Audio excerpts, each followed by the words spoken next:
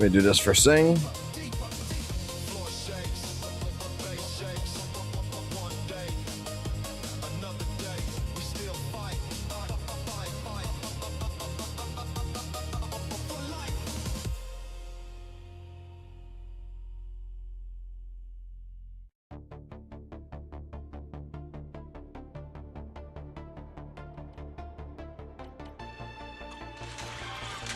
Obliterate form and spirit.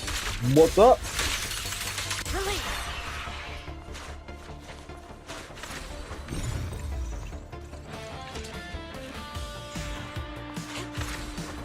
Burn.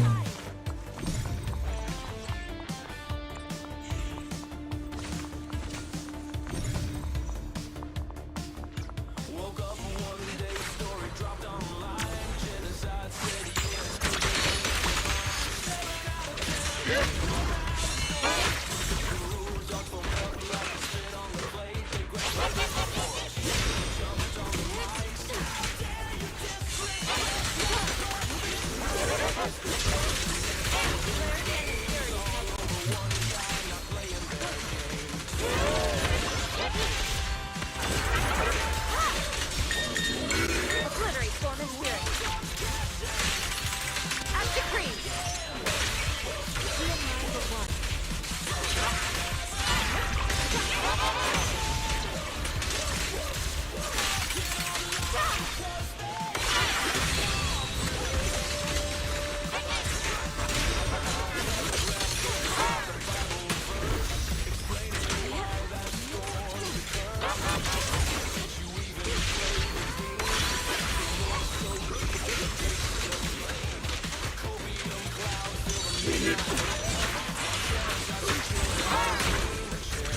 Memes getting made, the drama spreads, and WUWA Twitters losing their heads. Dear viewer, your opinion has caused me emotional damage. I will now write 16 paragraphs explaining why you're wrong. Why you wrong, bro? Proving you were right the whole time. 7 out of 10. It's not the end of the world, my friend. But kudos don't hear the call. They'd rather see the fandom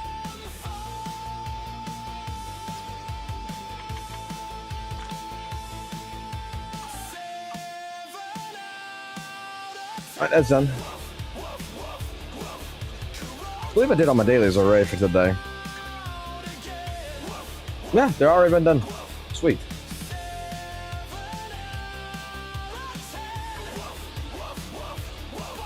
So really quickly, let's go here. thus, history was made. And Looking for it. I'll protect you from any danger.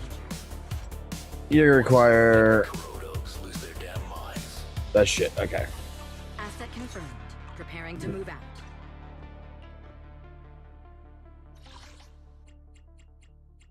Let me get all this taken care of out of the way.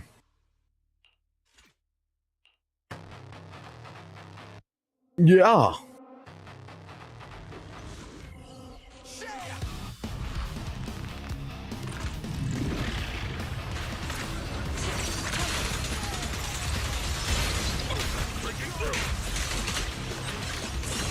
Obliterate form and spirit.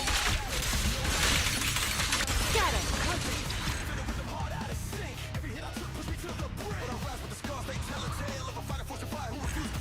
Let's at least do this 2 or 3 times. I come back stronger. Every time I fall, I last way longer. Dreams of God. Switch yet still. Scatter.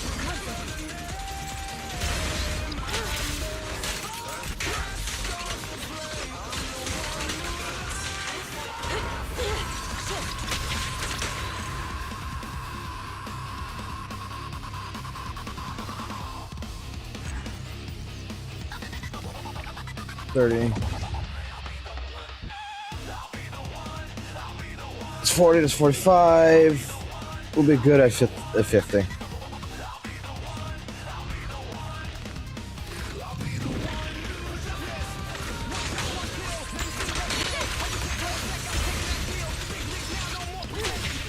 still.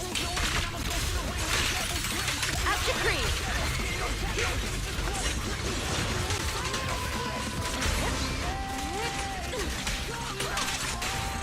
Alright, cool. David, a 5-star.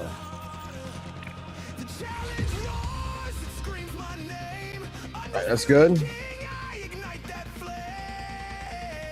We'll burn our energy now on discs.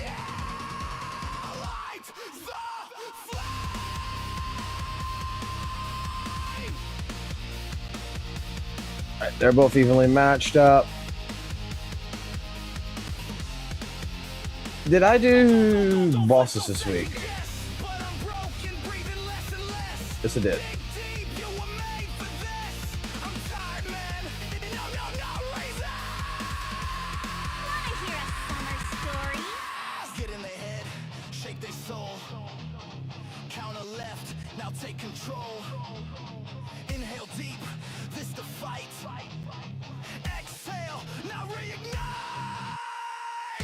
Well, how much you got a disc in there, yo?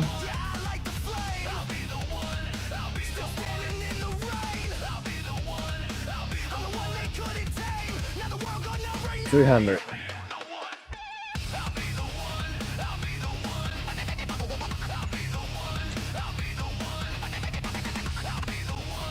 Alright, so we should go ahead and start gathering out weapon energy as well. Map that out.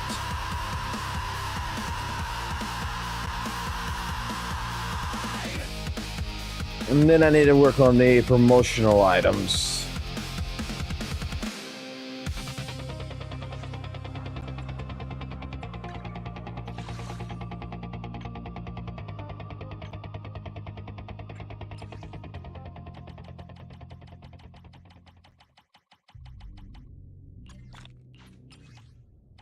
Right, let's freeze. WUWA, Give me that. could you really be in this town?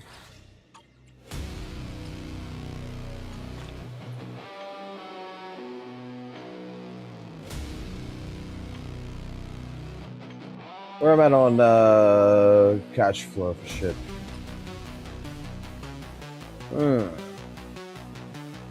I can pop him. Give me 2 pulls real quick.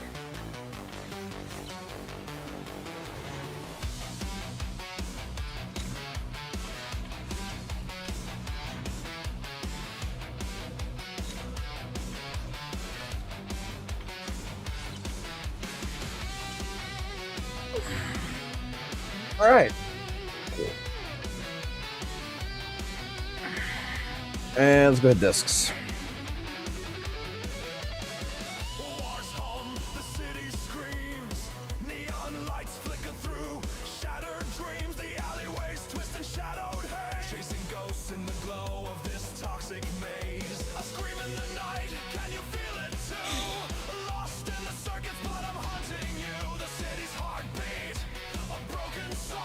Let me spend the energy really quickly. Let's get still.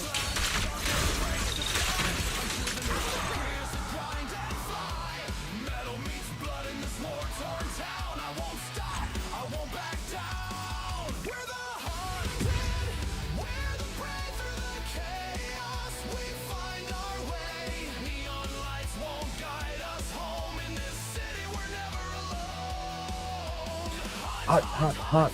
Across the night. Cycle yin and yang.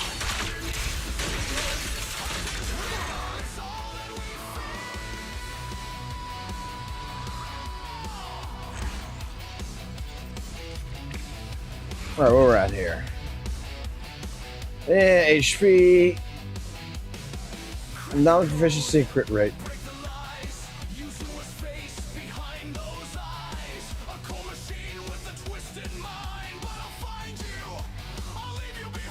What a dog shit, that's what the fuck that is. WUWA, could you really be in this town?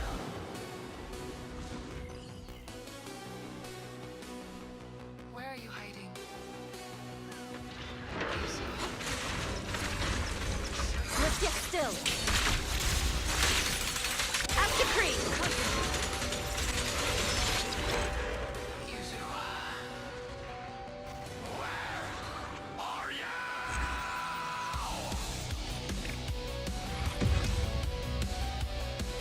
I don't give a fuck about these goddamn fucking things. No, actually, I probably should, right?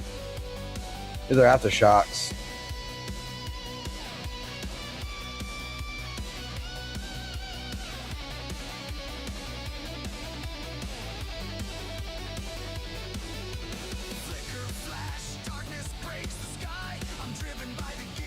Yeah, if something pops, something pops. If something does pop, then the pops.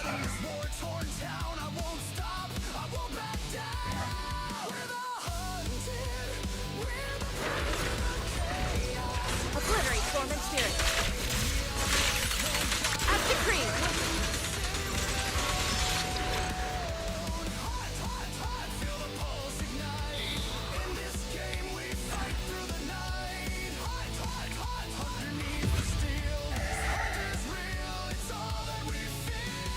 Okay.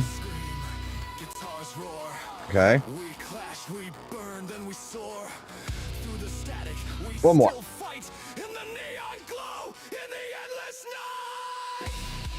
Oh yeah, lucky song.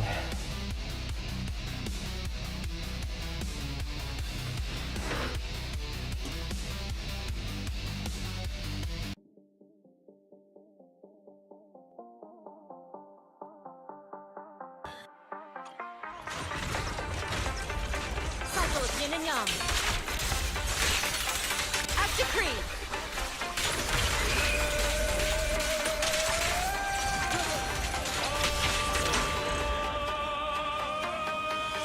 All right, let's see what we got. All energy spent. Slice them down. Slice them down. Midnight drift through the hollow streets. Step too close, you'll feel that heat. BRB moves like a ghost in chrome. Red blade hum, she will carve your home. Heartbeat sink to the bassline's rage. Dance of death on a neon Oh, shit. stage. Crimson knocks when the moonlight cracks. No second chance when she swings that sword.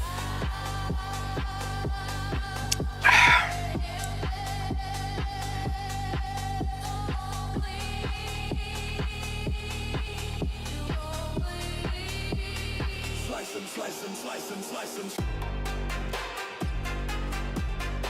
them. Quick select. All B's.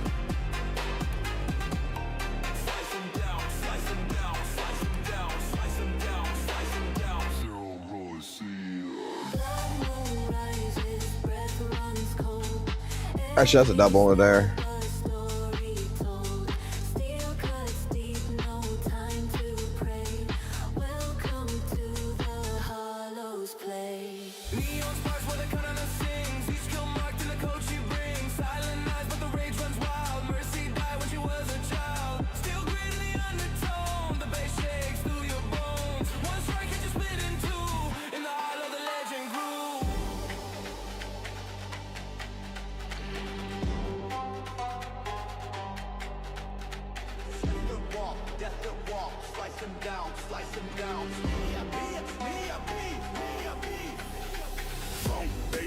CDM kick pattern, shredding electric guitar. Let's add lib screaming, cut them down.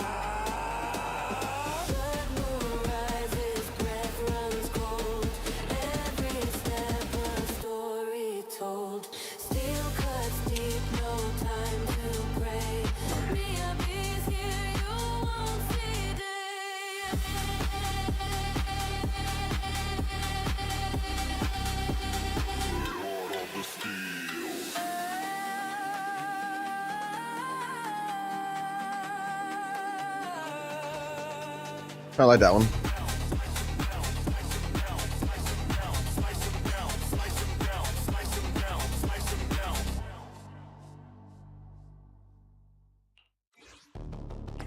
Balance is power. Perfection is order. Asymmetry. Time to cut it out. Wanna hear a Oh, not too bad. story? Curiosity. Would you like to take a stroll on the beach with me? I see the crooked lines in your broken frame. Every twisted angle's calling out my name. No mercy for the tilted and the skewed design. I'm bringing perfect order to the battle line.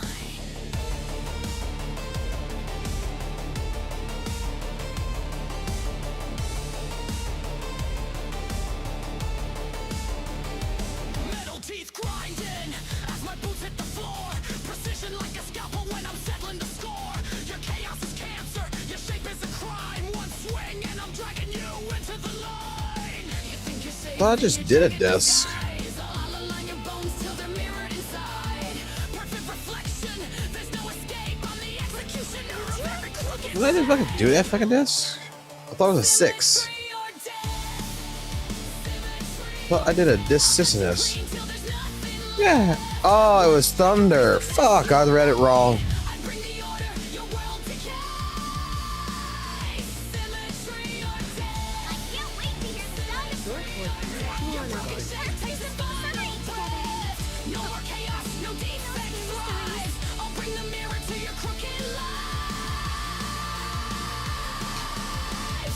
Let's see if I get a better disc 3.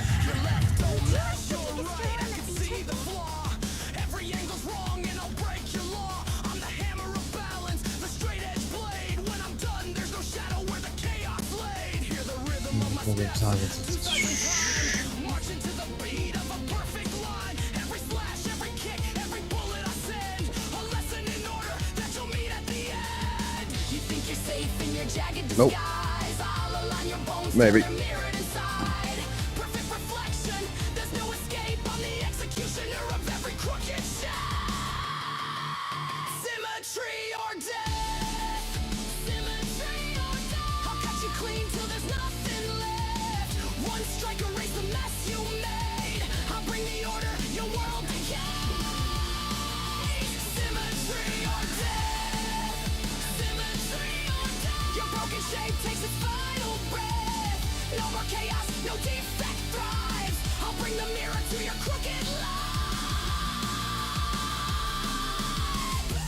Yeah, they're all shit. Okay. I'm not gonna spend no more.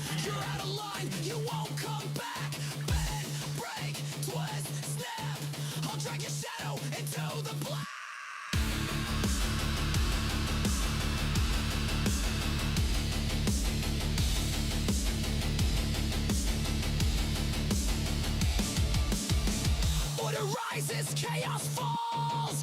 No one breaks the mirrored walls. I am the blade, I am the law. Symmetry rules and destroys them all.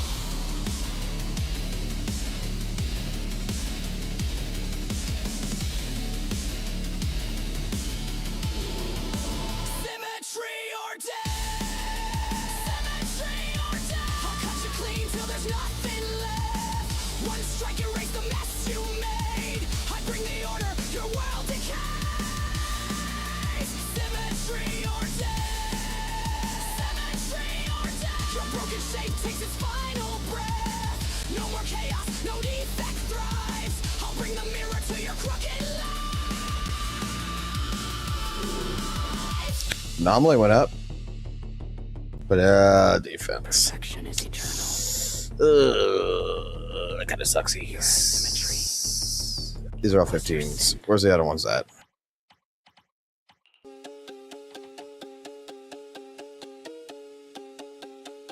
There it is.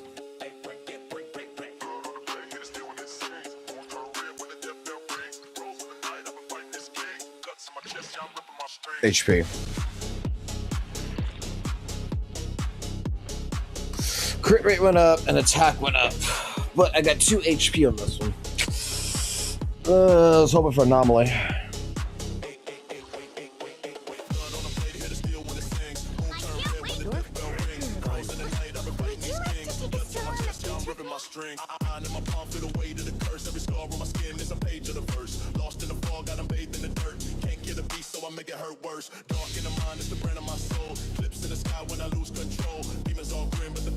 This one got 1 crit damage, 2 crit rate.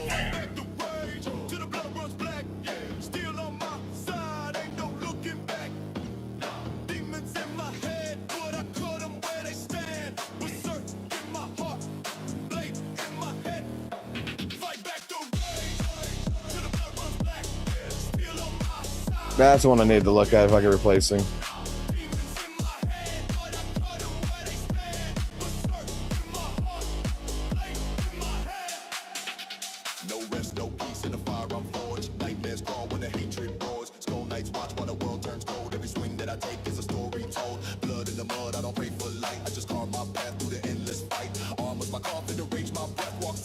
tied with the hands of death. Cut the chains, cut the lies, cut the 2% type of thing. feel that hate, let it rise in my veins. Every soul that I take still remain. Reserve state, no escape from the flames. Fight back the rage, till the blood runs black. Still on my side, ain't no looking back. Demons in my head, but I cut them where they stand. Berserk in my heart. Could I have another one with phenomenal persistence better? Fight back the rage, till the blood runs black. Still on my side, ain't no looking back. Demons in my head, but I cut them where they stand. Let's do something summery together. That's not. That's fine.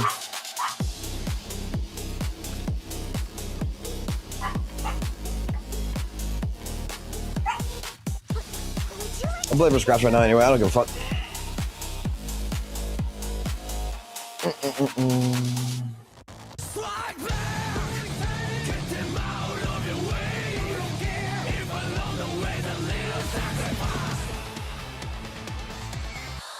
Ow!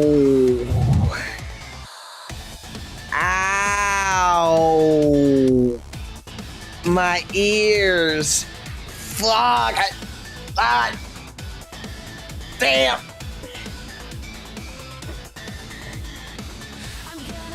I mean, I appreciate becoming a proxy, but did you have to kill my fucking ears?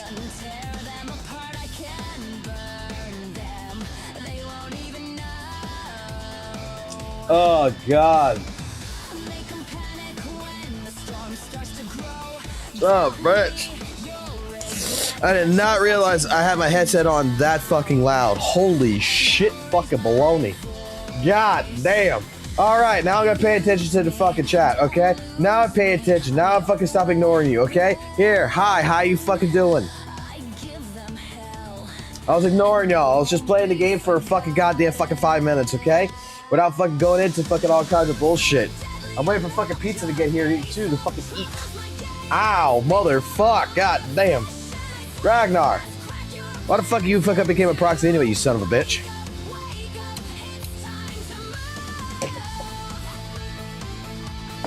This is a drama slop channel, man. God, now I want to listen to Guilty Gear. Fuck.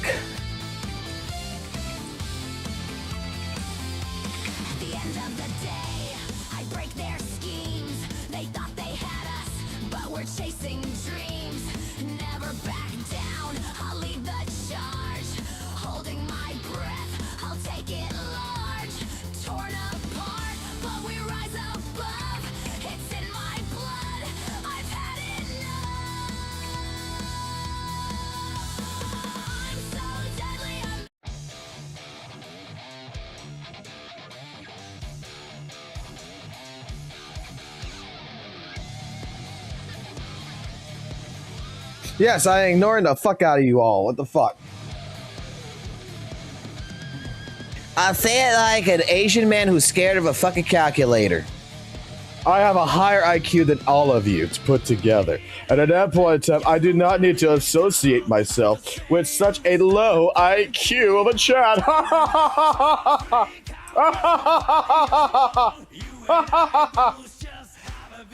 You know what's funny is he actually fucking did tell his chat that he had a higher IQ than all of them, which I thought was fucking hilarious.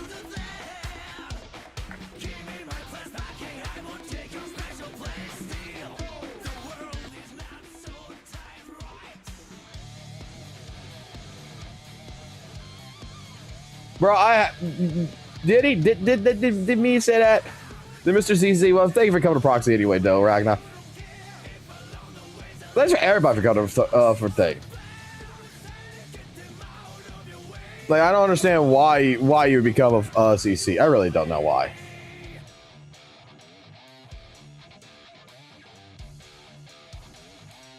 Oh yeah.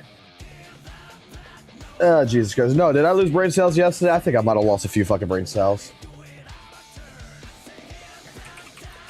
Hold on. You know what? Let me do something real quick. Let me do something real quick, okay?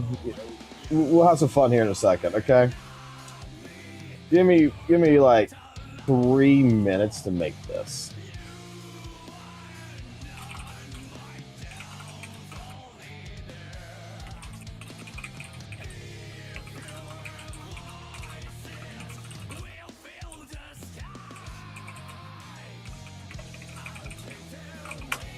All right, cool. Awesome. I think it's time for ads. I think it's time to give us. I think it's time to go ahead and promote advertisement. So, just let you guys know that this is a place where we sponsor all kinds of different things here and stuff like this. So, if you're not sure about things, I think it's time that we do our sponsored ad of the evening. Especially since Wuthering Waves happened yesterday. I think this is a great ad to go for. Tonight? Then come join me on Wuthering Waves, and let's explore the shores together.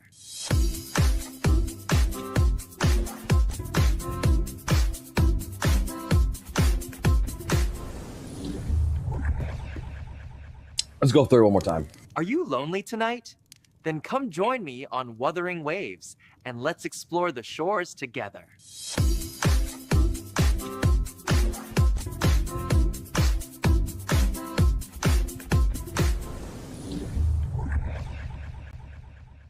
There you go. There you go. I feel like we need that.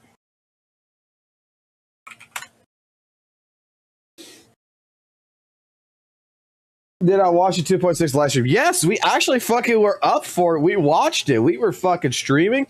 We went through a 45 fucking minute video of St. Tonas fucking basically go ahead and spreading his own fucking misinformation. We went into fucking 2.6, and I think I laughed my ass off so fucking hard on all of the fucking shit that happened with that. Like, spinning weapons is a quality of life change. Like, should we go through that fucking live stream again now that it's been done and actually talk about, like, what the fuck is they actually discussed? Now that I am not halfway fucking drunk off of fucking no sleep. Let's do that real quick. It wasn't that long, right? That fucking live stream wasn't fucking long at all, right? If anything, they got an 8-minute fucking video, which is fucking even better. Yeah, they even got an 8-minute fucking video. Take courage, my friend. Take courage, my friend. I mean, we got Scottish bitch here, which, you know what? Look. I'm sorry. I fucking love Augusta. Let me say it like this. First and foremost, in this video, I do love Augusta. I think Augusta is a great fucking character. I fucking am very much torn in if whether or not I like what I want to do in terms of like Z.Z.Z and Wuthering Waves, because like I want to go back to Wuthering Waves. I want to pull for Augusta, but if the reruns or leaks are correct about Z.Z.Z with their rerun banner options of Trigger and Evelyn, I really want Trigger and Evelyn more. To be completely fair, to which if I'm going to get Seed, I'm going to get Orphe, I'm going to get Trigger, and I'm going to get Evelyn, that needs to fucking happen like that.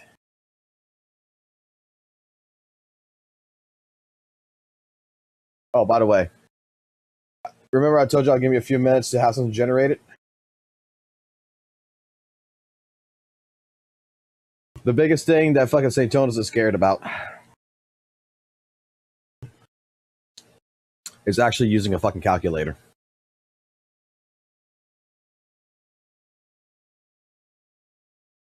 Bro is like straight up fucking afraid of using a calculator. Bro can't fucking go dive in for fucking information. Pretends he's diving in, but he can't even properly fucking use a calculator because what did he say in that video last night? That there was over 160 pulls in 2.3, and at maximum, with all the free pulls, even if you spent money to get the pulls that you need to do with the Gilded Night Market and shit, it came up to 70. Like, dude can't even use a fucking calculator to fucking help him out.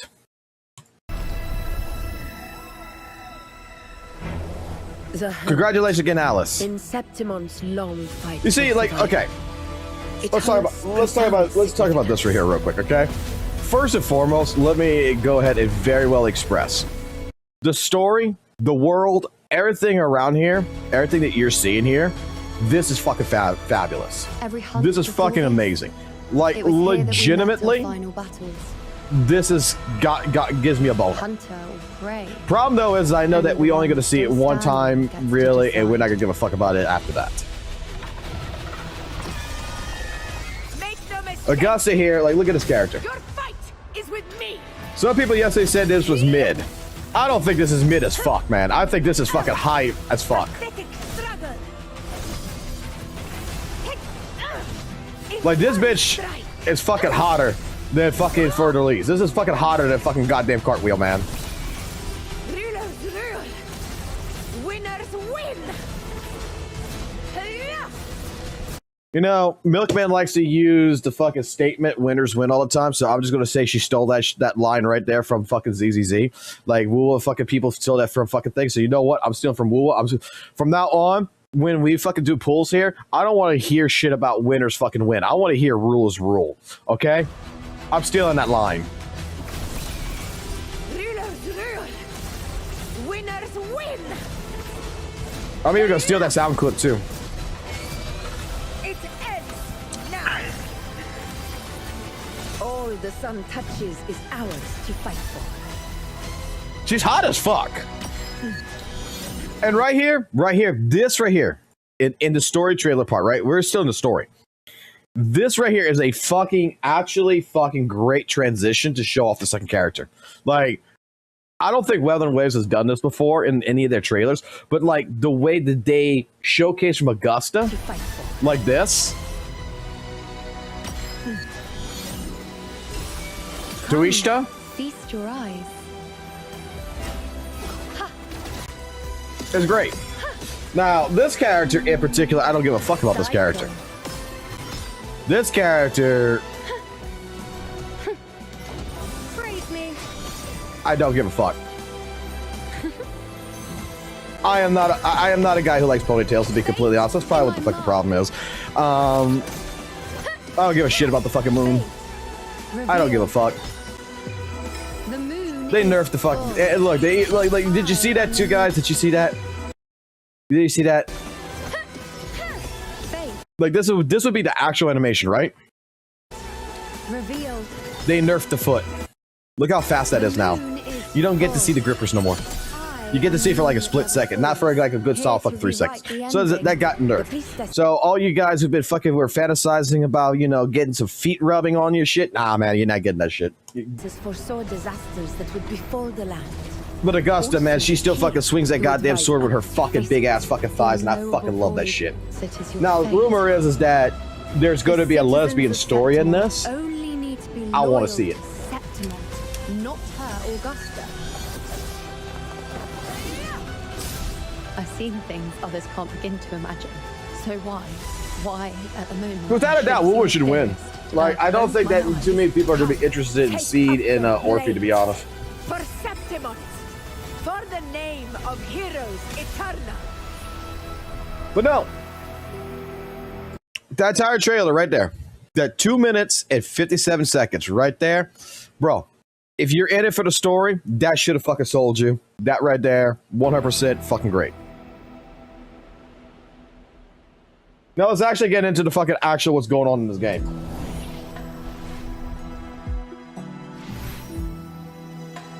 We're getting Augusta, of course. You know, these are the characters, weapons, new main quest, new location.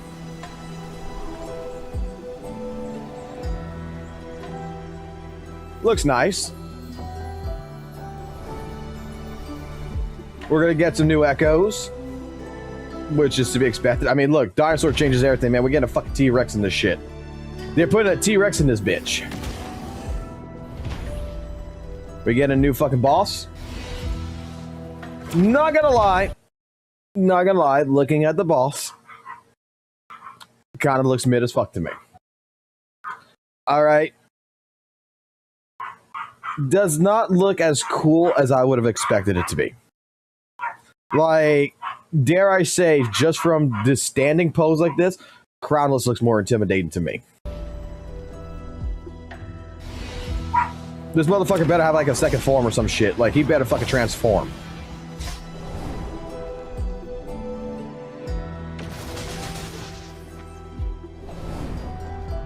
I have no idea what kind of fucking echo this is in this shit right here, but you know why they did this shit, but do you notice what this is?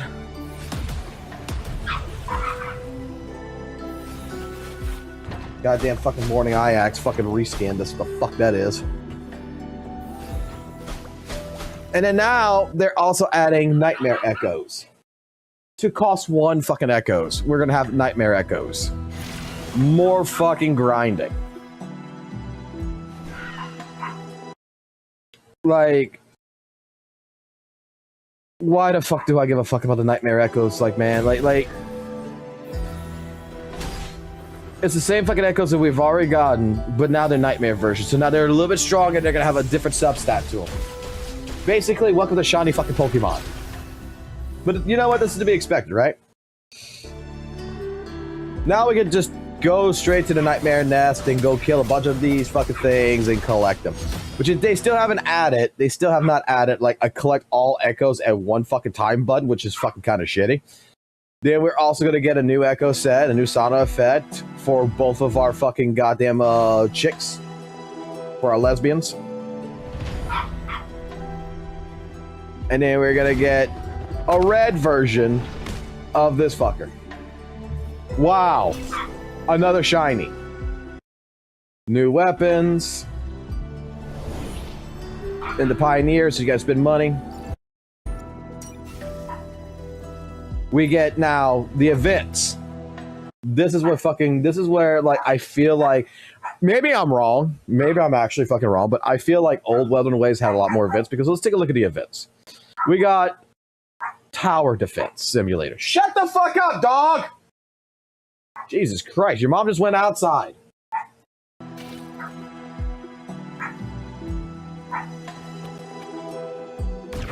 This actually looks fun. This actually looks fun. This actually looks like, you know what, this is something I would play.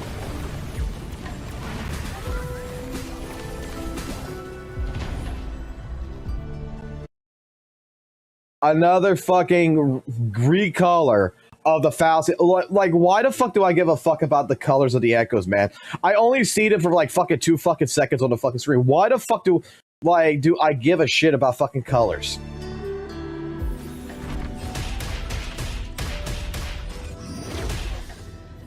I'm sure if I really wanted a color, I could find some modder to mod it. Area event. Here's your exploration event. So we have tower defense. We have the typical exploration events.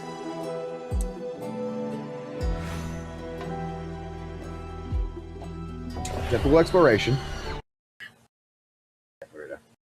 We get a new tactical hologram boss, which is just basically Nightmare Ajax re-fucking skinned with a few new moves.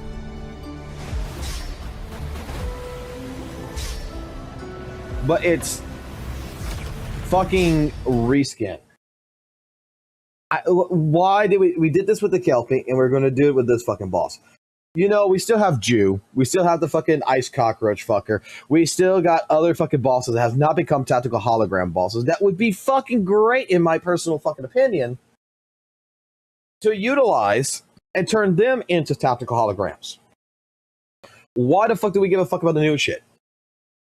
Why do we give a fuck about rehashing and reskinning, recoloring, putting a fucking few new moves on a fucking boss and basically being like, hey, you remember you fought Morning Ajax, right? Well, we're going to turn this into a tactical hologram here. Another one.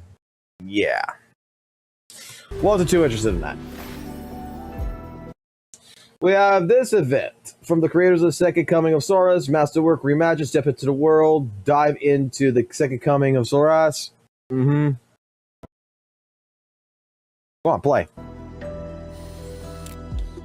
This is some kind of a fucking event where it's going to be like the world's fucking glitch. So they're going to do on purpose to fuck up the world, and we got to fix the world. Welcome to our first puzzle. Welcome to another puzzle event. Welcome. I don't even know what the fuck you would call this. Just mash the fucking guy. Just make it to where they all connect. Wow.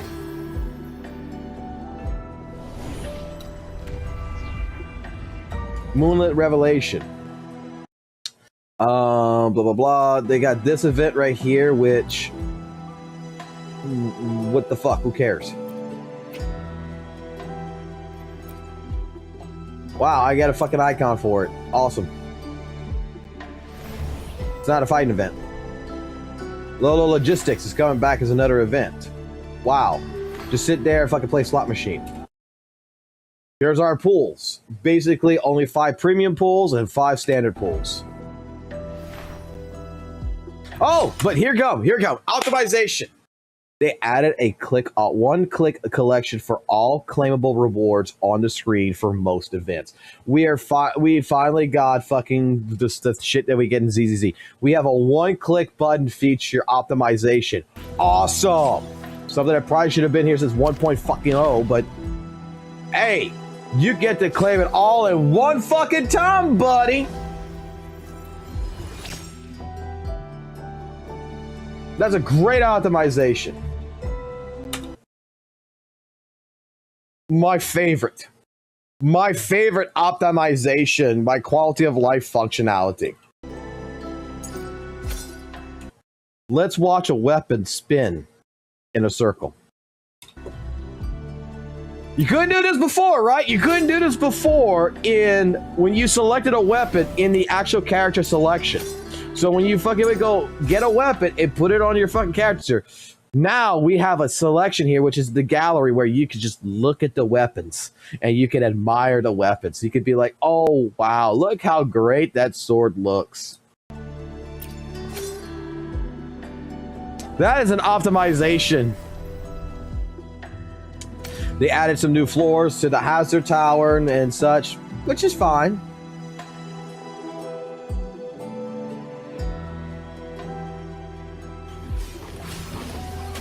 More like people were kind of like interested in like, you know, hey, like the first 3 floors, let's not worry about that shit and let's just play the last like, you know, couple of fucking floors and just be done. They now added an adjustable trigger, so they're adding a buff to where when you build up Ember during combat in Whimpering Waves and you reach 100, you'll enter what's called Burning Waste State. Because HP inflation was so fucking bad that they had to add a buff to you in order to fix the problem. People were complaining about that so much that this is the fix. But I mean, hey, Z.Z.Z fucking gives you a buff. I mean, apparently, you know, Z.Z.Z is just fucking trash.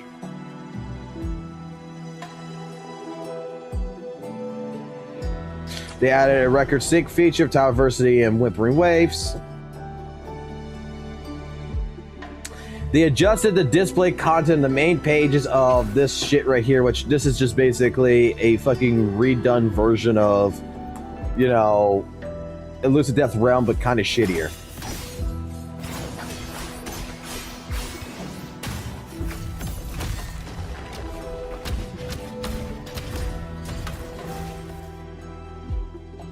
They updated graphic technology support on the PC, guys. Now you got fucking DLS4 that you can optimize so you can get fucking fake fucking FPS.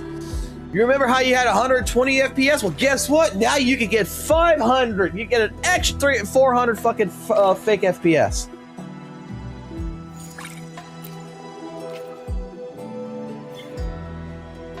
Where's the events? Where's the cool shit? This shit right here, they're adding it for the old areas, like the bot fly locations and everything else that no one fucking did, that I already 100%ed, that I already did. This would have been a great fucking feature to have back then, man. 100%. That would have been an absolute amazing functionality to have when the game first came out. They're also adding flight module to the old areas, which is great.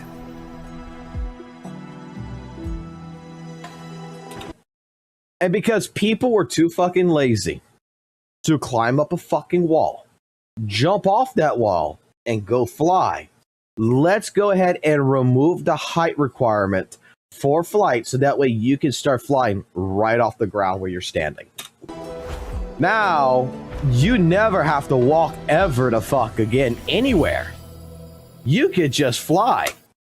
You're going to get 10 pulls on Radiant Tides, 10 pulls on the Forging Tides. That's going to be considered 20 pulls. And that was the update. That was the absolute fucking update. And I'm going to be honest, that update right there, pretty much go do the main quest, go pull your characters, and you're done. I don't think anyone like he'll probably do a couple of these like these side events and everything else here, but I don't think anyone's gonna really fucking do all this shit because there's nothing. There's nothing. Some exploration event, a tower defense, tactical hologram. Once you complete it, there's nothing. There's no real permanency in this shit. Some puzzle events. Who gives a fuck? Why the fuck do I give a fuck about a puzzle when in all honesty, when I just want to go kill shit? Where's the fighting events? Where's the parkour? Where is the thing where, it feels like it's more of a skill challenge than anything? It feels like more and more, like you look at WUWA, man, and it's just like, this is just like a dumbed down version of, it's just dumbing it down compared to what it was back in 1.0. Like, it is what it is. So where's spinning weapons? Spinning weapons going to be in the gallery. It's the best fucking feature they did right here. Right here. They're going to add a new section next to crossing waves and everything else, next to the story and shit, which is just for weapons. So that way we sit here, we do this. Admire that spinning weapon. Admire the skin to the spinning weapon.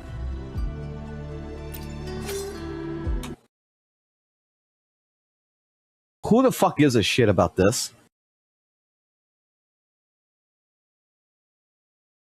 Like,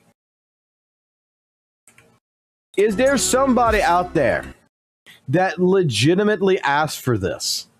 That is getting a fucking hard on? That I now get to watch a fucking weapon spin around in a circle?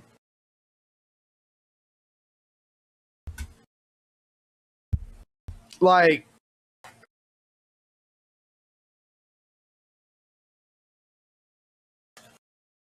this is like the fucking shooting droid. It's kind of fucking useless. There's nothing impressive here. Surprise, motherfucker. Pull Augusta to stand still at the tower defense. Like,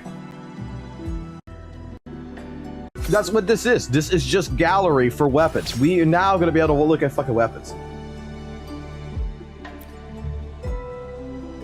Wait, WUWA's got a lot of weapons. That's useless, so you need this? That's right, we need this because, you know what? We got a lot of useless weapons that we need to fucking look at. You know what would have been better? You know what would have been fucking better? Add a Bloody Palace mode.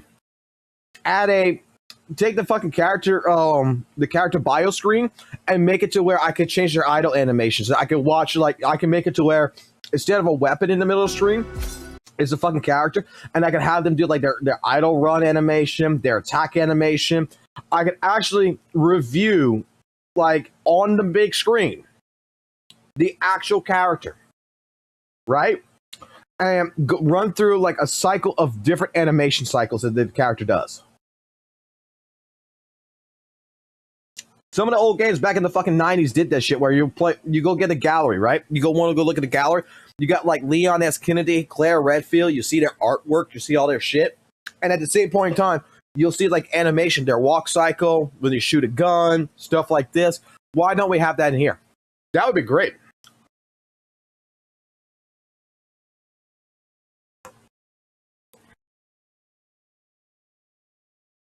We already got full team practice modes called Tactical Hologram Balls. Go have fun.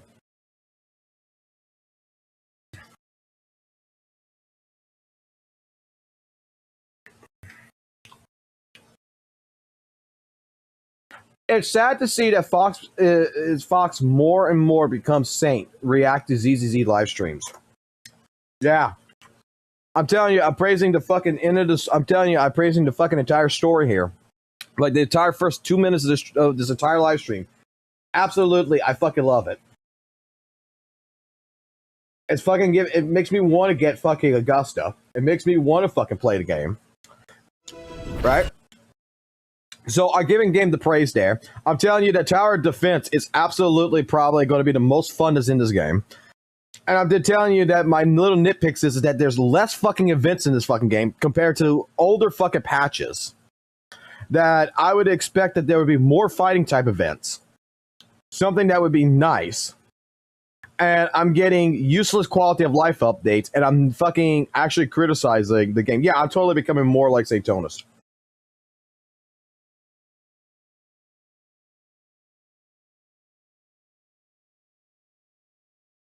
I completely agree. 100%. I'm not sitting here saying that everything in the game completely is dog shit and going ahead and running my fucking mouth. Go ahead and bitching about every single aspect of the game and fucking honing down and saying that the entire game is shit. I'm giving praises where praises is fucking due. Story mode looks fucking great. Okay? Augusta looks fucking fabulous. This character, not Moon character, don't give a fuck about. Okay? Don't give a fuck. But the story, everything else looks great. That's got my attention.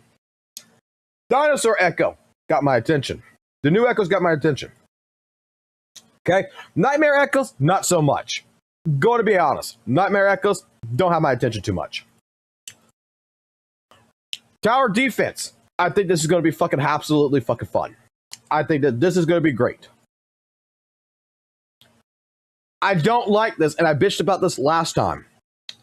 I don't like it when developers take something that's already been put in the game and recolor it and rehash it and fucking throw it back into the game.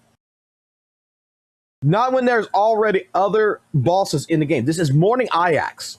That's all this fucking is. It's Morning Ajax with a couple of new moves, and they call it Lady of the Sea. Like, give me Jew as a fucking boss. That'd be great. This event, I don't care about. This event, I don't care about. Don't seem exciting to me. A collect all button. That should have been there a long time ago. Let's be completely honest. Tower Versity. This is great. We're getting more floors. Awesome. Whimper and Waste. You know, you're going to get a buff to deal with the HP inflation that everybody's having a problem with. Awesome. I mean, what Z.Z.Z fucking does, you know, has buffs and everything else. People complain about that shit. But regardless, it's great. And you come here, and you're going to basically, when I'm telling you, like, hey, look, we get DSL4. Let me explain something. You know what's fucking sad? I got a 40 fucking 90. It does DLS4. It does it on all my games. You know what I do on my games? I don't fucking turn it on. Because, honestly, it's fake generation, and there's more glitches and shit that happens because of it. That I don't fucking like. This is one fucking feature in NVIDIA graphic cards I don't fucking like. It's ultimately worse performing than actually just playing on your graphics card. But if you're a person who likes it, you got that optimization functionality. The old area. Like, we're expanding the loop mapper. Awesome. Great. Don't care. Did bother me before, doesn't bother me now. Wow, we're adding now a track option for all the old shit in fucking 1.0 to 1.4, like the bolt fly locations and everything else. Something that should have been there regardless a long fucking time ago. It's finally happening. To someone like me, it's kind of fucking useless.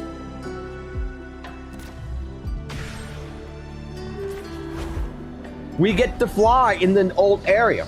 Cool. Not a big deal. We get to fly. Awesome. This is stuff that should have happened when you introduce flying. Then we get the ability that we could just now jump from the ground and fly. To me, great. You added a new quality of life. Now I can just jump from the ground and fucking fly. It's not like I could have just ran behind here or climb up a pillar like this, jump off the pillar and fly. Like, it's not a big deal. It's not a big fucking deal. There's no point in me walking anymore. That's all it's telling me. I don't have to walk no more. I could just jump, fly in a straight line. What's the point of climbing up the stairs? I can fly. What's the point of climbing up a wall? I can fly from right off the fucking ground. I mean, it's not like it's not a good update. It's got some good things about it, but it's mid. It's just like Z.Z.Z. It's mid. It's dry as shit to me. I'm waiting to see with 2.2 or whatever when for the next part for Z.Z.Z. to see how that's going to go. Because it's probably going to be dry as well.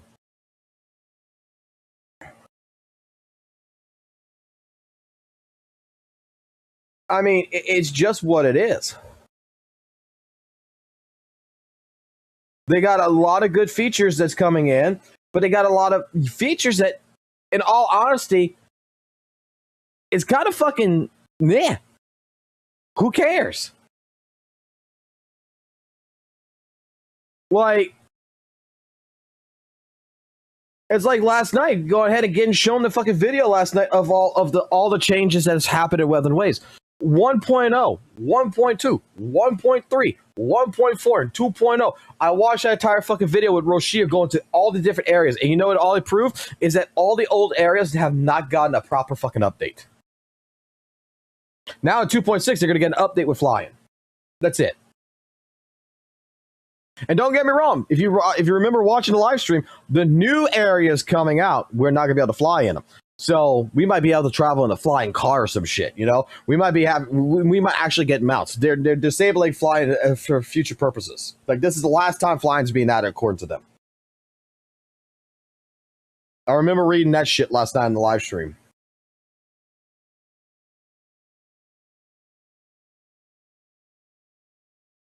Oh, boy.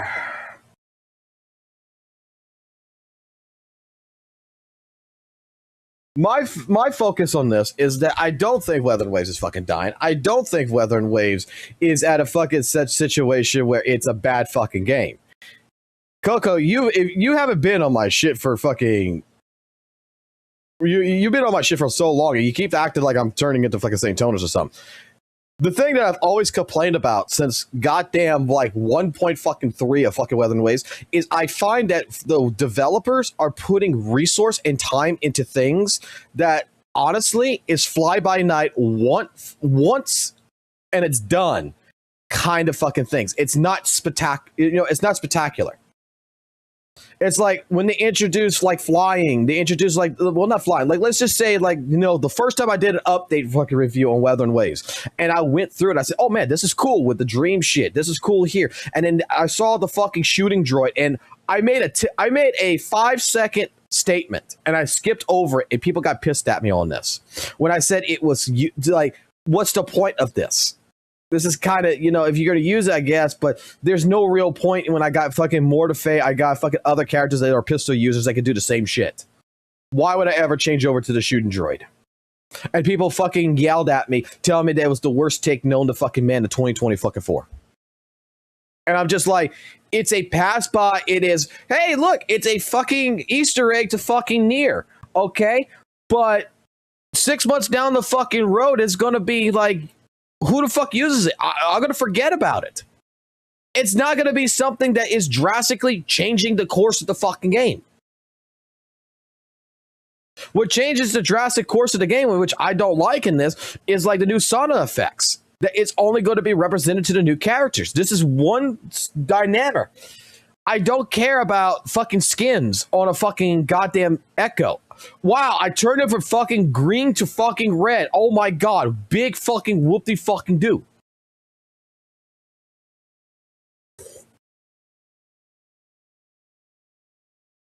Big fucking whoop-de fucking do. They're adding nightmare echoes. Cost 1 nightmare echoes. Oh, wow. The only thing that I could see that this is going to do is just going to help my build with my characters. But most likely, if it does it and it's just, you know, a nightmare effect that's on top of them and they do a different move. Dude, I don't even use echoes as anything more than just a piece of fucking armor. Because they're practically fucking useless to fucking throw them like Pokemon. They don't fucking... What am I going to do? I throw a fucking Pokemon on the ground. I say, go attack this fucking Echo over here. You know what it does? It shoots fucking one thing out and then it disappears and I got a fucking countdown timer. For like 10 seconds before I can resummon it again. And what did it do? 1,000? 2,000 fucking damage? a piss in the fucking bucket compared to what my main character could fucking do? No, what is so useful about the echoes is their fucking effects when they're used together. What's actually useful about echoes is that, like the nightmare echoes, is that if I equipped it and it says, hey, your heavy attack damage is going to be boosted. That's what I care about on the echo. I don't give a fuck about summoning an echo. I care about what is the status effect on that echo. How is it going to benefit my characters at the end of the day?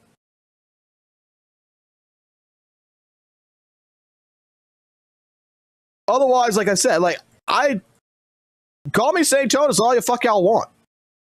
Like straight up, you're telling me that this is going to be what? The best fucking update that fucking WUWA's gotten so far? Jesus Christ, I think the best update WUWA's gotten so far is 2.0. I think 2.0 is the best update that it's gotten, and I think the next best update it's going to get is 3.0. When a whole bunch of new shit comes in at one fucking time. This shit right here of glazing over fucking a weapon that is going to be spinning in a fucking gallery so I could look at a fucking weapon that I could already fucking look at in my character selection page when I select a weapon form, that it does the same exact shit. Wow. Awesome. Again, I think what would have been a better use is why not have a gallery with the characters in particular, but where I can run through different cycles of like their idle animations, their running animations, their attack animations, their jumping animations. So that way I can see, you know, the character and how it moves and everything else. That I think would be fucking better than a fucking weapon animation. I mean, the quality of life updates that they have provided in here, even the increased size of the loop mapper is not that big of a fucking deal. It's like, I look at these updates, I'm like, that's nice. That's nice. But I don't care. I don't care. I just find it's fucking hilarious that you're going to have people who's hyping the fuck out of this. And in the majority of what the only good thing that really, the only really good thing that happened from this update is this entire fucking beginning trailer for 2 minutes. This is it. This is the best fucking thing. And it's the first 2 minutes. And then the 2.7 or whatever, the 2.7 ending. But like this right here. The hunt is the best. in Septimon's long fight for survival. It holds profound significance. This update, straight up, doesn't have much to it. It really doesn't. Before this, it was here that we met our final battles. Hunter or It's prey, kind of bland. only the one still standing gets to decide. When you want a supreme pizza, right? But you have to order a fucking pepperoni pizza. That's what you got here. A fucking pepperoni pizza. Like this is like the reason why I'm very fucking on the fence right now is because I really want fucking Augusta. I really fucking want Augusta. Winners win! It ends now! But All the sun touches I think I can wait. to fight for. Because Come, feast your eyes. in just a few months, before December, Augusta's gonna show back up again on a rerun. Their fucking teeth. Cycle. I haven't seen Praise me. Z.Z.Z rerun a character like fucking Ellen Joe again. Fate in my mark. Fate revealed. Which should be happening soon enough. Full. I am the moon that never So I'm falls, torn. here to rewrite. I don't want to miss the reruns on Trigger. I don't want to miss the reruns on Evelyn. Because if it had been like I thought it would be, if it would have been like what I would have hoped, I'm hoping still that this might still go this way. is I was hoping that it was going to be Soldier Zero Anby and Trigger. I am the Eye of Obel. That was going to be the rerun for Seed and for Orphe. I would have figured that it would have been these two, and that would have left the Queen alone. Preparing to move out. But I am reading that the leaks are saying that it's going to be Trigger and it's going to be Evelyn. I've got your back. And I want to get Seed, and I want to get Orphe. So right now I gotta play.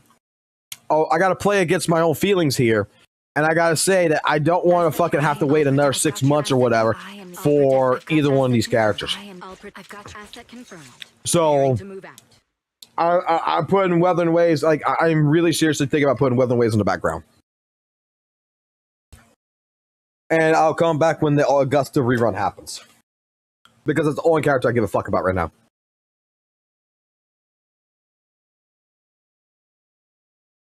I mean, they're already rerunning Shakona, so it might be like, what, November when fucking Augusta would get rerun? Maybe even October? I mean, they're basically rerunning the fucking new characters, like, right off the fucking bat here. So I'm pretty sure, like, Augusta and fucking the other one's gonna be reran at a much fucking time. And then by that time, I don't give a fuck about this character. I don't give a fuck. I don't give a fuck. Unless it's Vivian, then we got a problem. The last three rerun characters I'm looking for is these three. Asset confirmed. Preparing to move out.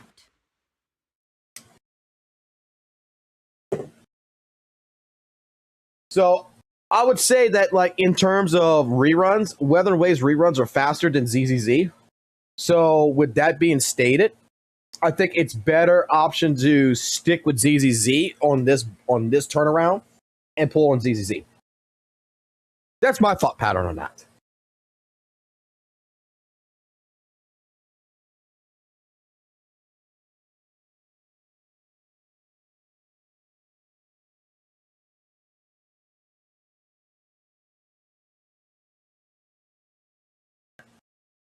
But yeah, you know, the difference that between me and St. Jonas is I'm going to tell you the devs aren't stupid. The devs, well, let me put it like this: I'm not going to tell you the devs aren't stupid. I'm going to tell you that the game's cooked. That the devs, you know, are completely don't know how to run their own game. That they're pieces of shit. Everything else, I'm not telling you your game is fucking full of shit or anything. Okay, I've played Wuthering Waves. I like Wuthering Waves. Whole shit. Oh my god, I fucking like it. But since fucking last year, I've criticized the same damn things in these same damn fucking patches long before I even played Z.Z.Z, Coco. Long fucking before. And I said the same shit back then. I'll say the same shit here. I find that when it comes to the developers of Zenless Zone Zero, especially after the Tencent fucking bought the other 15% share and became 51% owner, that the focus on the focus on Wuthering Waves is honestly on useless shit. They're not bad. It's not bad shit. It's just this shit can wait. I want more events. I want more, I want more quality of optimization on frame rate bullshit. I want better systems.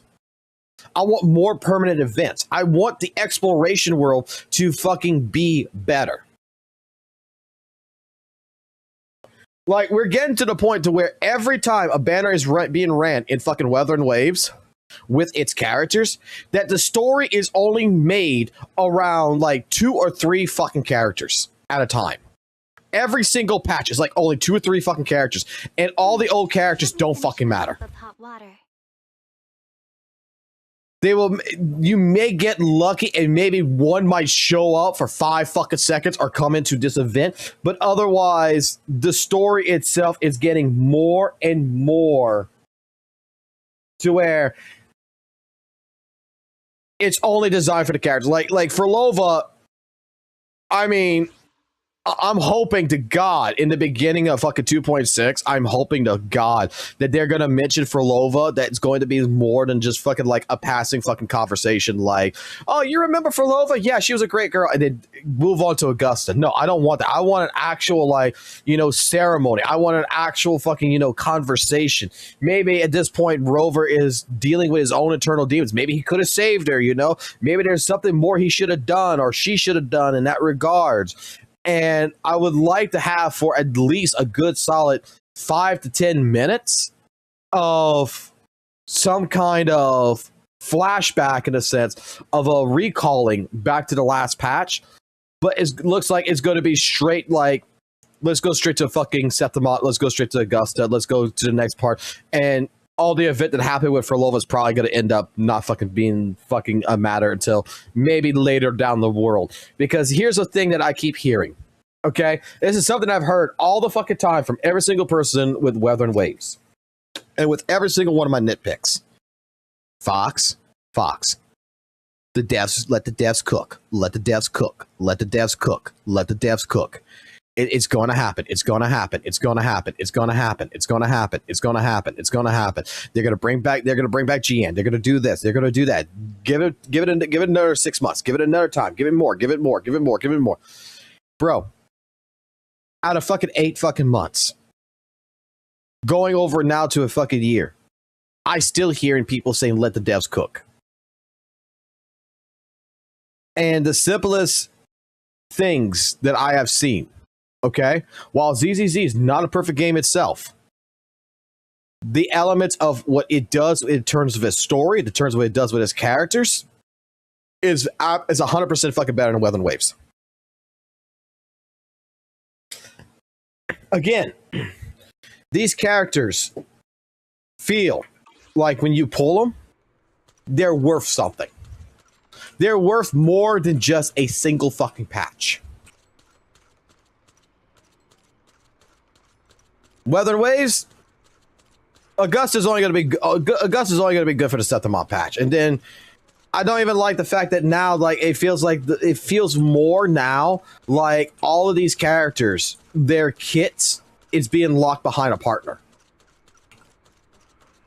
I'm really not liking that. It's being locked by a limited fucking fucking 5-star fucking character. Like, I'm sorry, where's my fucking 4-star characters that, you know, I can do budget builds with? That helps with this lockout. Doesn't have to do as much fucking damage, doesn't have to do as much in terms of different things, but where's these fucking 4-star characters that I should be pulling for that, you know, I can utilize while I wait to go ahead and pull for that S rank later on? Something that benefits the fucking characters. There's no fucking 4-star fucking character for fucking goddamn fucking Zanny. There's no 4-star characters for fucking shit like Carthelia. There's no 4-star fucking character that's going to absolutely operate properly, you know, in regards to all these characters. But the 5-star limited character, Phoebe, Jellyfish Titties, all these other ones, you know, they fucking operate. And if I'm not mistaken, did St. Tona say something to the effect that WUWA should never do fucking 4-star characters again? That they should leave it like it is with only 5-star fucking characters? If I'm not mistaken, he made that statement in one of his fucking streams before. And it's just like, that it would ruin like the ideal of the game or some bullshit. And it's like the stupidest fucking take that I heard. 4-star characters being added into the game is going to do only one thing and one thing only. It's going to help.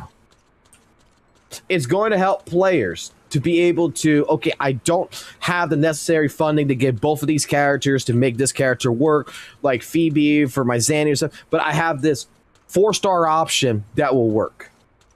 That's going to help build up her meter just as, you know, not as good as Phoebe, but equivalently to be decent. But you got Spectral Rover. Spectral Rover is a piece of fucking garbage when it comes down to using with Zanny. It builds up fucking like a piss in a bucket on that bar. Phoebe fills that shit up over fucking halfway. That's why I got to summon 0 fucking Phoebe. I pulled 1 copy of Phoebe, 1 copy of her weapon, and that was it. Why? Just to make Zanny fucking be able to actually be utilized. Why can't I not have a 4-star character that does the same shit? Just build up her meter. Do less damage. I don't care. Balance it out to where, yeah, the 4-star character sucks. But it does its job.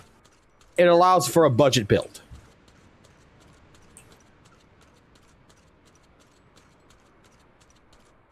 These are the things that, you know, I mean, even here, like with Z.Z.Z, how many fucking A-rank agents, like, is still useful? Like, Pan is fucking useful. Lucy is still fucking quite fucking useful. Ben is useful. Nicole is fucking useful. Paltra is fucking useful. Like, make the fucking 4-star characters we got. Fucking change their kits or something. Make them fucking better. I don't know. Fucking do something in that regards.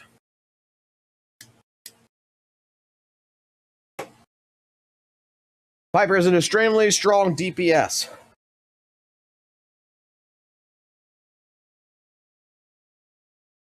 I mean, Lumi was good when she came out. It works for Cheng Li for a budget build.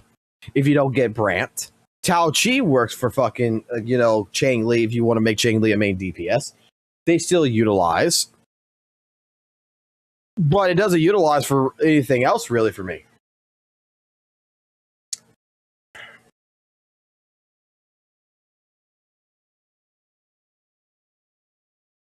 Or disagree on the Ben take, we will always give Ben a fucking place. Ben is an S-rank character disguised as an A-rank character.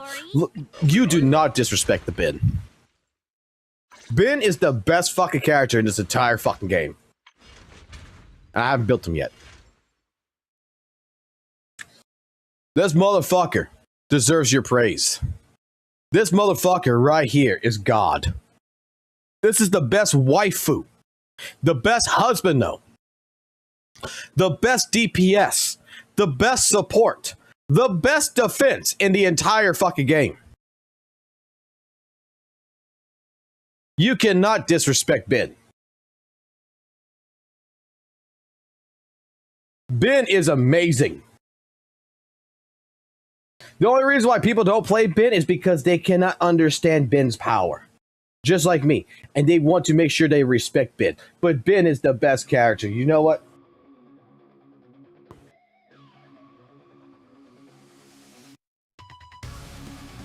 Welcome to the Church of Ben Bigger. For all my children out there, Ben praises each and every one of you. With a drive power up the ass. He will do your taxes. He will manage your business. He will be respectful to women. He is everything that a real man is. Ben is the best.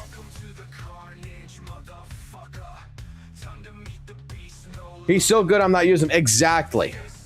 Ben does not get hit. We do not get Ben's hands dirty. We do not get Ben's at all's hands dirty. Ben deserves our respect. We put him as a coach. You know what he's doing in this entire listing here when you don't use him? He's talking to every other fucking character and telling them exactly how to operate for you. He's the coach. He is the glue that makes this game solid.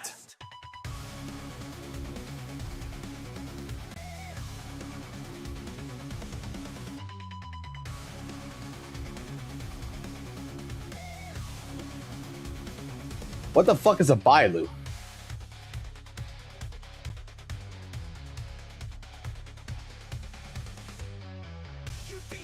I remember Fox. What the fuck is a Bailu?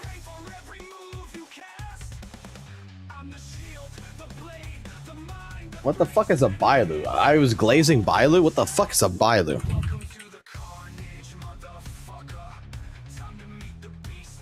I don't play fucking Honkai Star Rail. How the fuck was I glazing a Bailu?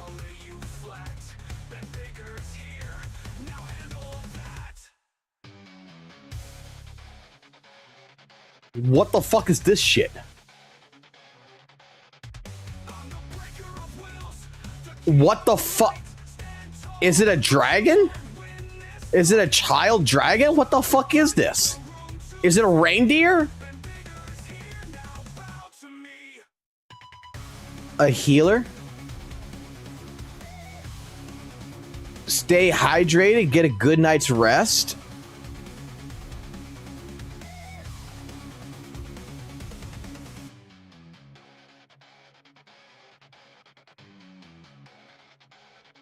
Oh, Baiji. I still fucking praise Baiji. Baiji's still fucking great fucking character.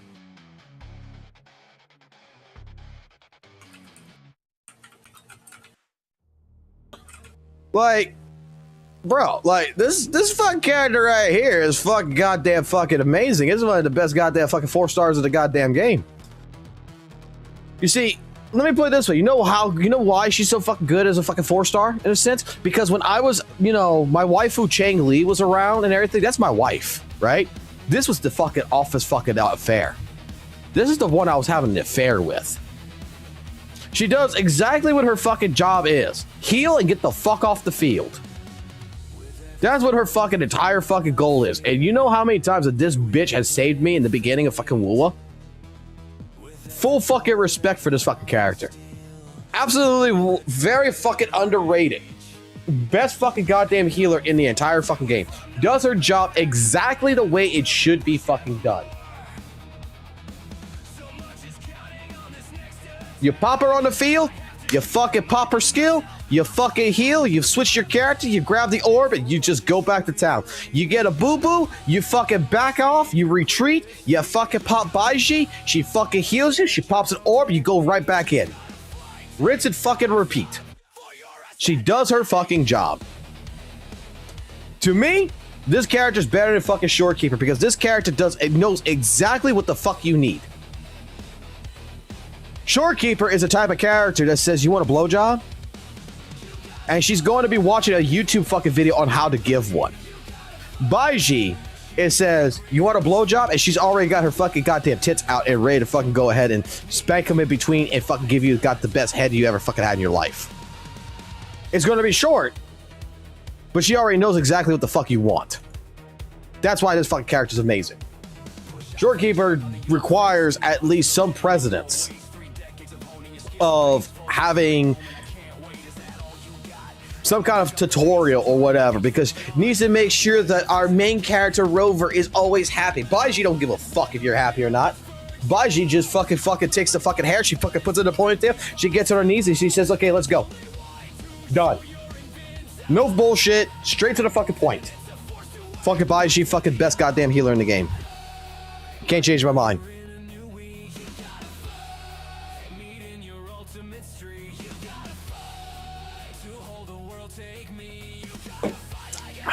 But otherwise, like I said, everything so far related right now to this fucking entire 2.6 update, while it's going to be a good story, I'm sure it's going to be a great story, and it's got some good features in it. I mean, there's just some useless shit that's going on in here, to be completely honest. And what I'm mostly disappointed about and this is how I've been feeling with Wuthering Waves, every time I see one of these live stream updates right now, is it feels like there's lack of events. There's just a lack of announced events. Like, there's no event that's going on in here except for the tower defense that I'm excited about. The other shit is puzzles, exploration, fixing a fucked up world that the developers are going to do on purpose. I mean, I don't care about puzzles. I want more parkour. I want what it was like back in 1.0. I want where I got to collect all these fucking things in a set amount of time. I want to use the world, the exploration world itself. Why does someone donate $2? You're the best streamer. I'm not the best fucking streamer. Fuck off, Mel. I'm just going to say it like this, is that in all honesty, 1.0, 1.2, 1.3, and even 1.4, I think utilized the world's exploration the best. It based its events in the world. Even the cat shit where you run around and everything. The world itself was the event. When events happen, it was utilizing the world. Nowadays, it's just like, okay, so I got some fucking event here that is just run. Like, okay, like one of the events, go protect the fucking towers from the echoes from destroying them. You had to go travel across the fucking world and go to each one of these different fucking towers to go fucking defend it. Like, they had some good shit that they were working on, and I just feel like it's not. No, fuck off. No, you fuck off. You fuck off. Take your Canadian fucking money, bring go fucking pay your goddamn government. Go get yourself a goddamn health plan. Go do your fucking weed.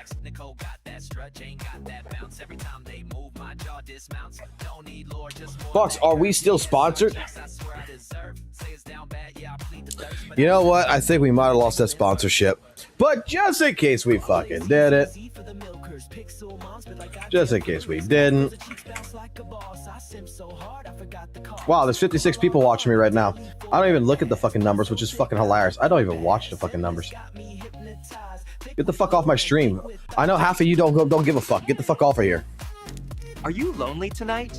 Then come join me on Wuthering Waves, and let's explore the shores together.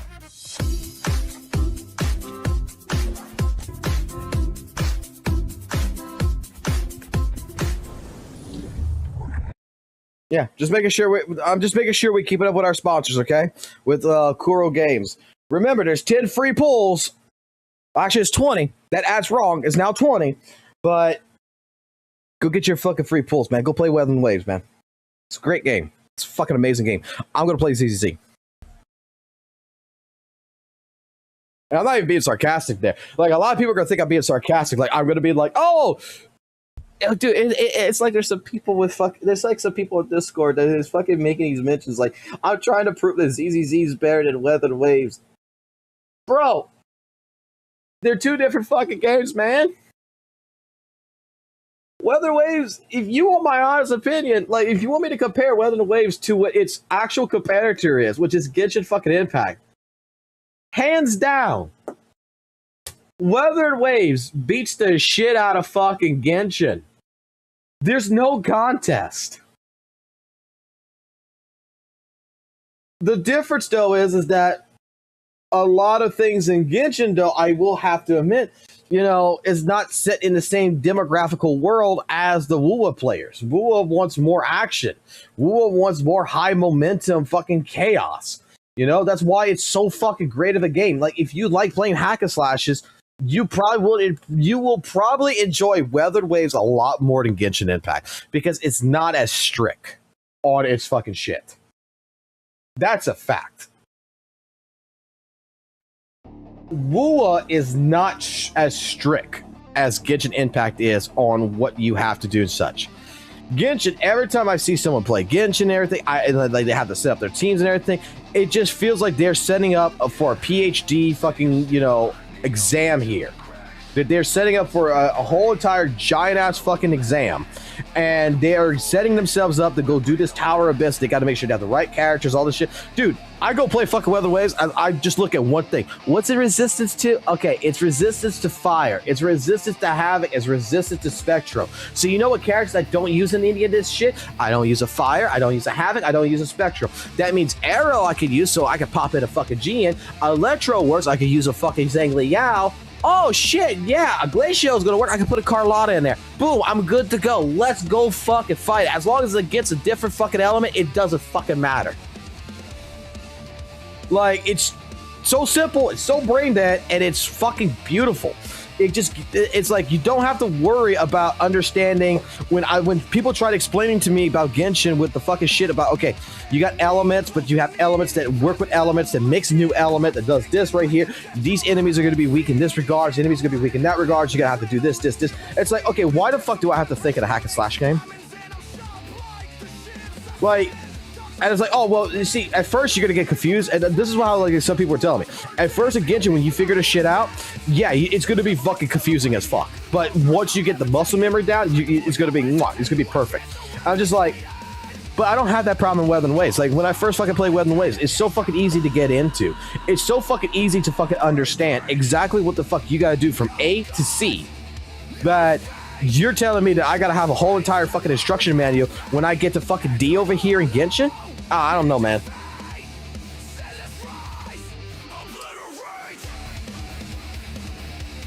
I don't know, man.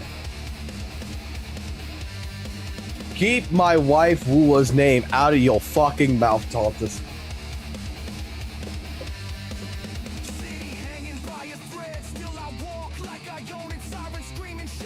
I thought it was the souls of God. No, god damn.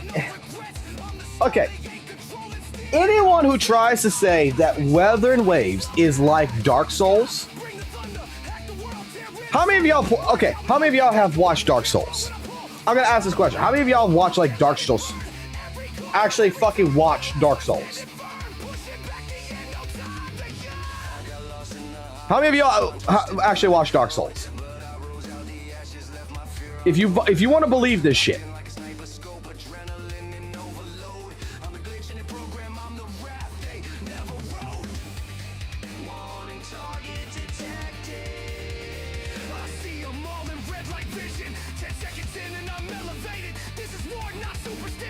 Like, Wuthering Waves is not close to fucking Dark Souls. I can pop something on really fucking quickly. I can pop on a fucking game right now of Dark Souls or some shit. Hold on. Let me go find some real quick. Because I don't particularly want to fucking actually fucking play this shit right now. Go to my fucking videos. Here.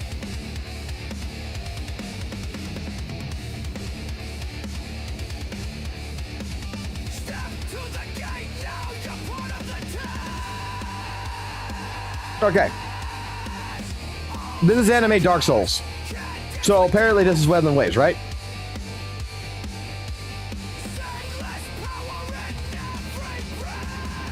Wow, that surely does look a lot like WUWA, man.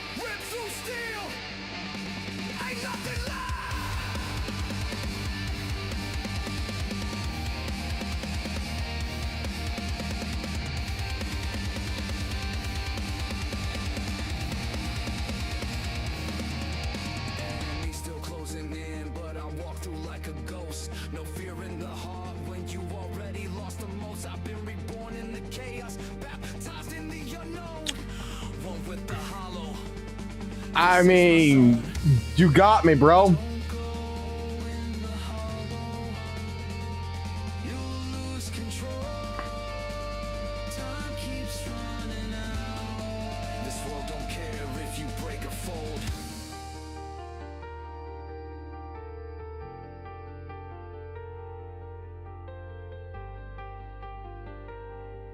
Let's get to the actual fucking ending boss fight on this shit. Wow, this looks like me fucking playing WUWA, right? Like, this is how the fucking boss fight works, right?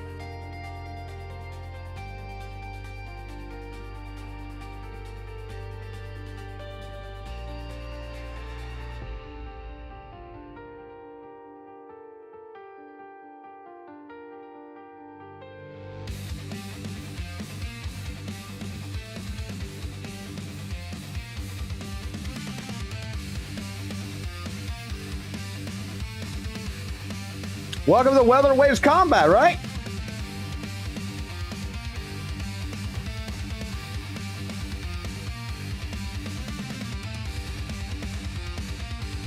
If you haven't played Kazan, Kazan's actually a really fucking good game, by the way.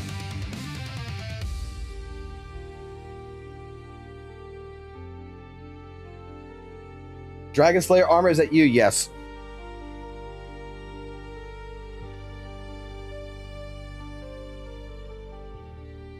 WUWA wishes it had bosses as engaging. Yes. And you see, you know, another reason why I'm more attracted to Z.Z.Z is because I do find that the bosses here, while you can hack and slash your way through it, don't get me fucking wrong, you can hack and slash your way through it.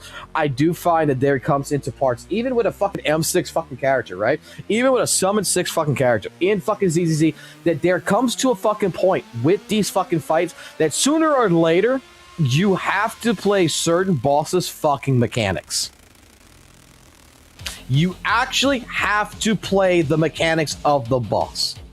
That is not just as simple as I go kill it in 2 seconds and I never see a fucking mechanic. Even with summon 6 characters. It's still a hell of a lot fucking easier with a Summon 6 character to do it, but there's still parts where you have to play against the mechanics. A good fucking primary example of this is like the new bosses that just came out.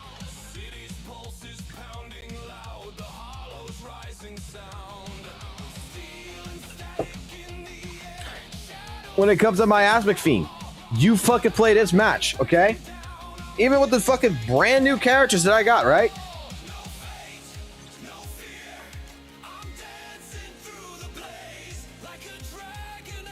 I'm gonna have to, no matter fucking what fucking thing. It's going to get to a certain point where its health's going to drop, it's going to do shit, and it's going to go into a fucking phase that I have to fucking go ahead and do dodging of the fucking goddamn puddle shit.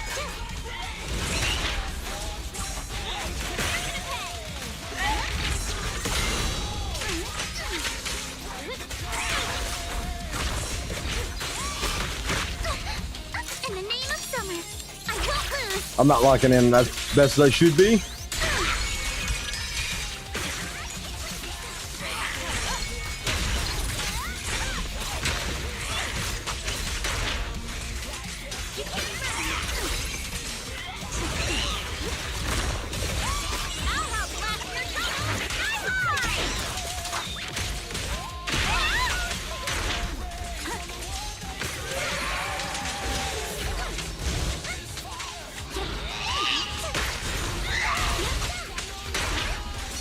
Now, you're the prey.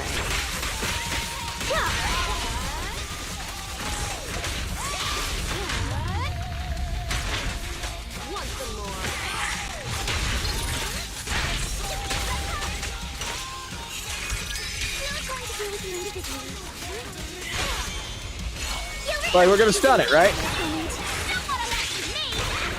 Just give up.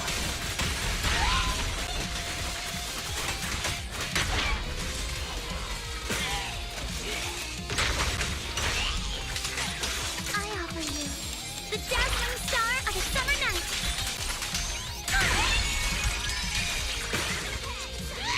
I'm already at what, 39,000 or whatever on the fucking score?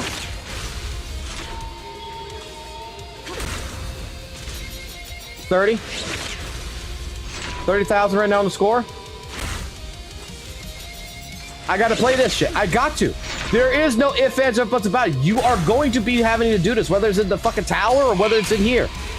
You have to fucking deal with this shit. I have to play into the fucking mechanic of this. It's not like fucking me go ahead and play in fucking WUWA and fucking in fucking 14 fucking seconds, even with a Summon 6 character. You know, I'm going to be fucking goddamn fucking annihilating it. The final act begins now. And here, I gotta still play the fucking character. Let's make this quick.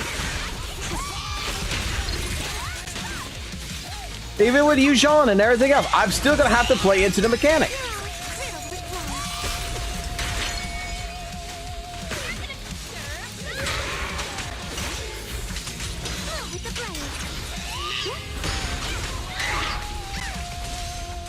At the beach, Alice Timefield is unstoppable. What's up?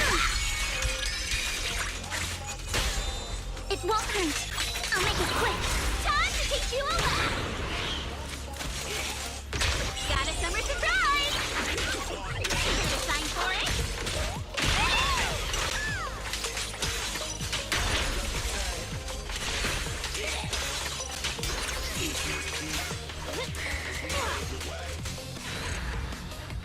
You still gotta play. And WUWA, oh, I got 7-6 characters. Fucking thing's gonna die in 14 seconds. That's all it fucking means. And here, all I see is that 7-6 characters just practically, it doesn't even guarantee it, but it basically feels like it guarantees that I will fucking get a fucking 65 hit.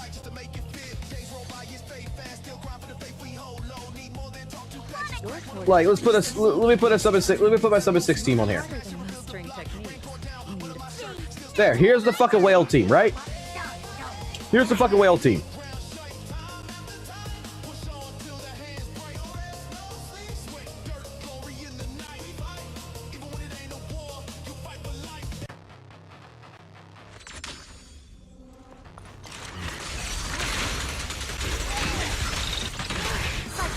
yang.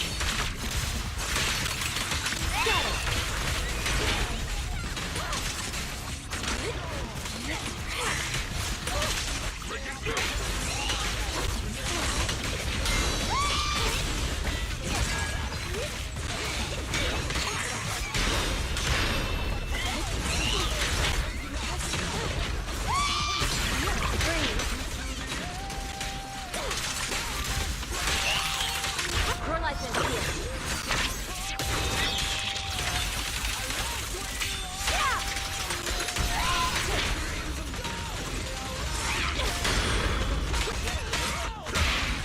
Strength and connect.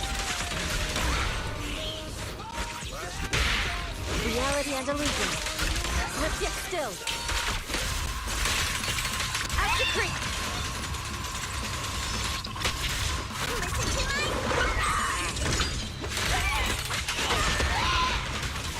Obliterate form and spirit.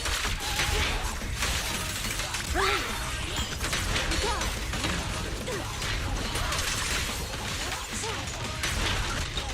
The weak spot is here.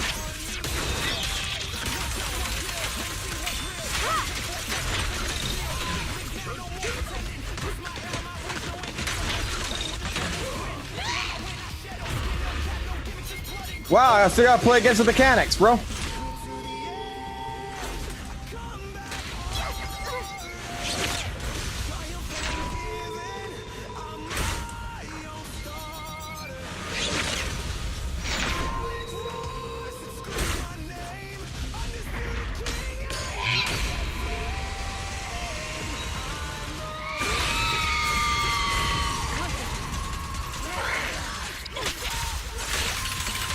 Cycle of yin and yang. Time is right. Break up the heat.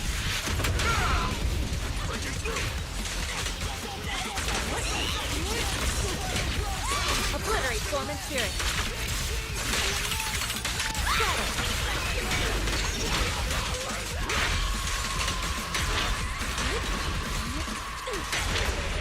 I'll take charge. Spirit and form. Evil shall turn to dust.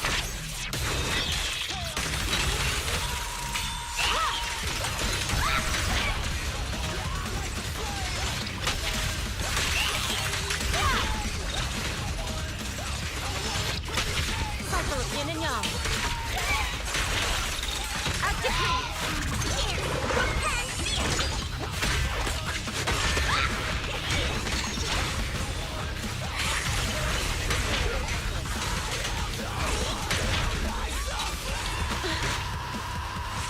Let's get still. Release. Exclusive recipe made just for you. Yeah.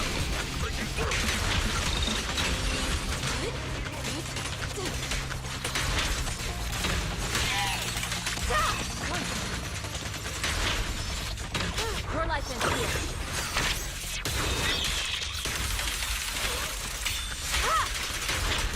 Cycle of yin and yang.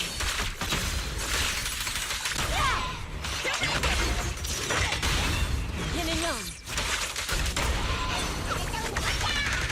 I won't. Dishonor. That just made him look like he did a fucking dragon punch. Holy fuck.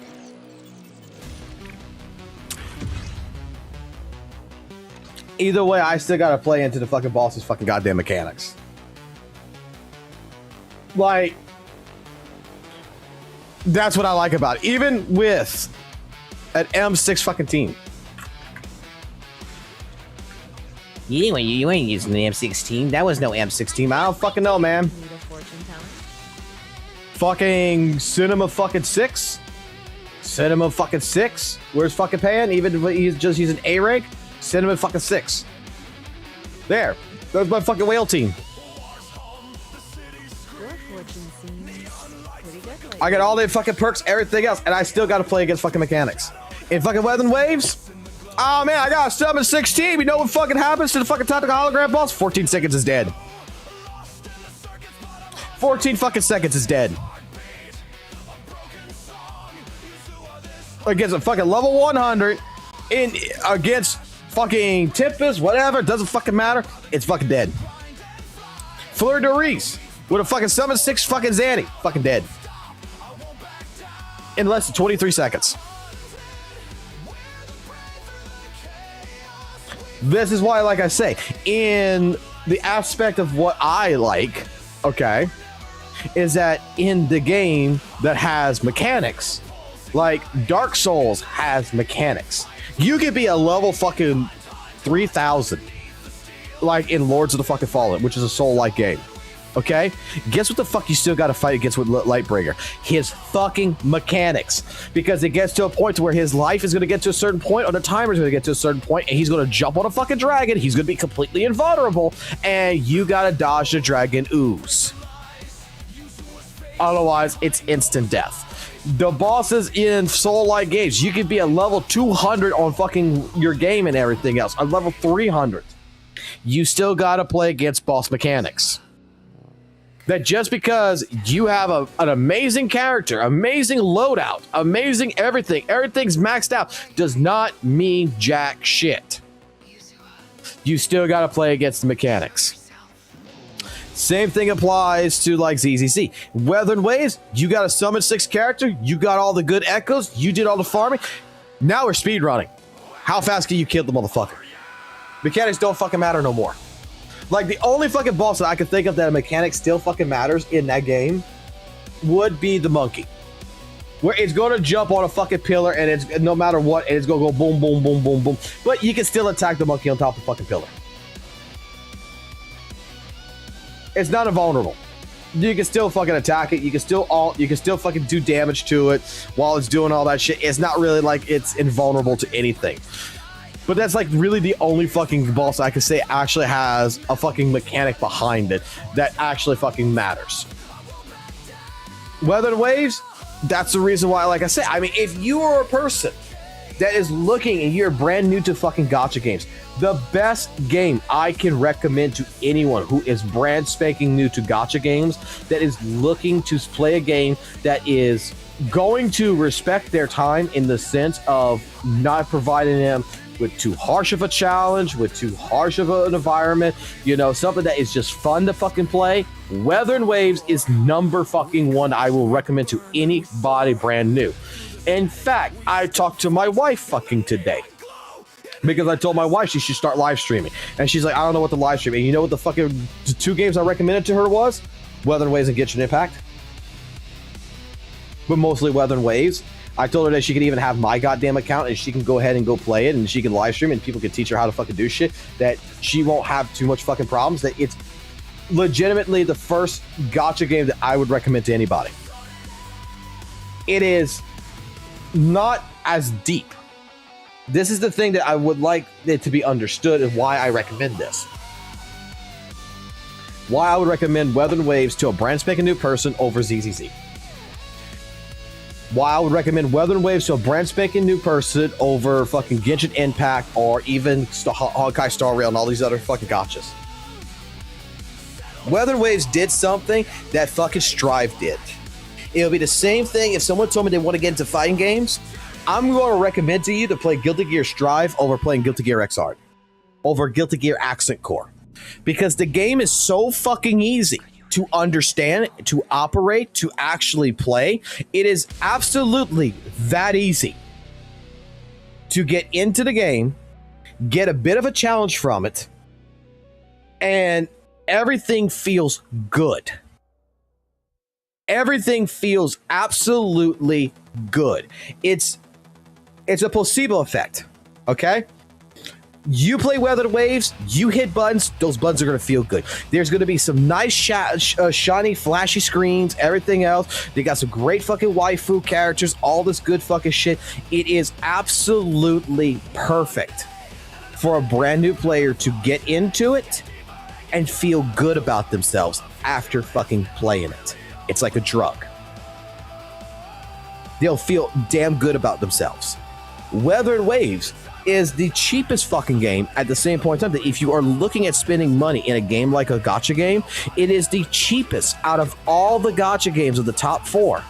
I don't know about the older ones, but the top 4 gacha games, since it's one of the big 4, It is the cheapest out of the rest of the other three to fucking whale. You're not going to be spending fucking $1,000 to fucking summon 6 a fucking character. Unless you fucking lose every fucking 50-50 and you get none but fucking hard pity, you're good. Like none of the fucking characters I got that are summoned 6 had ever fucking cost me over fucking $400 except for fucking Cheng Li. And that was just because Cheng Li lost every fucking 50-50, and I still managed to pull her in at $485. With her weapon, by the way. At a rank 2. Like, that is how good Wuthering Waves is in terms of its economics. It is the cheapest. It is the game that makes you feel really good playing. But when you're yearning for more of that good feeling, and you realize that that good feeling, you know, it only comes in from the very beginning of the game, really, and you get to a certain point, yeah, the feeling kind of dies down. Then you start getting to a stage where you start nitpicking. And I'm at a stage where I nitpicked, you know, Wuthering Waves. I was glazing the shit out of Wuthering Waves back for fucking like 3 months. And after the third month of fucking 100%ing the fucking map, everything else, I started noticing little problems here, little problems there. I started noticing this, that, and a whole bunch of other different fucking things. And I understood something. This game has a good honeymoon effect. This game, when you don't have content to actually fucking do, the game has nothing to fucking do. Like, that's the honest truth. Like, there's no real push in getting better in difficult content in Wuthering Waves. And dare I say that the only difficult content Wuthering Waves has is not even a reset. It's tactical holograms. And once you beat the tactical hologram at level 100, guess what? You have beaten the hardest content in WUWA, and there's no incentive to go back and actually fight them again except test new characters. Like, the only reason why I ever kept playing the tactical holograms is I would do challenges where I would do them with 1 characters. I would put like 3-star weapons on a character, go fight the tactical hologram boss to lower down the thing, no echoes, stuff like this. I would only really utilize them after that to where, okay, new character came out, I fucking level 90 it, I fucking put all the fucking shit on the skill tree, let's go see what damage it can do. And it'd be like, oh, okay, cool, the character does good damage. But do I get a reward for that? No, I'm just using it as a testing. Here, at least with Deadly Assault, a good thing about it is that, yeah, like, I don't get no more rewards doing this shit. I'm fighting the Miasma Fiend, I'm fighting Dead End Butcher, and I'm fighting Marionette, right? But you know what's fucking hilarious? Is that the more I fight these characters and everything else now, when the rerun happens, because I fought these bosses, I'm fighting these bosses over and over and over. In how long? In 5 days, Deadly Assault's going to be reset in 5 days and 4 hours. On the 5th day and the 4th hour, when that resets and I go back into it, all the fucking practice from all the previous Deadly Assaults, all the optimizations, everything that I've worked on with my characters, building my characters, playing this shit, will be utilized again. It's not like Deadly Assault is like, oh, a one-time fucking deal and then that's it. I don't play it ever again. Tactical Holograms is a one-time deal, and if you want to go back, you could go back, but you're not getting shit from it. You did it. Congratulations. That's why I said what all the Tactical Hologram bosses, all they needed, every single one of them needed, was a 7th difficulty. Then the 7th difficulty needed to be reset.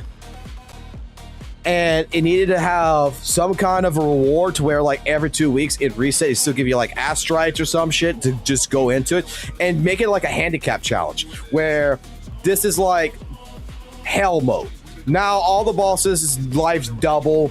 You still got to fight against a timer, and it gives you an incentive to go back and fight every single one of these tactical holograms yet again every fucking week or 2 weeks. you get rewards for it. And the 7th difficulty is going to be something that is, dare I say, you will want to have a Summon 6 character or your life's going to be living hell. Like, it's going to be a hard fight. But it's going to be resettable. Casuals nowadays just want shit handed to them. And you know what? Let them have it handed to them.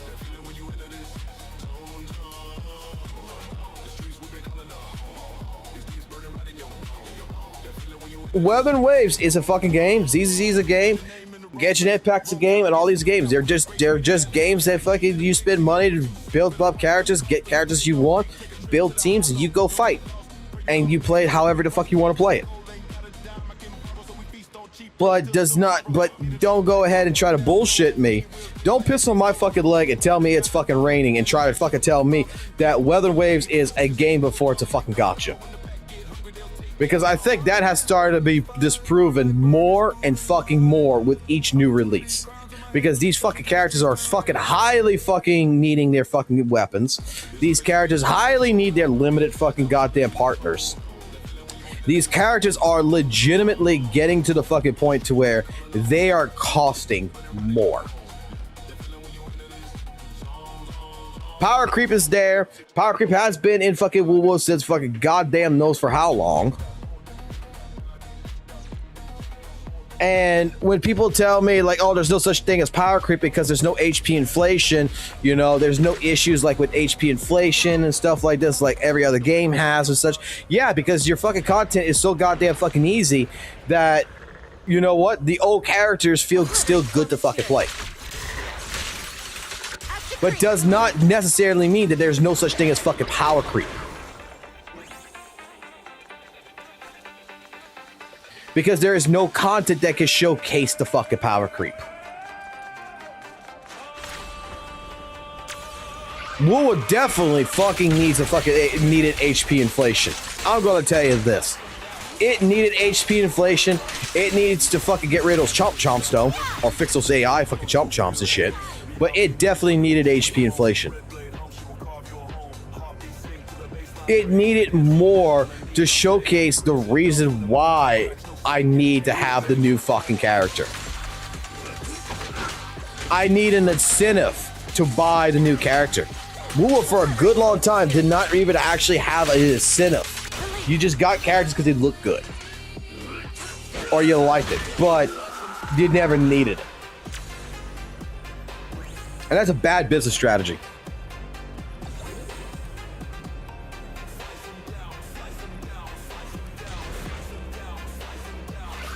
Because I'm not gonna lie, I buy a new fucking character, I fucking summon 6 character, I want that fucking character to kill a fucking boss in fucking 5 seconds versus my GN that could kill it in 10 seconds. I want power creep. I want my old characters to feel outdated. Because what's the fucking point of me fucking spending money on a fucking character? It needs to fucking feel good.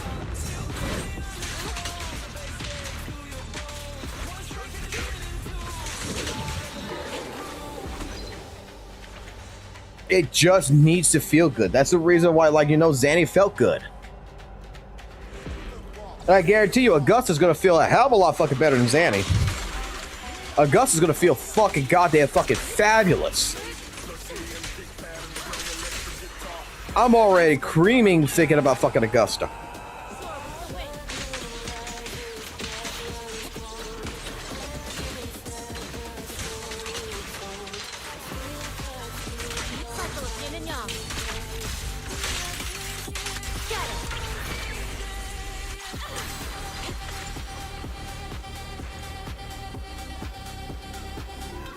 And then if you're gonna try to tell me that old fucking characters, you know, well, in that sense, in that regards, or whatever, blah blah blah, you know, that's the reason why, you know, it's so good. Well, let me tell you something, Z.Z.Z, all the fucking old characters that I've been playing, like Ellen fucking Joe with her buff, with her fucking rework and shit, which is another fucking thing that I think Wuthering Waves needs to do is fucking buff some shit. But Ellen Joe's a fucking old character. She fucking, I think she feels really good still to fucking play. Is something the matter? Fucking Pubsec girl fucking still feels good to play. Awaiting further instructions. Fucking Grace felt decent to fucking play. Not the greatest, but felt decent. You want to test my hammer? Fucking Lucy feels good to play. Pick me. Fucking Lycon feels good to fucking play. Like, even in this game, older characters are still useful. They still feel good to fucking play. But I can tell you that there's definitely a fucking goddamn fucking power creep in a sense. And I tell you that it doesn't fucking matter. It just keeps the game fucking fresh.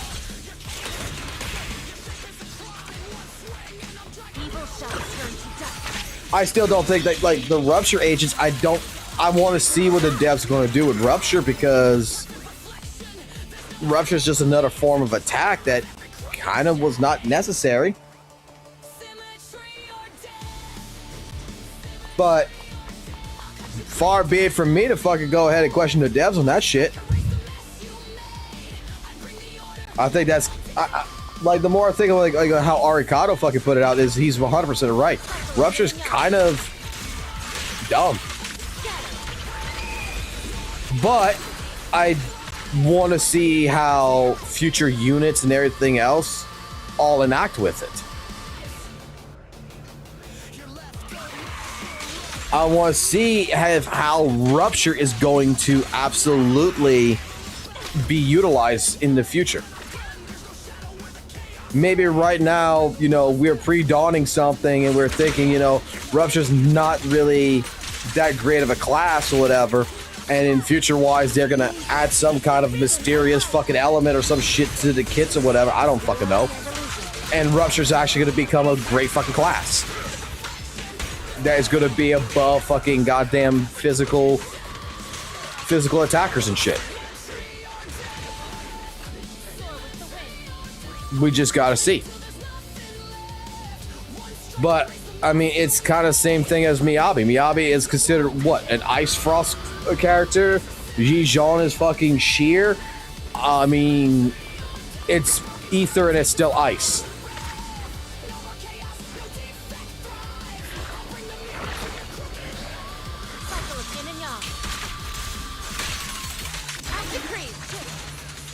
But we have to see.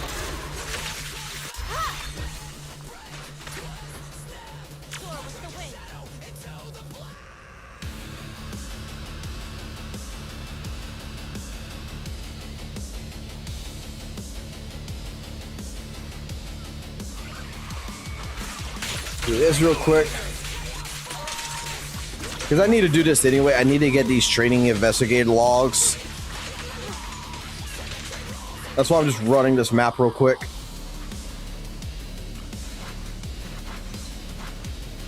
And that way I can twerk some ass real quick in the front of my screen. Okay, cool. Only thing I don't understand here is why the fucking Ghost Bird doesn't have a fucking shadow. It's because it's a ghost and ghosts don't have shadows, right? Because I'm not gonna lie, I would still assume that that fucking bird should have a shadow. And looking at the shadow on the ground is just kind of like,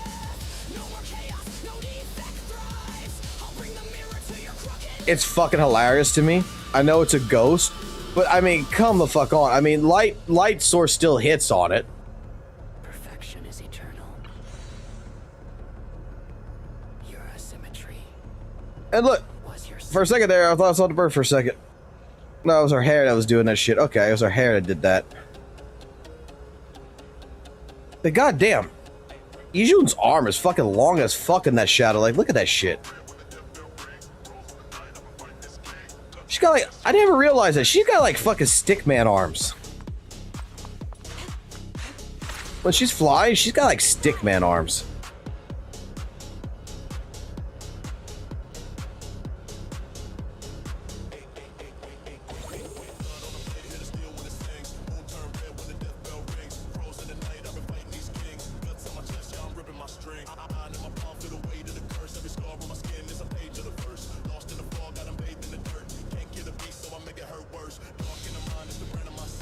Girl needs to fucking get some fucking meat on the fucking goddamn arms. Holy shit. Those arms are skinny as fuck. Why am I only realizing this now?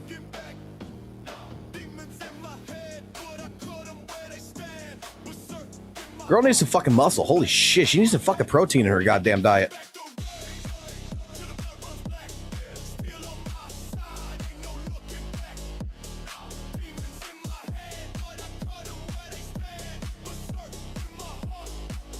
Oh, it looks like I pissed off my fucking chat, man, because you guys are not talking no more. Look at that. Veldin was the last one to fucking speak.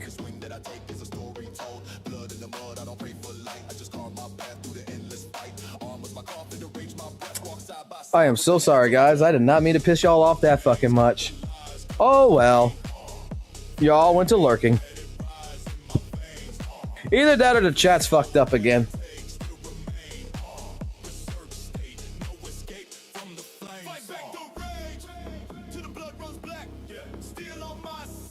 Oh, I see you guys are... Oh my god, I see you guys are adding more into... We got 4 new ones going in right now to our run reacts.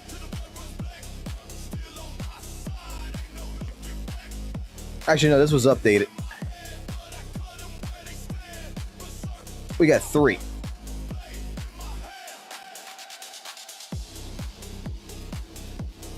I need to go through this, and I need to go remove the older ones, the old ones in here.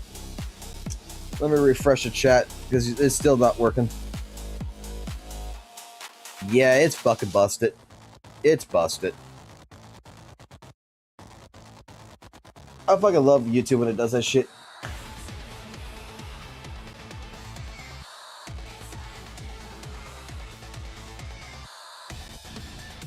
Okay, I got the chat back up. F in the chats, yep. Alright. So let me do a next announcement on this side. Okay?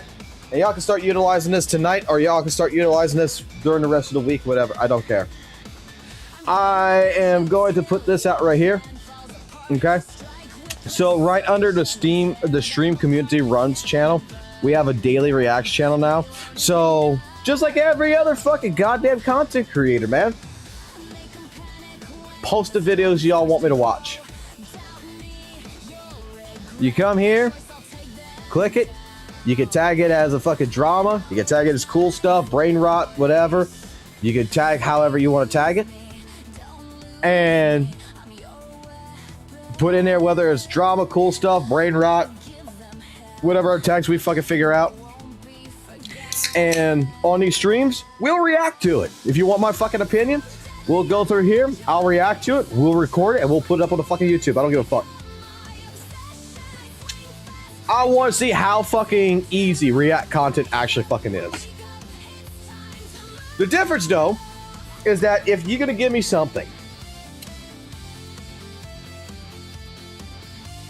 if you're going to give me something like this right here, right?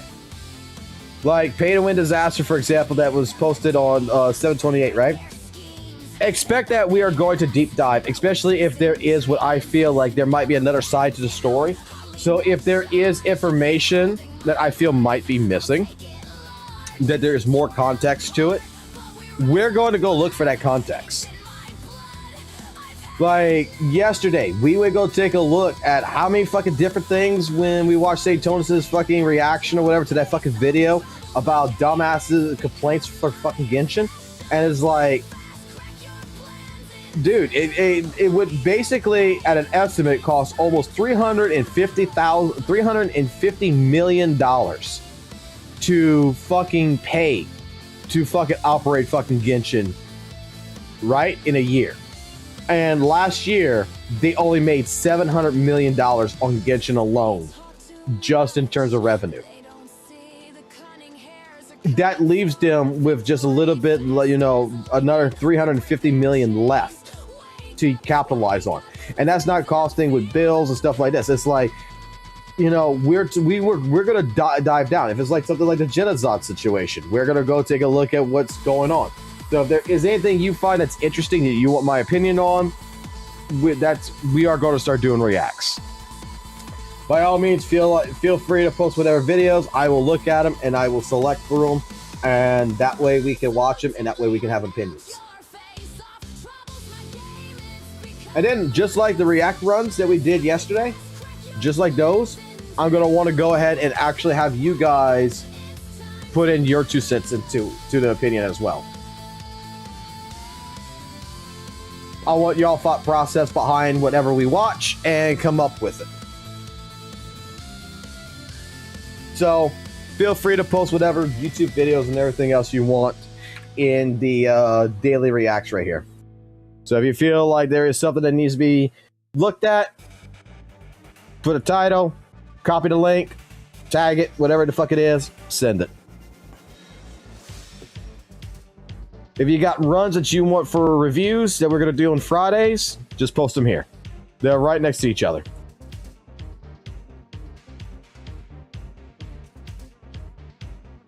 My avatar is cute, bro. My avatar is just so bad guy being basically fucking annoyed by fucking Jufufu. Because there's lore about Jufufu on this fucking channel. There's a large lore on this.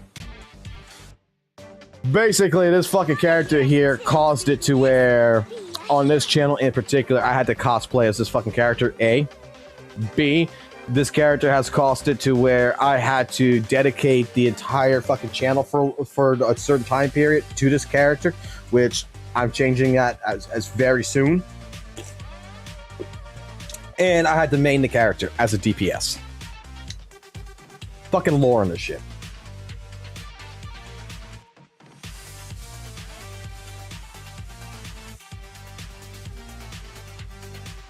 I am now a Sentinel Bang Boom. They said by Wednesday, they said that apparently by Wednesday of next week, the Bang Boo VTuber model should be done around then. So we're gonna have to wait and see about Wednesday for the actual fucking Bang Boo fucking VTuber model to get finished, and we'll start utilizing that.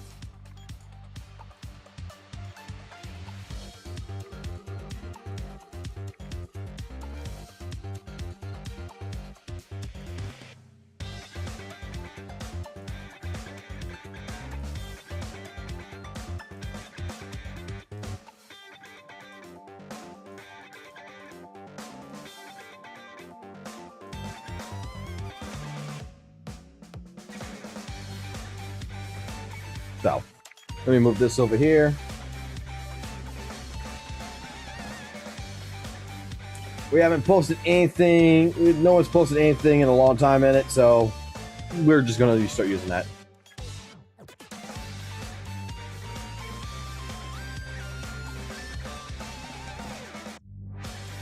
What's up, Negative Zen?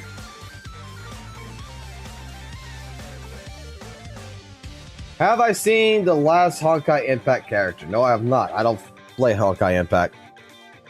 What is this?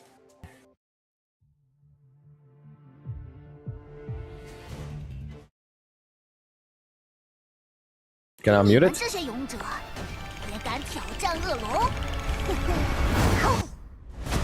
What the fuck?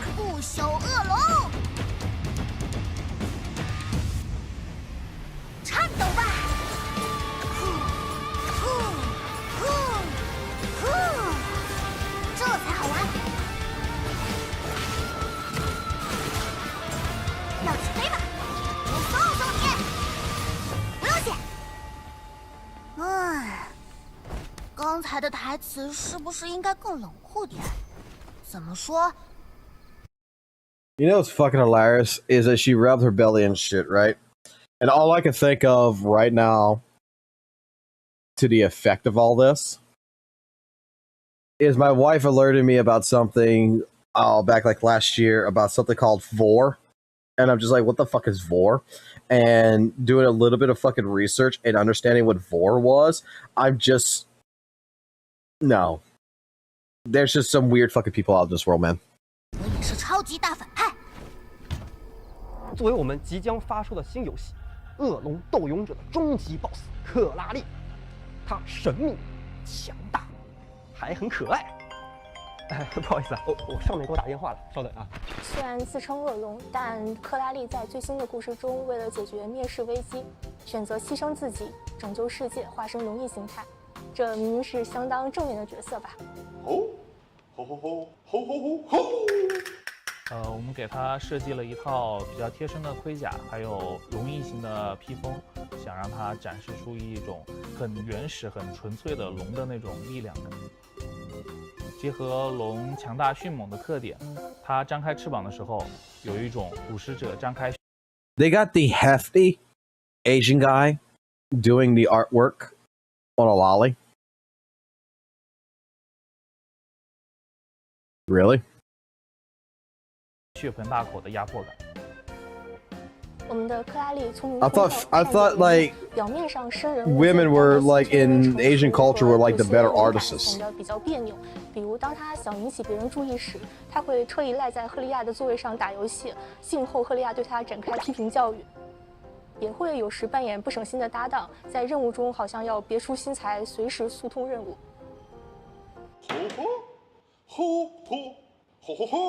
最终解释权归大魔王所有，懂不懂？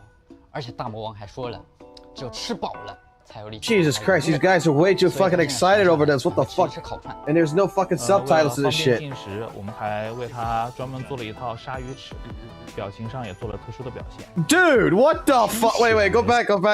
鲨鱼齿，表情上方便进食，我们还为他专。 This dude right here. Look at his fuck reaction. The one with the glasses right here at the bottom, right? Like right at the fucking. They all got glasses, but right at the one that stared at the monitor sitting down. Like look at his fucking head. Look at his head. That needs to be an emote, man. Okay. That needs to be a command. I need to make that into a command.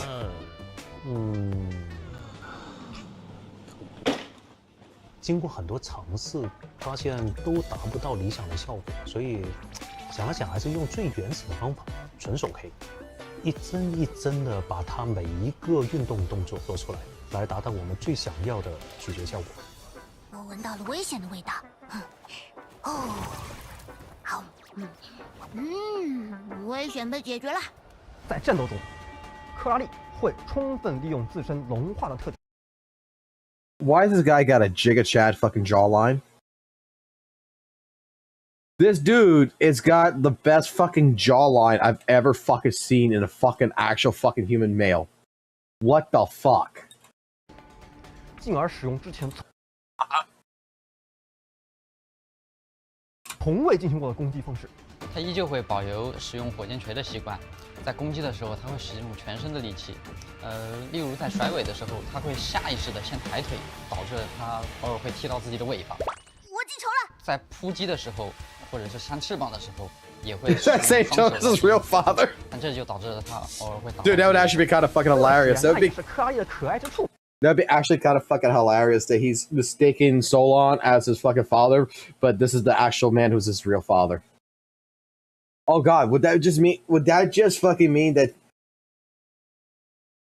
Dude, what would happen if you found out that St. Tonus' father, and the only reason why he hates Hoyle so much, that his father was like put into a concentration camp at Hoyleverse, and that he fucking died working on fucking Genshin Impact, and like ever since then, St. Tonus has been having a fucking revenge saga against Hoyleverse just because they ruined his childhood and he never got to see his father, who was stuck building fucking all these animations or whatever for Hoyo, that he was trapped in a cell. 毕竟，对现在的大魔王来说，战斗就是一场纯粹的追猎。所以，勇者们，看到吧，你们绝对别想从克拉丽 I guarantee they don't work in an office like this. This office is a stage, man.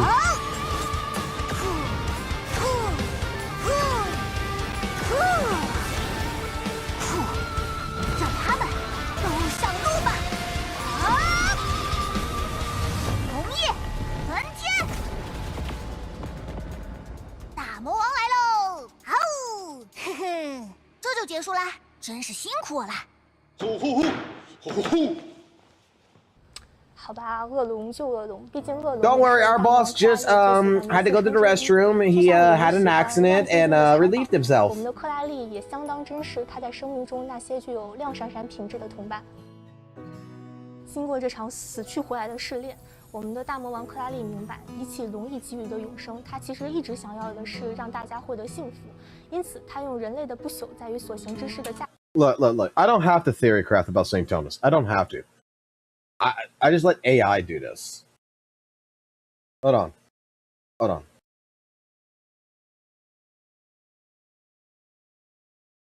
Where is it? Where the fuck is it? I know we have it. Where the fuck is it?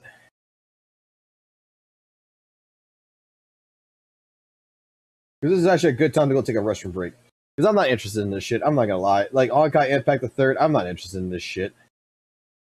No offense. If you are, that's great. But I am not a person who cares about it. Like, I think that's a game that would be too old to get into, to be honest.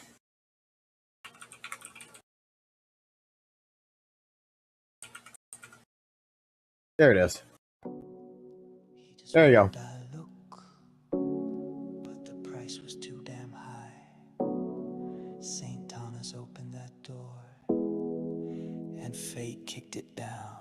Though St. Thomas just 9 years old, logging in daily dreams dipped in gold. Primoxium's low, but the thirst was high. He swiped that card with a gambler's cry. Banner lights flashing, dopamine hit, but RNG gods didn't give him shit. No red code hero, no flaming claymore, just credit card bills and a locked front door. Thought it was dad with the milk in hand, but a knock at the door turned dreams to sand. It was my Hoyo in full black suits, with a ledger and boots and legal disputes. They kicked in the door, said, "Where's our pay?" You wrote for Diluc 800 times that day. Gacha came knocking, no refund, son. You made your wish, now the damage is done. Gacha came knocking, your fate is sealed. MiHoYo always wins, and they came for the yield. They seized a switch, his Beyblades too. There's a song where we're using MiHoYo as a loan shark, and fucking St. Tonas fucking was playing fucking Genshin, never got fucking Diluc as a character that he always fucking wanted, and they fucking came bashing in the door straight up. Because there would be like, you need to pay your fucking debt. That's not the original story. That's the you know, the PG rated story. You want the fucking 18 plus story on that? Do you want the 18 plus lore that we actually had ChatGPT write?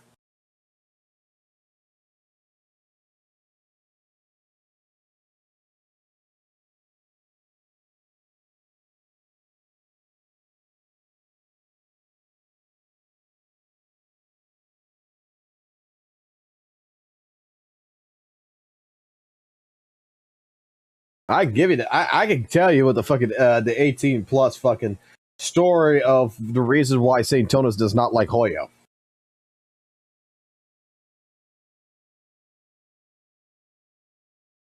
Let me close this out.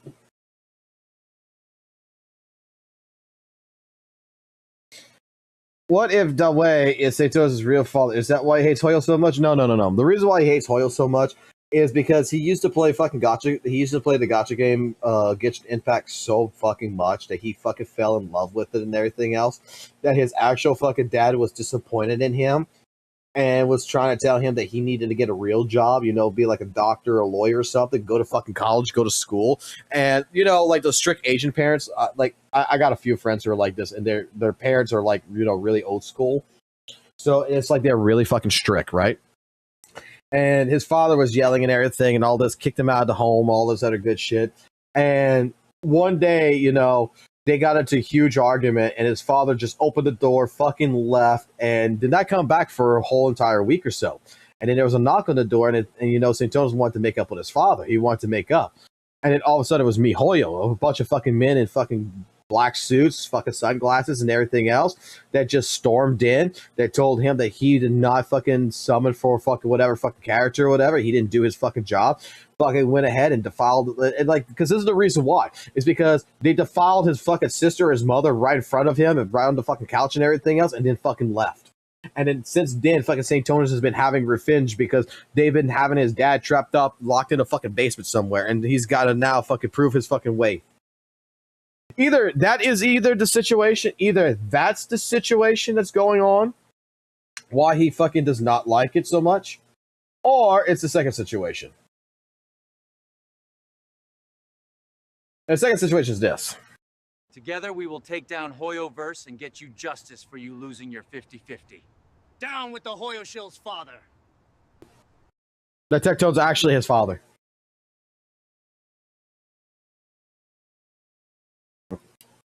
It's one of the two. It's one of the two.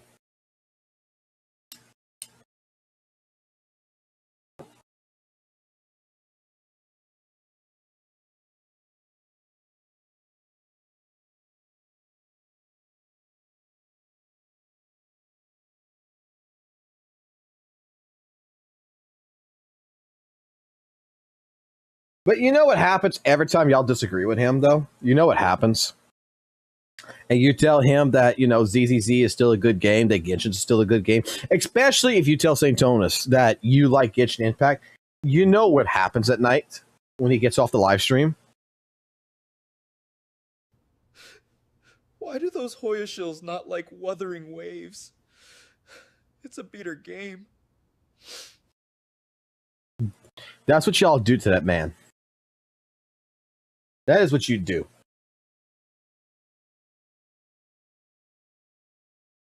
You make him cry.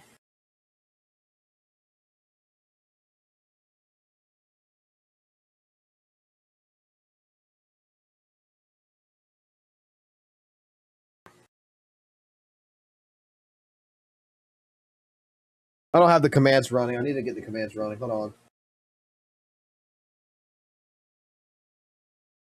Actually, no, it should be running. It should, but it's not. Let's see why.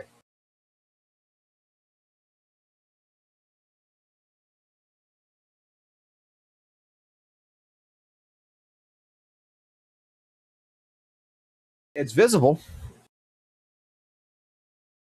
The fuck was that? The fuck was this? This? Why do those Hoyoshills not like Wuthering Waves? It's a beater game.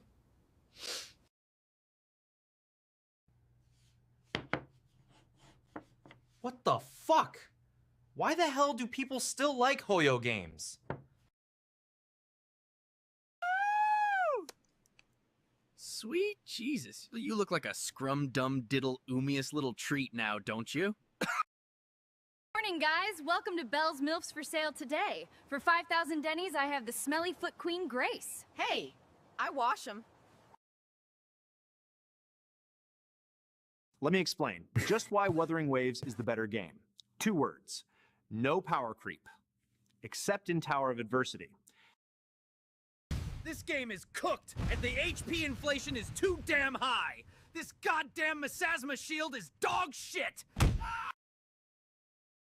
You know that is 100% the most accurate statement I've seen. Shout out to Timely Billy Gameplays. We only keep seats for freestyle. God damn, that a big bitch. Wow. The developers really went out their way to make sure that both Ellen and Jane are symmetrical. Curse you, Zenless Zone Zero! Fuck you for hurting my Wuthering Waves! I will beat all you Hoyoshills next time! WUWA sucks, it really, really sucks. WUWA sucks, it really, really sucks. WUWA sucks your money at your ass. Hoyoverse is the worst company ever, and the Hoyoshills once even tried to tell me I couldn't read. Why play Hoyo games when you can experience Wuthering Waves? Are you lonely tonight? Then come join me on Wuthering Waves and let's explore the shores together.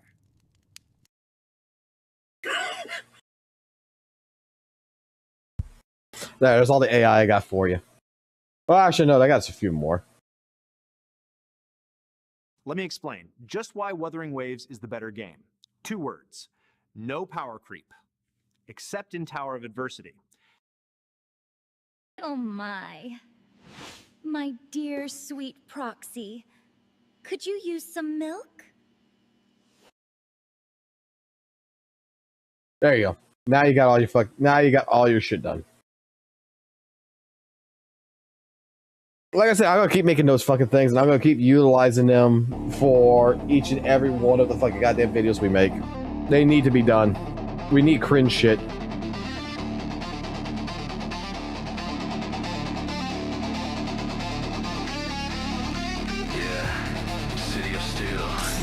I need to see this one.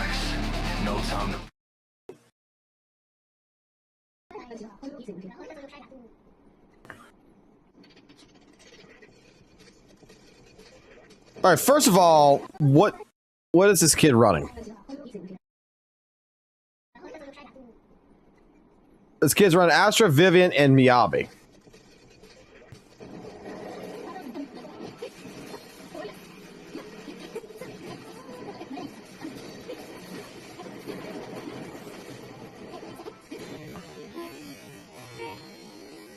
All right, guys, that gonna work.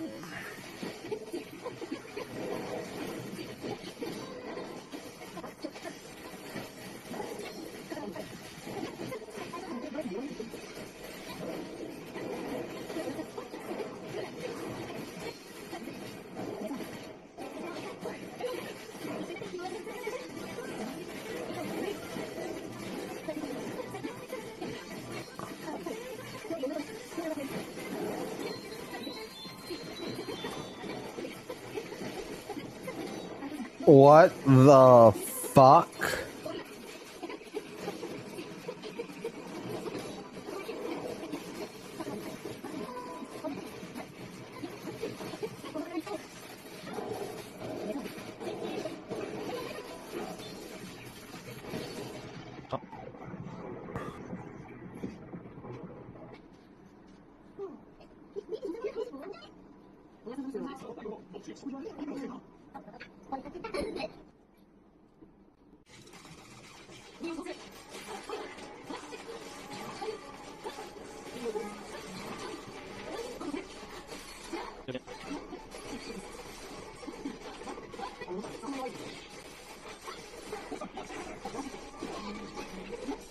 Where's my son?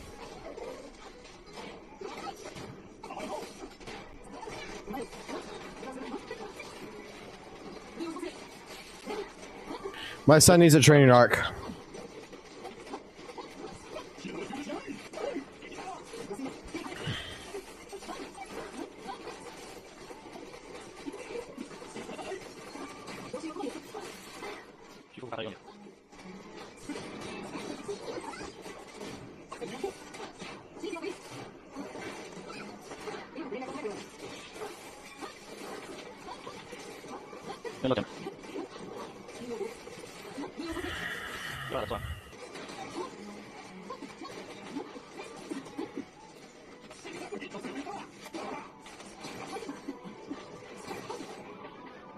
The kids are built different these days.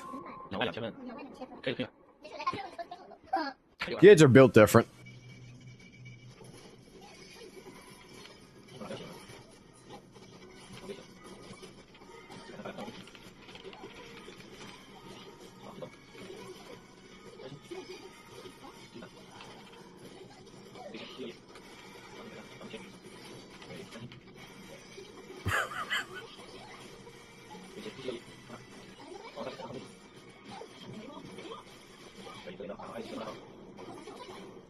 I like the KFC on the fucking table.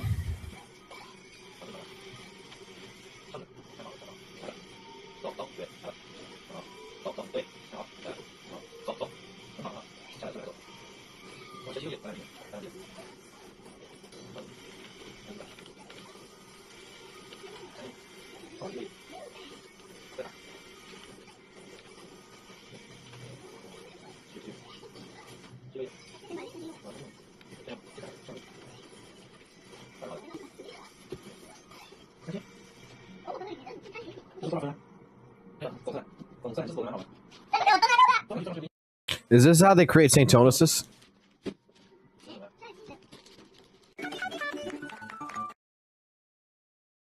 Is this how they create the fucking St. Tonuses?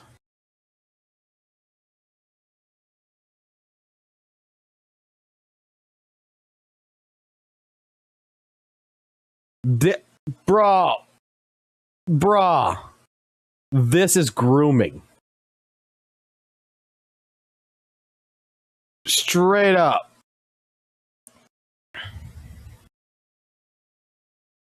Bad parenting.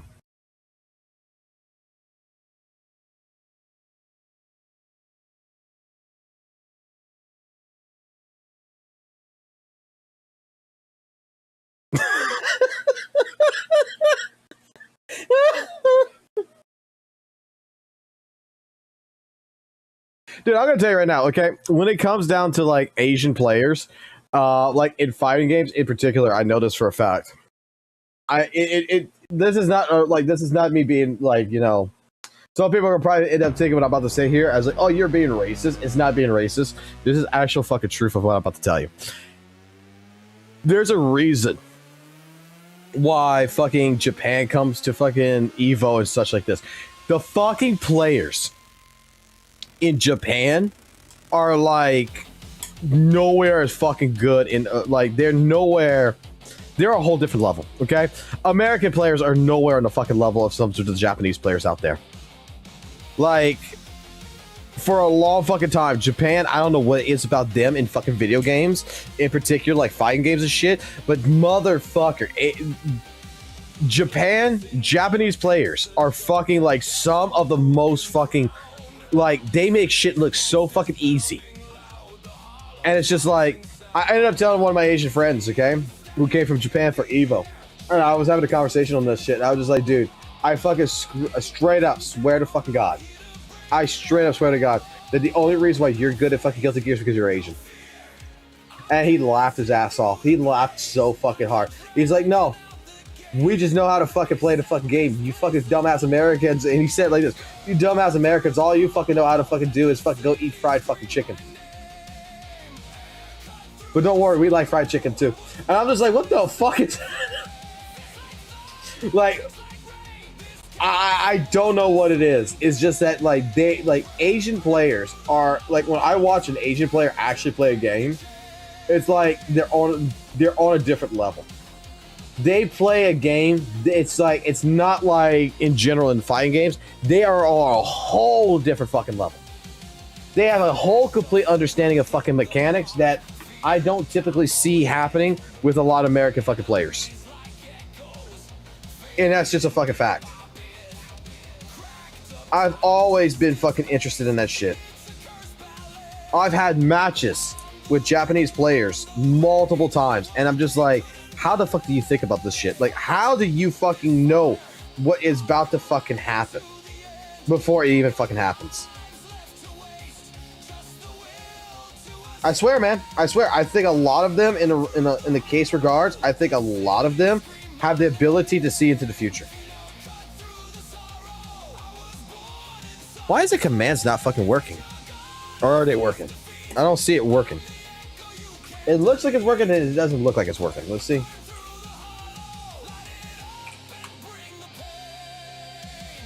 No, it's not fucking working. Why is it? Why are the commands not working? You guys should be having your commands. Why are your commands not working? Did the commands just fucking die or some shit?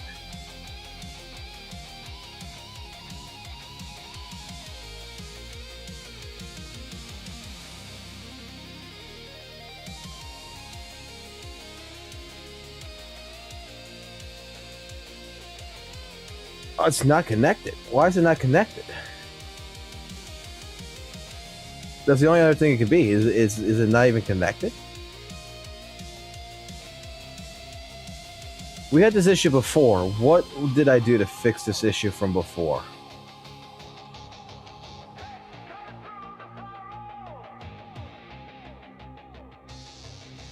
Commands are all working.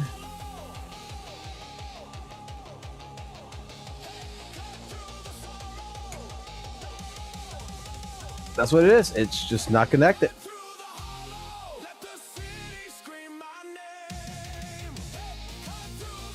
Save.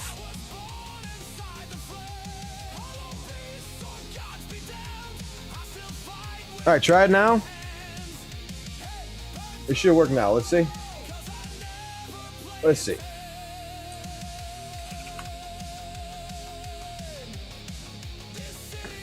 Who asked?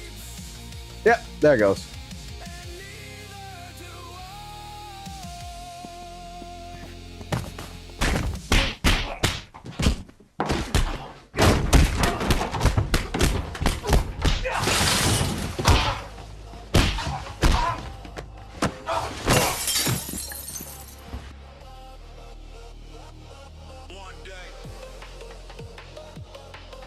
I could do all of this here. We can do that. Yes, you can do that. There's on the Discord. There is a list of commands that you have to go find the commands. They're all in Discord. I'll show it right here. But we have like exclamation heavy, what the fuck, like this with WHTH and FK. But this, I'm gonna kiss you on the spot lips, it nigga. Fuck you gonna thing, do we about have it? And I'ma hug all the fuck kinds out of you, fucking bitch. commands I'ma right hug you here. so goddamn hard. And I'm I'ma making hug some you hidden harder than your commands. mother I gotta ever finish fucking this. hugged Live you, tomorrow. nigga. I'm not gonna be live Fuck you streaming gonna do tomorrow. I don't about it, think. bitch? I'm gonna be working on some other shit. Anyways.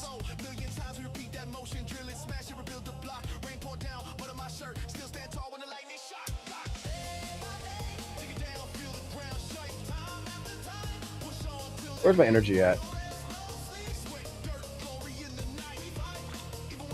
Fuck, give me some energy now. Let's go. We do that. I'm gonna come here and I'm gonna pop out fucking on this banner a couple pulls.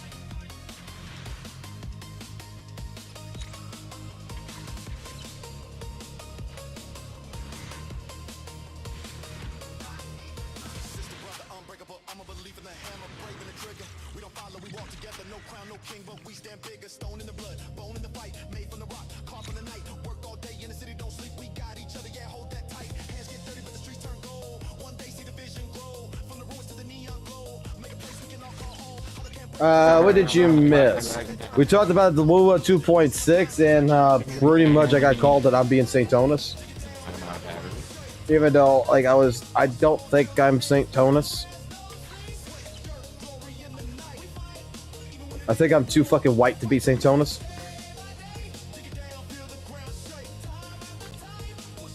And I'm breaking everybody's hearts right now by fucking spinning fucking polychromes on fucking energy.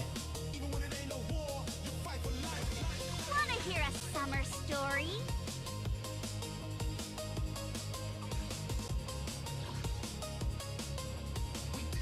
Oh shit, the gears are not working. Why are the gears not working? Oh, let's see why that's not working now. We're on a whole new system. Alright, let that load up, and that should work.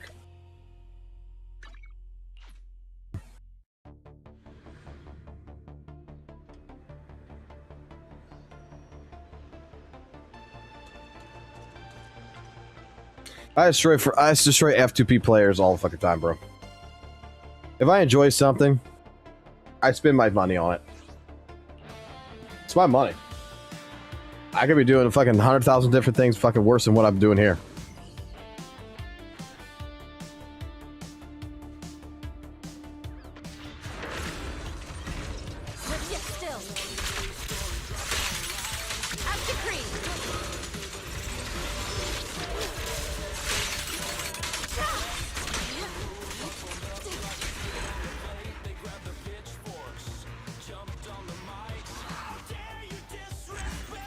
Alright, yeah, gears are up now.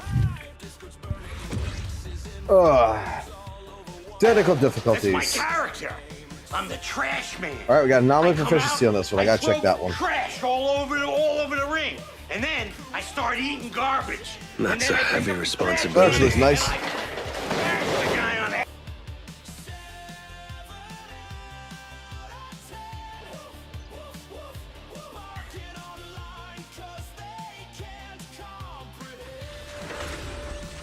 This way, y'all can just fucking do whatever the fuck it is.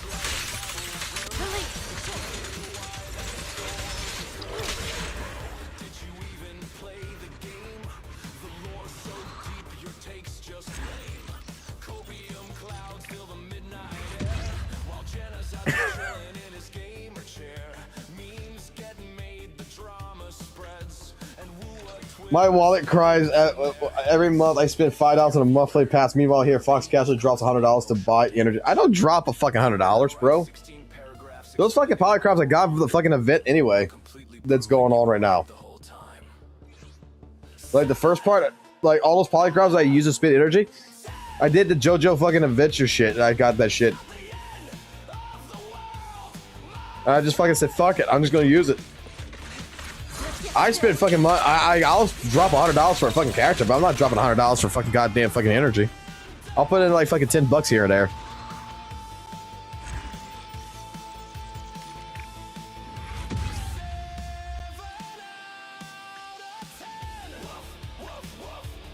Don't worry, Lighter will come back.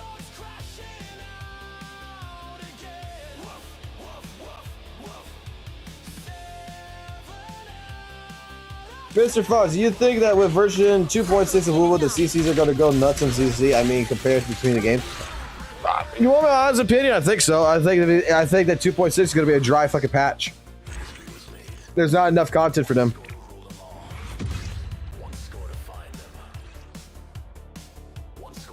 That's my honest fucking opinion. I don't think it's enough content to keep them away from bitching about something else.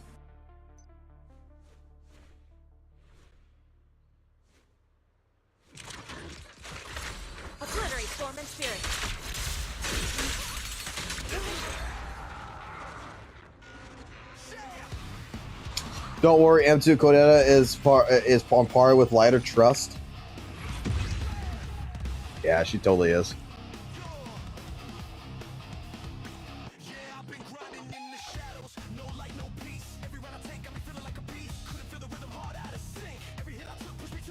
God, it's rare to see someone talk about K from King of Fighters.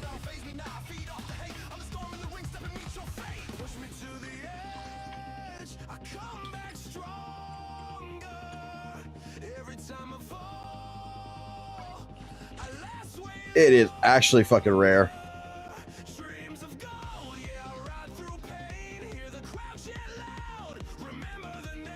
Hey, there was one in here I wanted to keep. I think it was that one.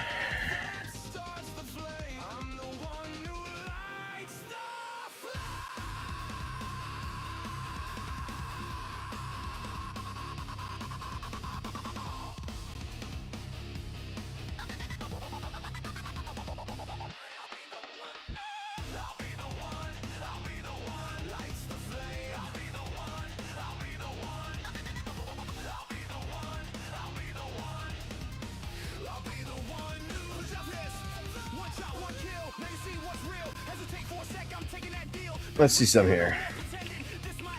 Oh my old discs. Phew.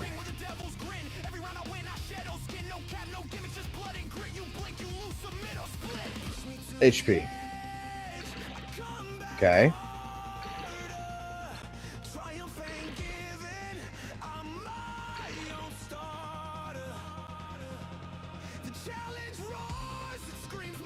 Fuck me in the ass hard with this one.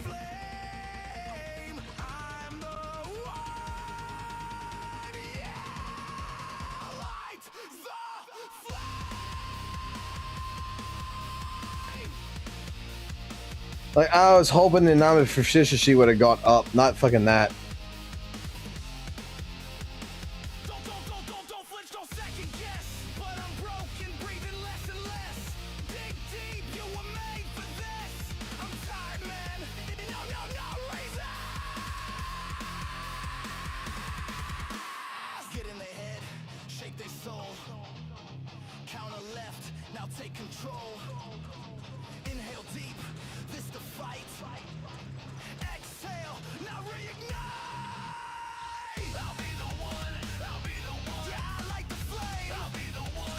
Yeah, let's play for a little bit.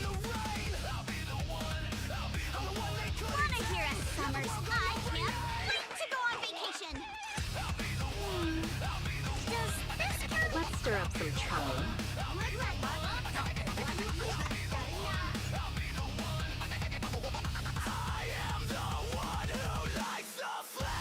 Well, we can take a look at that actually.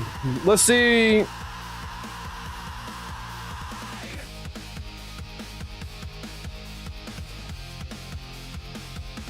We haven't done this in a bit. Let's go take a look at the data right now on before we play. Let's go take a look at the data. I want to go see. That's actually a good thing. Let's go take a look at Wuthering Waves. Plug me in. Is this the right account for it? No, this is the wrong account. Could you really be in this town?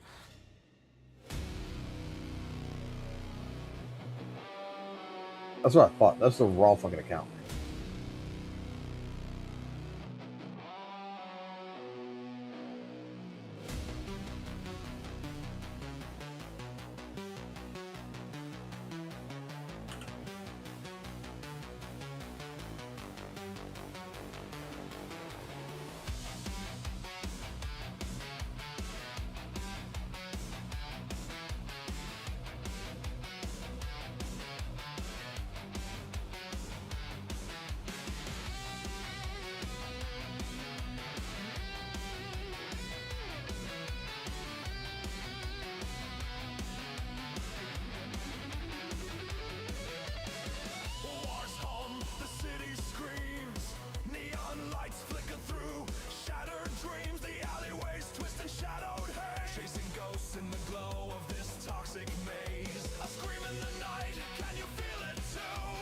I just got a G2A.com email asking me to promote them.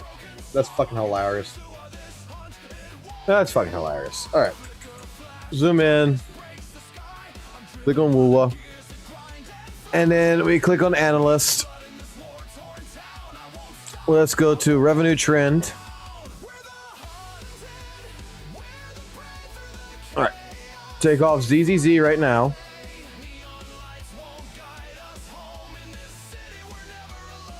Pop in all of WUWA, which is 4 programs.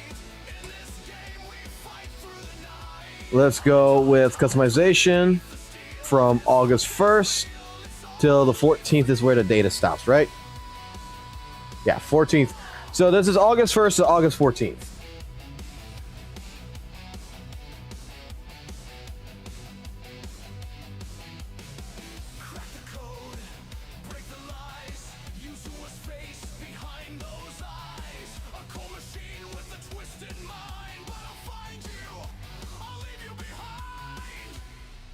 Roughly 4 million right now to the 14th.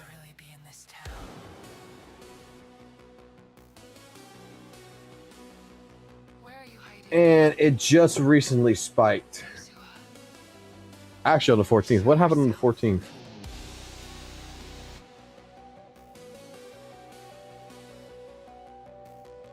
Second banner?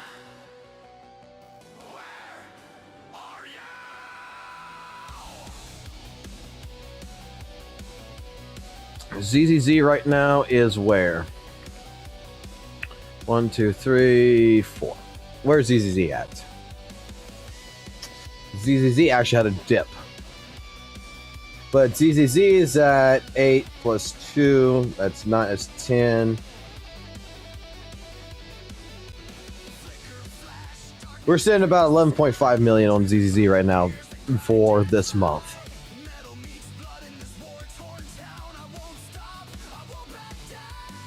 So there's a very high chance that WUWA can get into the top 10. Very fucking high chance.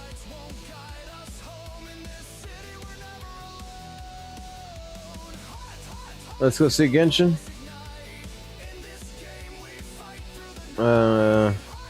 Where's the other Genshin revenue source? There's 4 Genshin revenue sources. 1, 2, 3. That's 4 things.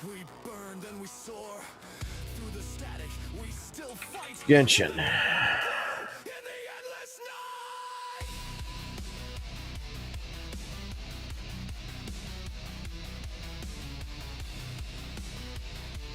Here it is.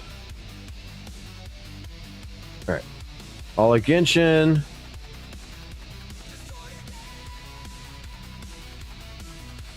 According to this, Z.Z.Z is above Genshin right now. Okay.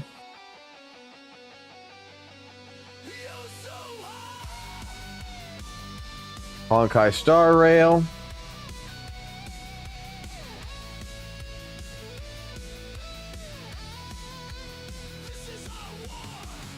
Four, 8. According to this, Z.Z.Z in this last couple of days is number 1 above both Honkai Star Rail and fucking Genshin and Wuthering Waves.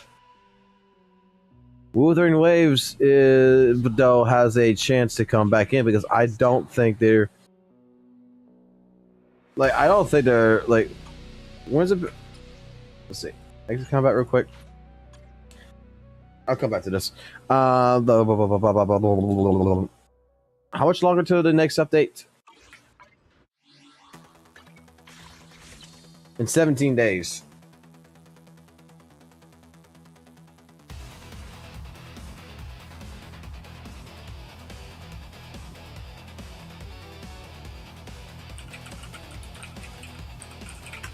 When's Genshin's next update?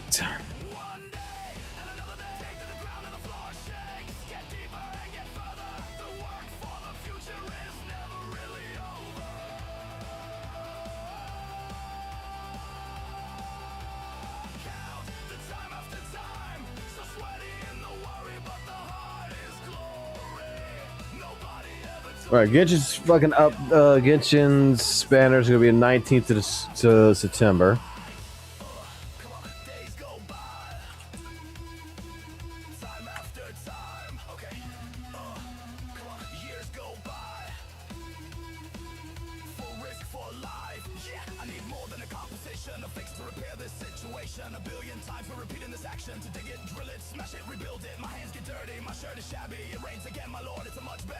I want to see the banners.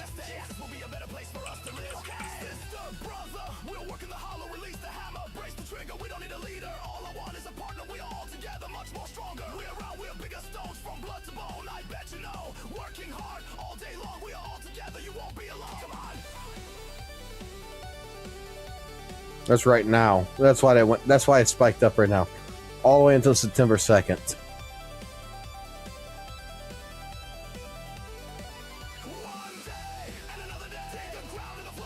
Okay, this kind of makes me want to go play Honkai Star Rail right now because I said I wanted to play Honkai Star Rail when this character came for a rerun.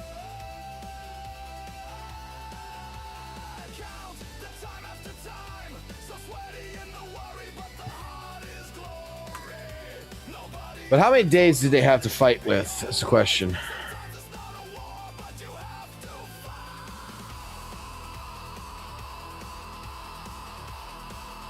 They'll be released on the 28th.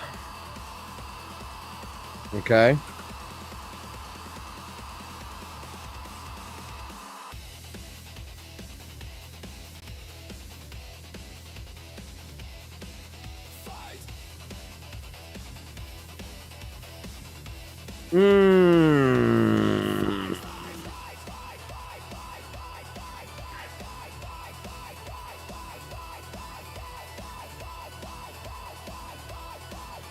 And the first half is going to have 2 rerun banners.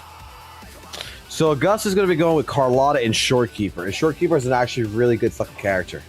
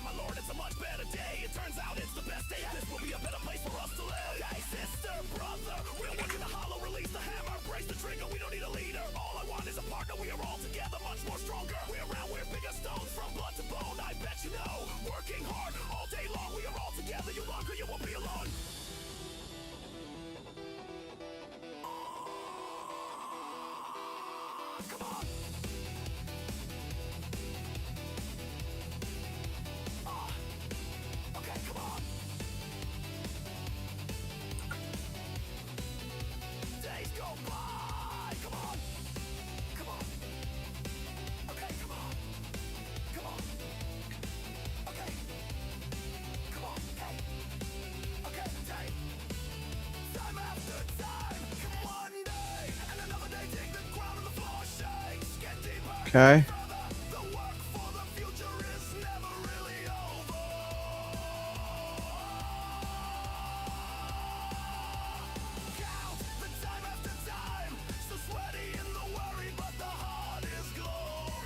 I need the last 3 days of data.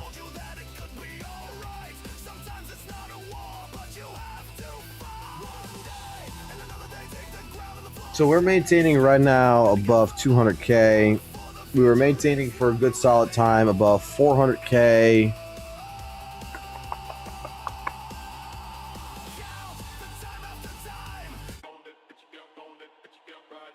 Will Wuthering Waves be able to push this?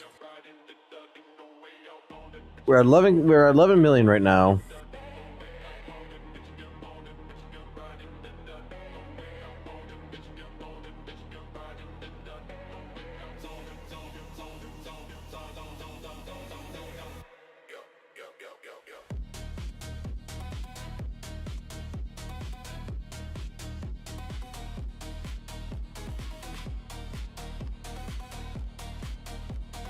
We're at 11 million, and WUWA is going to be at about 4 million. So it depends on the last couple of days because there was a spike here because of the banners.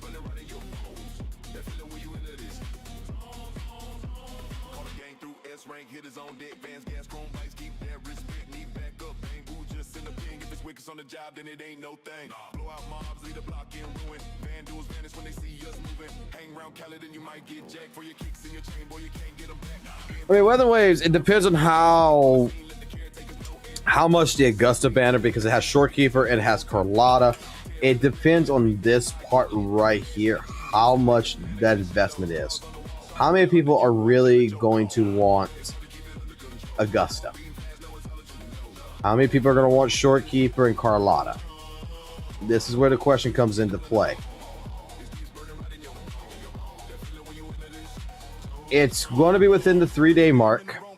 So we have 3 days left by the time WUWA's banner comes out. We have 3 days left to push basically a hard revenue.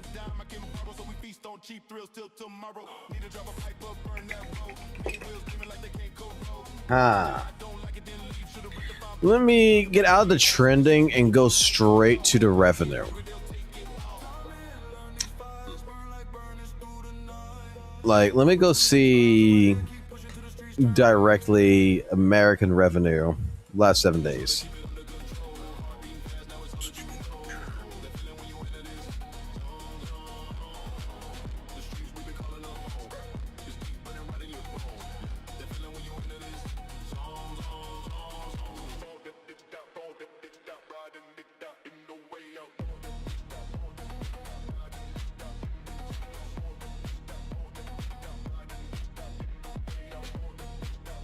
Okay.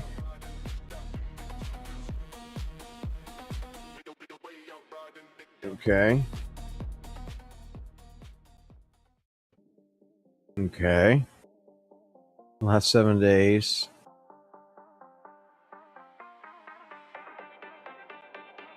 I know I got one more WUWA.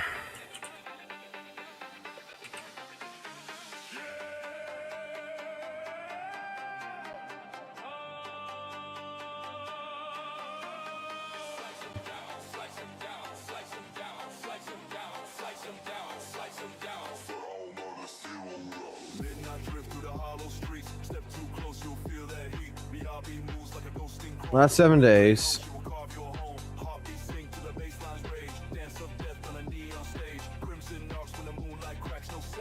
How do I do this? Country revenue. There it is.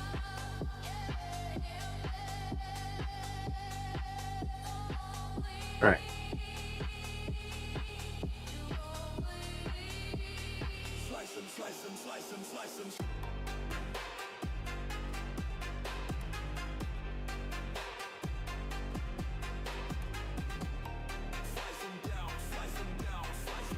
Last 7 days.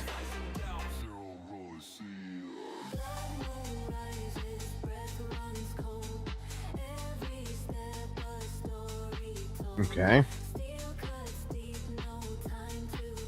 7 days.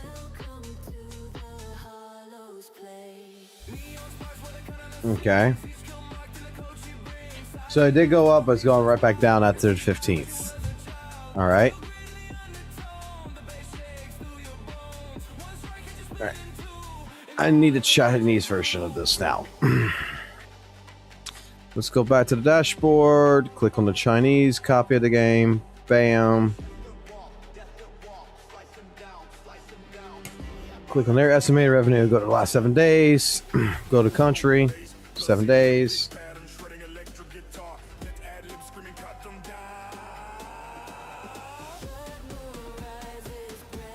See, that's what I want to see. I want to see with I want to see the day after. It had a spike on the 14th, but then it went drastically down on the 15th. So the banner currently right now is not that good.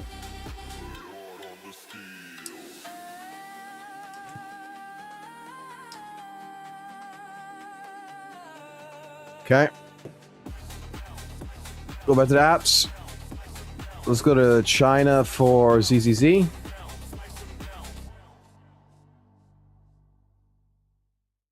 Click on the revenue. Last 7 days. Country. Last 7 days.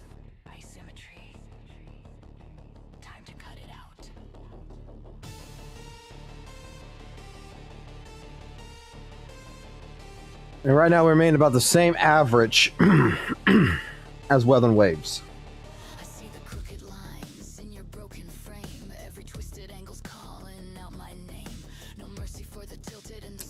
Blue is for Z.Z.Z, yellow is for such. So in China, bam, bam, bam. And on the 12th, on the 13th is when it took over. Which makes sense. It makes perfect fucking sense. But that makes sense.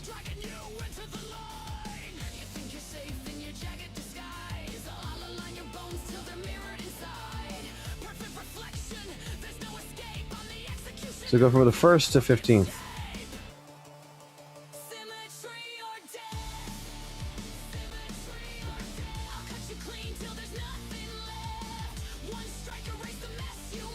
So currently, just in China,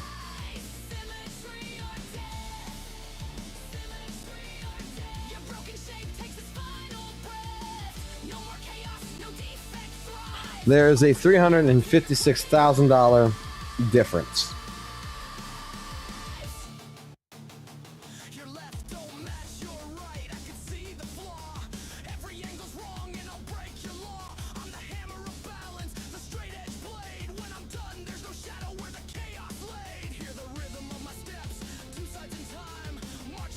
Okay.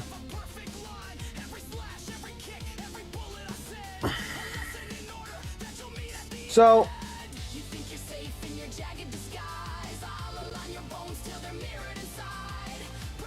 Wuthering Waves has a chance because the 28th is the last 28th. It just means they got the last 3 days for the revenue,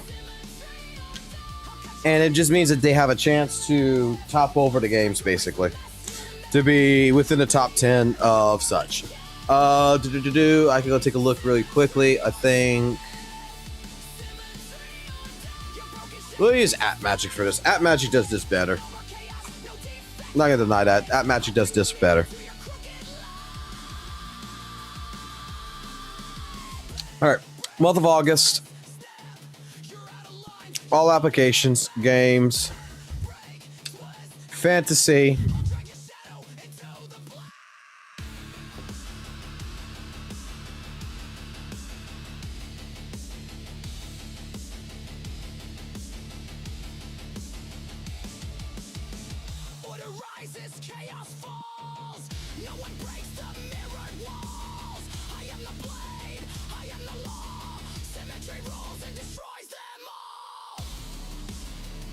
Change this right now to east.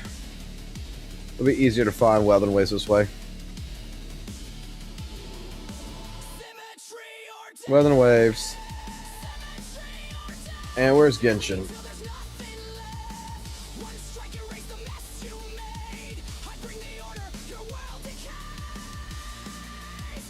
Where the fuck is Genshin at? Where the fuck is Genshin at?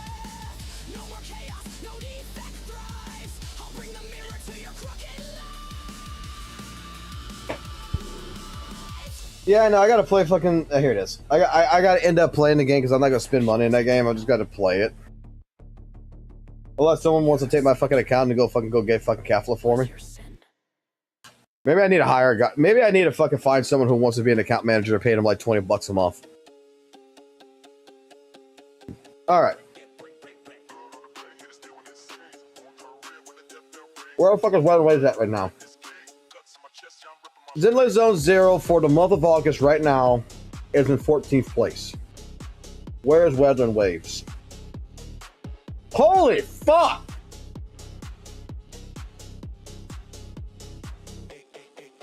I have never seen Wuthering Waves go fucking down that fucking low. Holy shit. They're ranked right now at 44. God damn.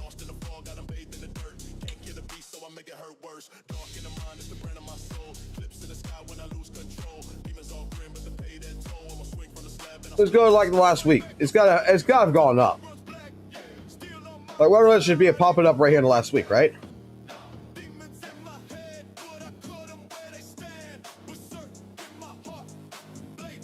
Like right here.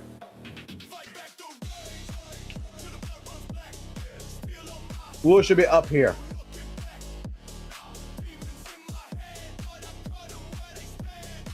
All right.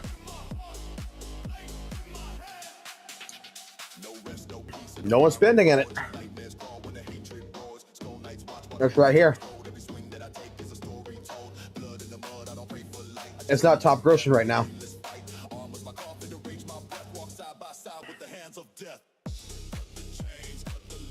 Data stopped on the 14th, so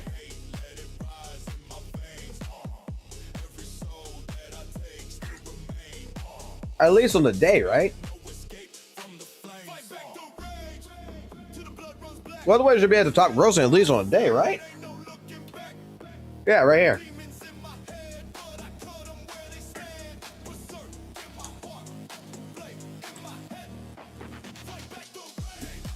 Not by much, though.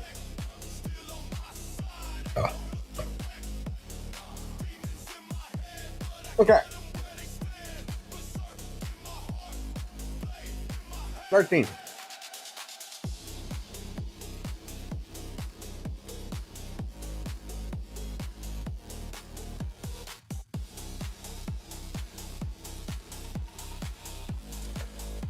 You see, this is like a leaderboard, right? And this is what I was trying to get at before. You see where Z.Z.Z is at right here? On the 13th. Okay? Like go through by weeks, right? Let's go through by weeks. First fucking week. 28th to the 3rd. Okay?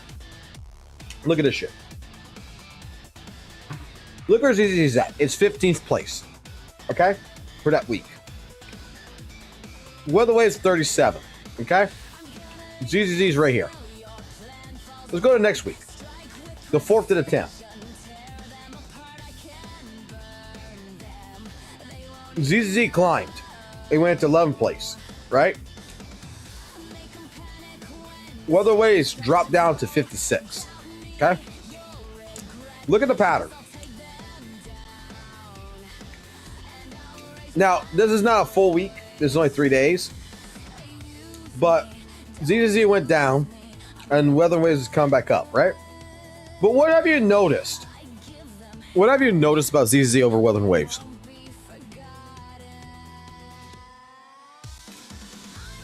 It doesn't drop hard. Like, you can say what you want about Z.Z.Z, but when it comes down to Z.Z.Z, since it's a niche game as well, it like legitimately doesn't drop far. Like, it has its moments. Wuthering Waves drops. Like, when there's nothing to fucking do, Wuthering Waves fucking drops.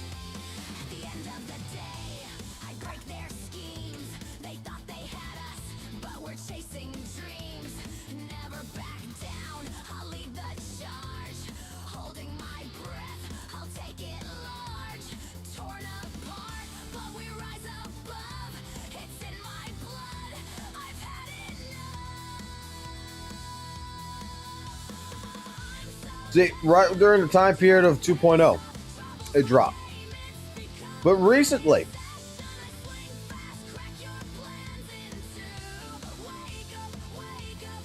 Z.Z.Z maintains staying within the top 20. It typically, with its banners, it typically stays within the top 20.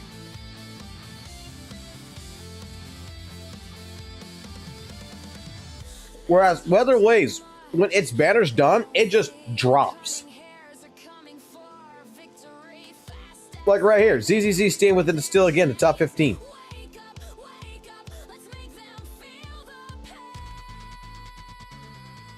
Z.Z.Z staying right here at 11.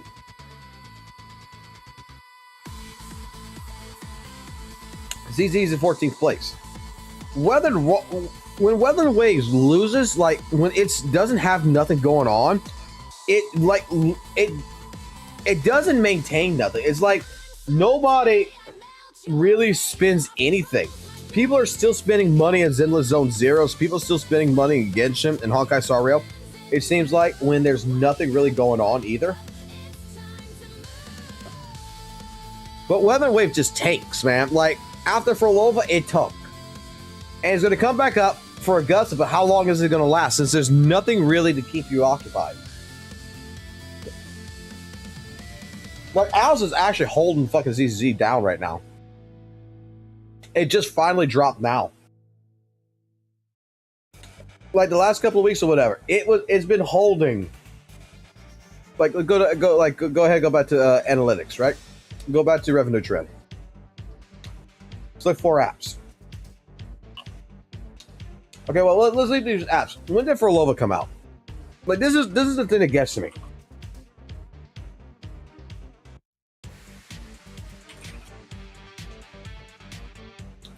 Frolova came out on the 24th, right? On July 24th.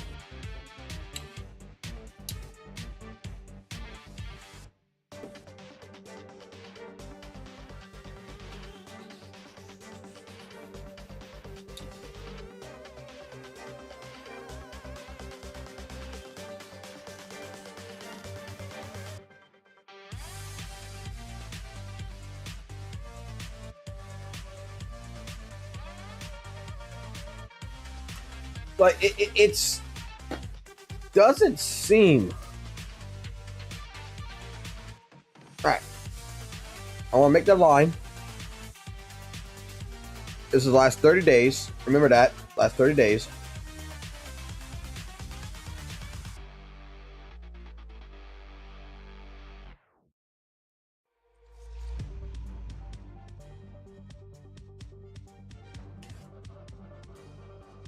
Now note one thing here.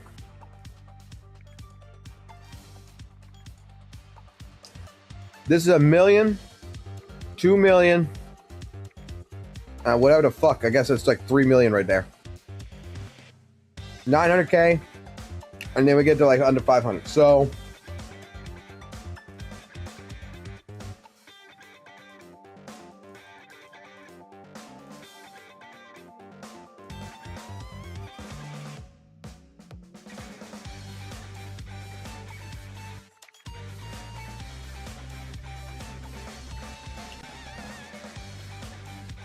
what's this side? 17 to 6. I just want to do an average. I don't want the actual fucking amount. 17 million plus 2 million. It's 6.8, so I'll put in 6.8. And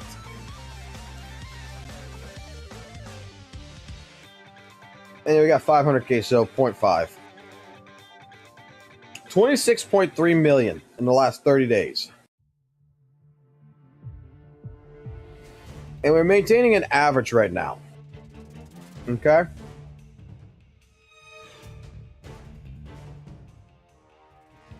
Oh, shit.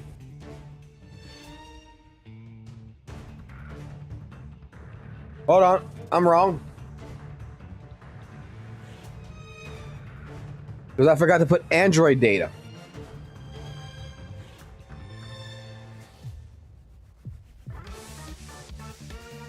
I forgot to show the Android data. Hold on. 6.8 plus 17 plus 2 plus 5. was 25.8. No, it's 20. Yeah, 25.8 plus 0.5. No, it's 26.3 million. It did calculate it. Okay. I just didn't see this graph.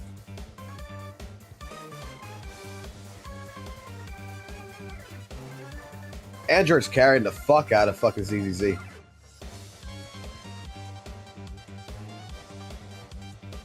Android users are carrying the fuck out of Z.Z.Z. Is it more optimal in fucking, for Android? Now, Wuthering Waves, with all its resource fundings, doesn't even get near 500k right here for its medium banner. Last 30 days. We got 26.3. Add 1 plus 3.5 plus 4.4 minus 26. So 26.3 minus the 4.5 million thing.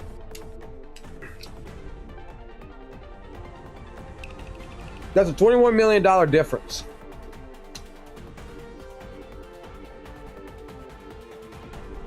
In the last 30 days, Z.Z.Z has made more money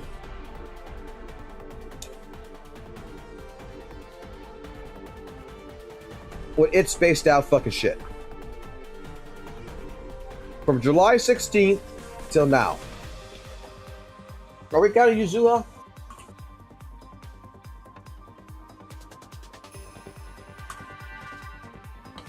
So we got the Yuzula banner.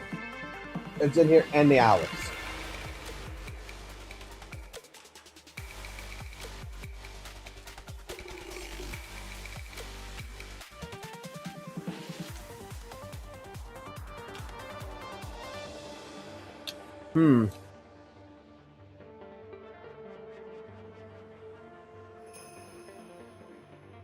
All Wuthering Waves got in the last 30 days is Furlova's banner, but Furlova's banner didn't go anywhere in the millions. It didn't get close. It's 500k, 600k. It was 600k and it dropped. And now it's having to spike right now for a little bit for the rerun. I don't know. Now that I'm thinking about it, now I'm looking at it. That's 90 days, please.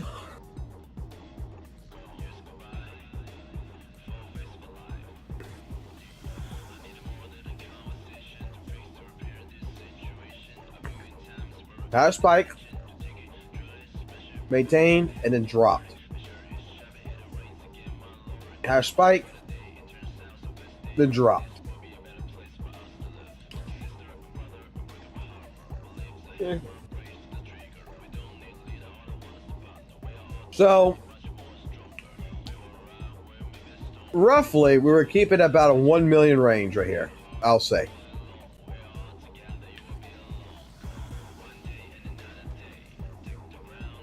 This is me giving favoritism to Wuthering Waves right now.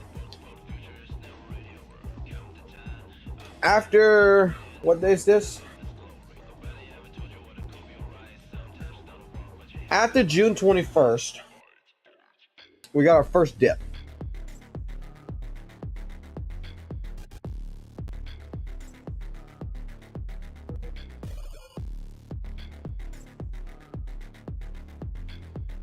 After July 11th, we got another dip.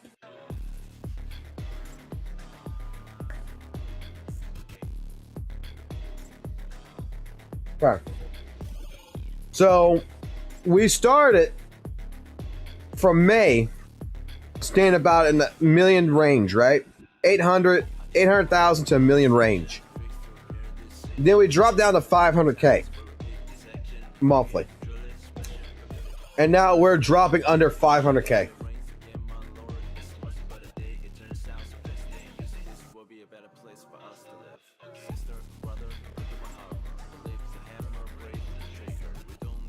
Why is Wuthering Waves not able to maintain it? Like, I would assume that you would have a dip, right? Right? You'd have a dip like this. But why is there why is there so much of another dip right here? Like, there's nothing that's bringing it back. Let me go see the Steam numbers on shit here now.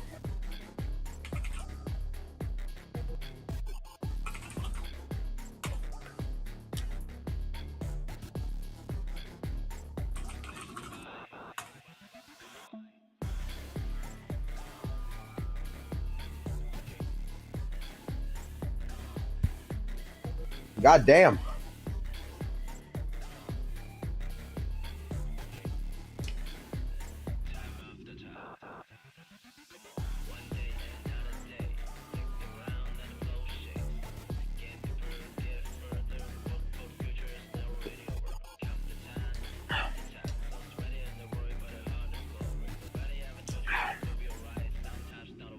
So we started off in May with 10,000 players. We averaged about 12,000 in June. We lost about 3,000 in July.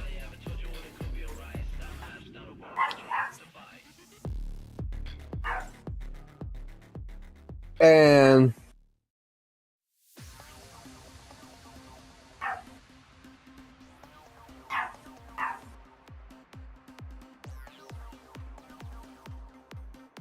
we lost about already another 1,000-ish. No, not really 1,000. We lost what? I gotta use last month's numbers to what we're seeing right now.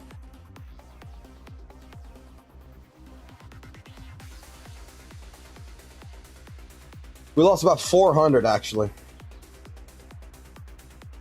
And it's steadily going down.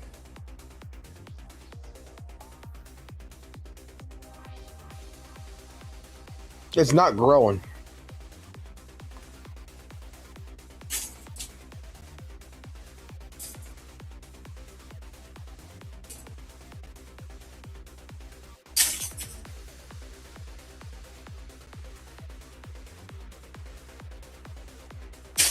It's not growing.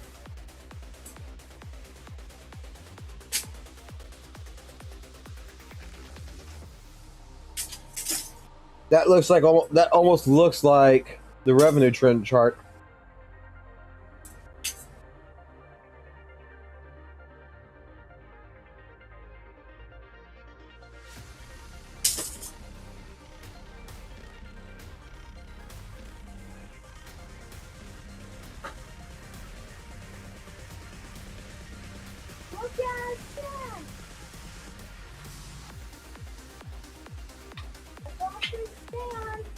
Playing with sand?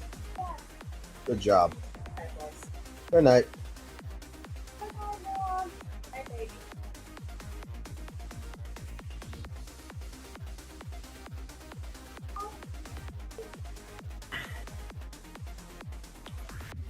I mean, this is like, you really can't use this to honestly track players, though. That's the fucking problem. You honestly can't use this to track all the PC players because a lot of people don't play on Steam. I know that will be the argument that will be used.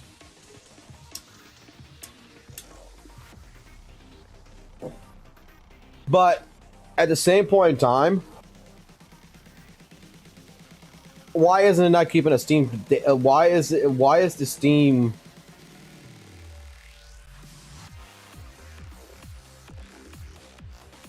Like 8,000.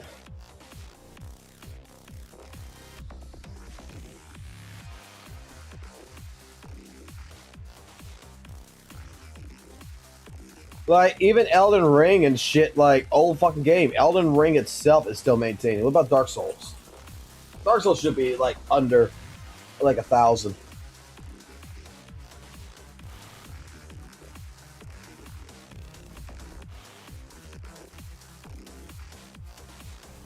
Dark Souls 3 is still maintaining 4,000 players. Damn.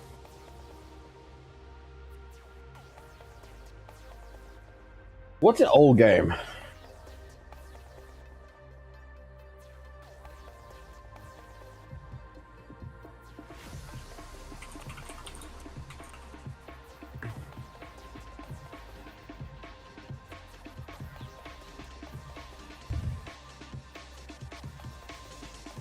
I mean, that's actually kind of sad to see that there is less than 10,000 players playing Wuthering Waves on Steam.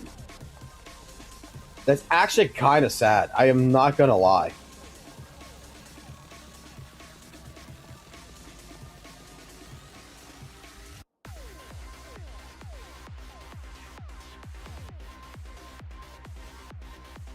The last time it had over 10,000 players was August 16th. August 15th, 11th. But it's not holding that.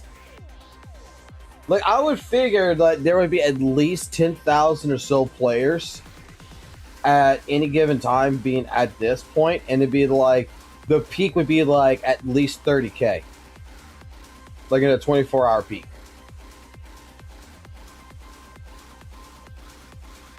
But this game mostly averages between 6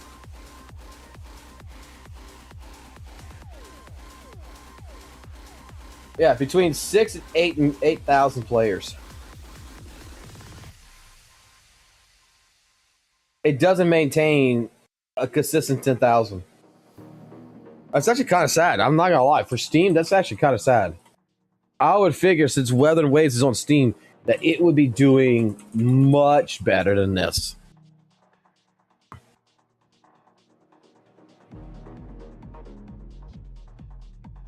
The reviews are still positive. Let's see what the negative reviews are.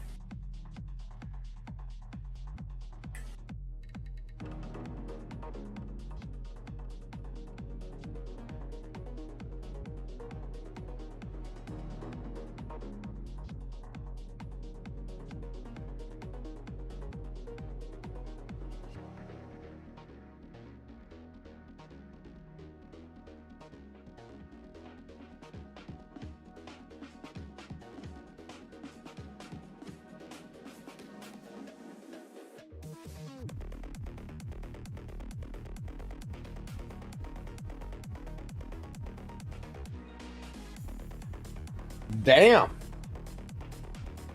So, I started playing Wuthering Waves with genuine... This guy's got over 200 hours, by the way. 214.5 hours. Right? Let's read this shit. So, this person started playing Wuthering Waves with genuine excitement. The game looked promising, even though my hardware was low. I still try to enjoy it on the lowest settings. On rare occasions, I use GeForce Now to make the game playable. Okay? 214.5 hours. On August 14th, I was suddenly and unfairly banned with the initial reason given as data anomaly. I have never used any third-party cheats or modifications. I only was using the official client on PC and mobile, and my logs were completely clean. Every file integrity check passed without a single sign of tampering. I contact customer service, explained my situation in detail, shared my PC specs, described the lag issues, network instability, even point out there was other players that had the similar experience.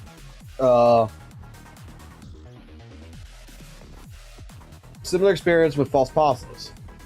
After several hours, their reply simply was final decision banned for third-party tools.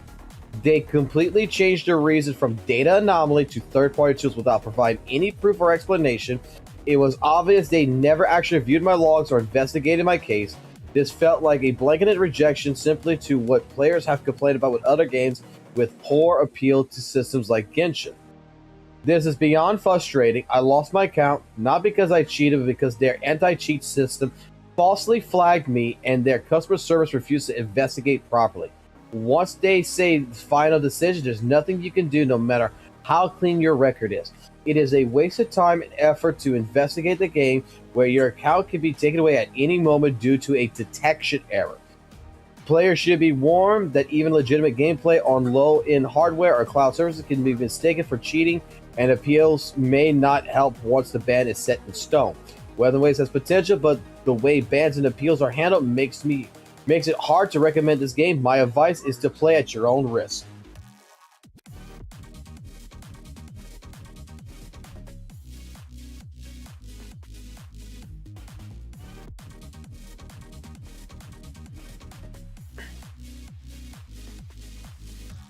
Wait.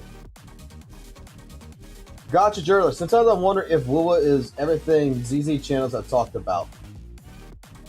You do realize that I play fucking Wuthering Waves, right? This, though, has been a fucking problem, though. Like, this is the one thing I'm gonna say. This has been a problem. Like, holy shit. So, the anti-cheat system is apparently a problem on Steam. This is probably the reason why it's so low on Thing Den. I don't think this game's worth your time. It's mixing poor ideas with better franchise. Describe maximum thing, blah, blah, blah. As for the rest of the review, no, blah, blah, blah.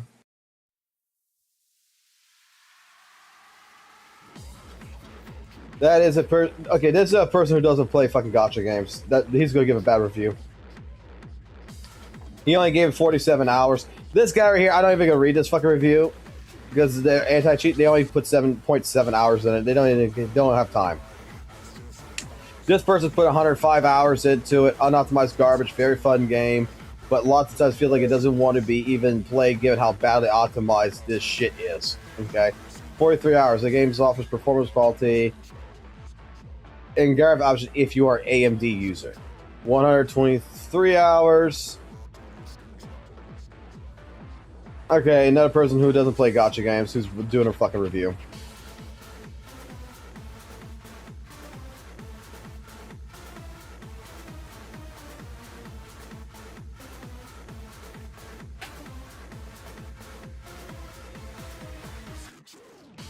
Well, go back to the fucking original fucking launcher then.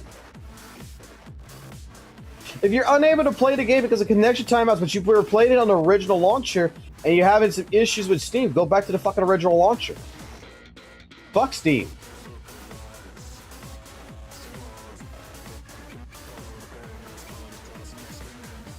How is this a fucking review too? 34 hours. I like the game, but I don't play it on Steam. Having to re-download the entire game for any updates is extremely lazy for the developers. What the fuck is this kind of review? What kind of fucking review is this shit?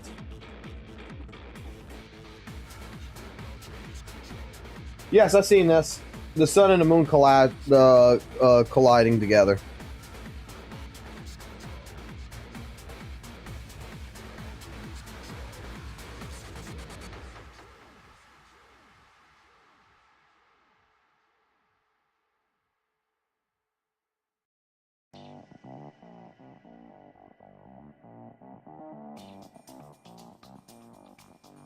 There's a difference.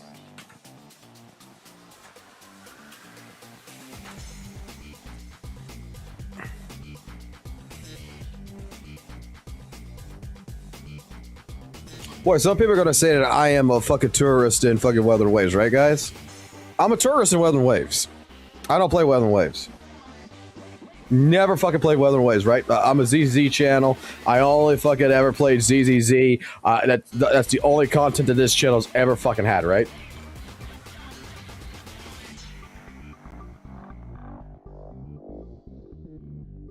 Play it on fucking like if you're gonna have problems with Steam, don't fucking play on fucking Steam. The anti-cheat system and everything else for WUWA and everything is fucking shit on Steam.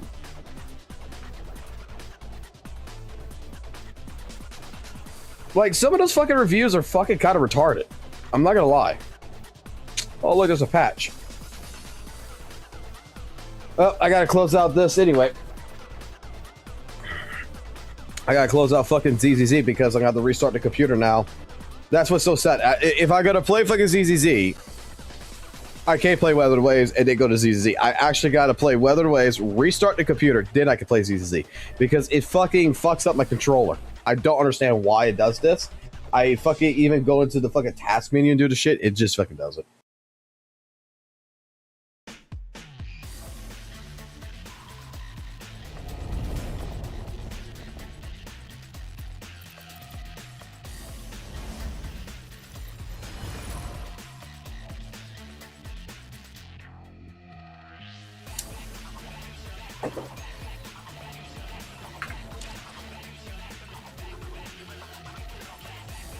Anything I can help. I stopped playing after Zanny. Understood. Today will be a fine day. I alone. The experiment begins.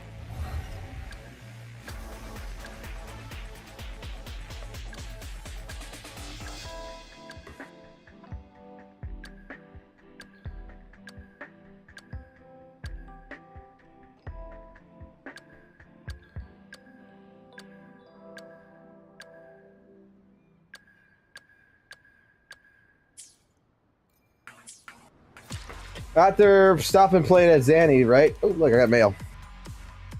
Play them all. Sweet. Bunch of fucking free rewards. Don't give a fuck. Alright, let's go through it. Here.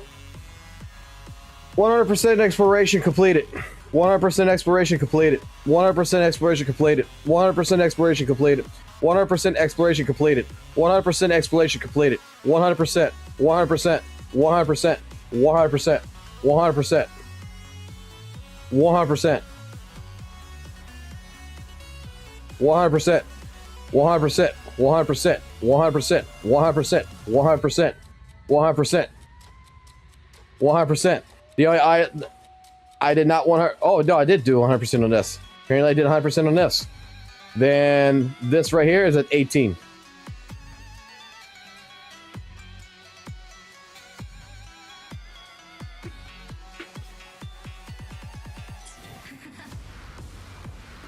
Last time I fucking played fucking Wuthering Waves the other day was fucking doing Tower Versity and shit. That's why we're here.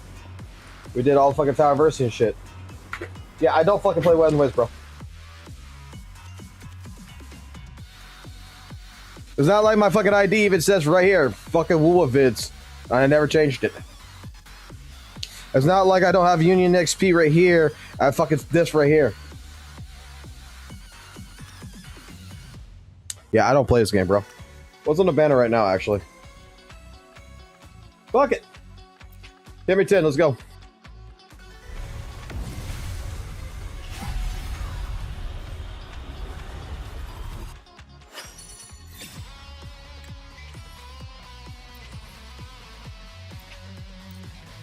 I'll go for jellyfish tits.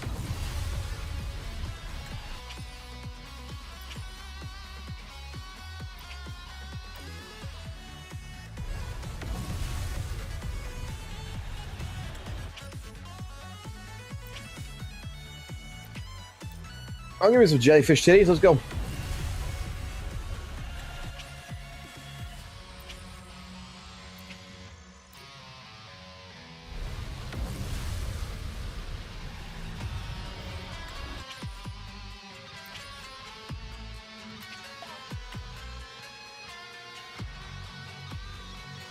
Yeah.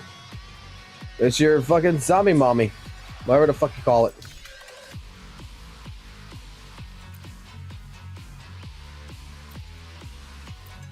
Oh, geez, I can fucking go ahead and do this. Sure.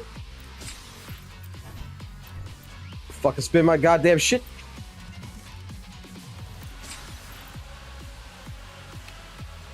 Anything in here worth a fucking investment in? Nope, not a goddamn fucking thing. I still got 3,000 fucking points. Nothing worth investing in.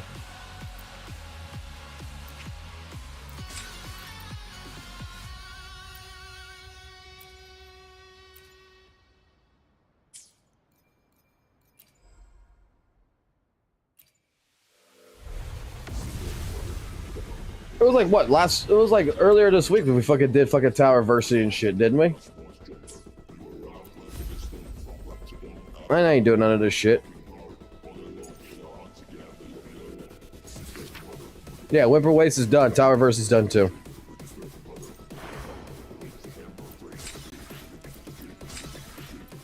I didn't collect all this shit. I ain't doing none of this shit. I don't feel like doing any of this shit. This is dog shit. But that's 240 fucking shit. I don't want to fucking do this shit though.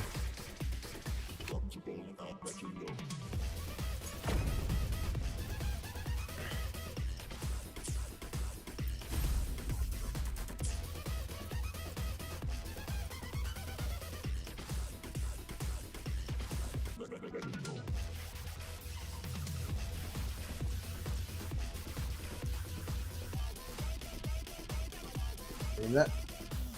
That's different.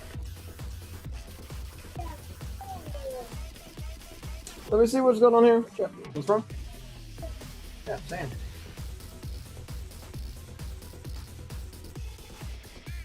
That's kinetic sand.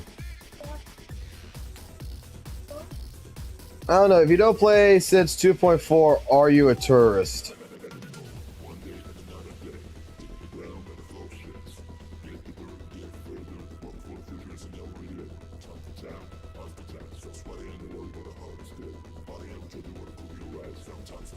I like the color puzzle fit. I mean, gaming journalists. I mean, I actually seen your like some of your comments, man. Like, you think like I don't fucking play WUWA.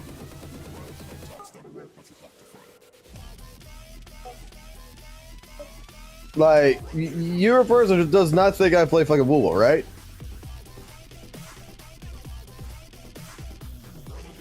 The channel's whatever the fuck I want to do on the channel. If I want to make fucking Wuthering Waves content, I make Wuthering Waves content. If I want to make Z.Z.Z content, I make Z.Z.Z content. I fucking play fucking shit. I mean, I don't know, man. I mean, you know, you kind of acted like I don't fucking play fucking. I never played Wuthering Waves in my life, man. Like, I don't know, man. 9 months ago. Not sure, man. Damn, look, I made a video called Why I Prefer WUWA over Z.Z.Z 10 months ago. Why I hate fucking Rover, a bland character. 10 months ago. Is WUWA's game balance future-proof? Oh man, that fucking aged well. Embellishing facts. Content creators embellishing facts. Give us Jan as a playable character. It was a joke video, but hey, fucking did. Yeah, I totally did not fucking go ahead and play and cover fucking WUWA for a fucking goddamn good duration of my fucking life, man. And before fucking WUWA was fucking Pika Combat, which the game is exactly the same, just like WUWA. It's gotten changes, but it's still, I still have my complaints about that shit. Fact. It's not like I haven't covered fucking Guilty Gear, and it's like it's not like I can't just go back any goddamn time and play fucking Guilty Gear again and fucking go ahead and do combos and fucking shit like I normally can't fucking do. Man, yeah, I mean, woo.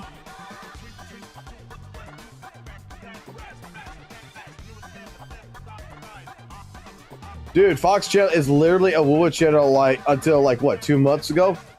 Pretty fucking much. I mean, let me see. Let's go to live streams, right? 3 weeks ago, 2 months ago, a month ago. Let's go 2 months ago. Yeah, get into fucking shit.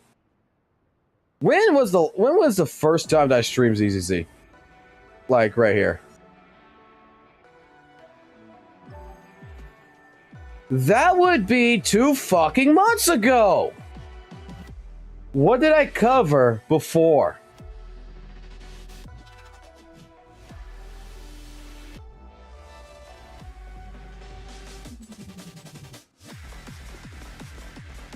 Ah, this is the day I actually yeah, this is the day I played WUWA, did my dailies, and I went right here. So it'd be the video before that.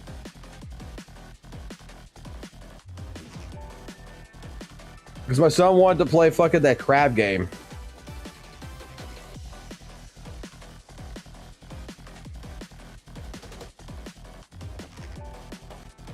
Two months ago, 3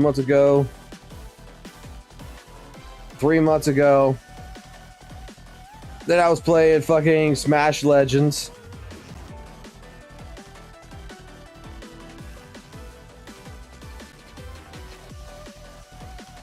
Why is my fucking videos re-looping?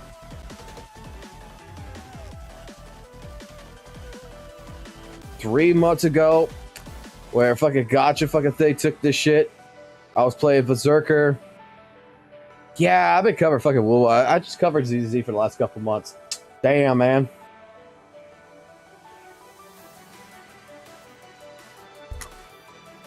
Man, Gacha gives a Gacha game. Man, I don't know if it's bad if Saytona does it. I'm just saying it's bad when anyone does it. I guess that it's only bad for some people. What's bad?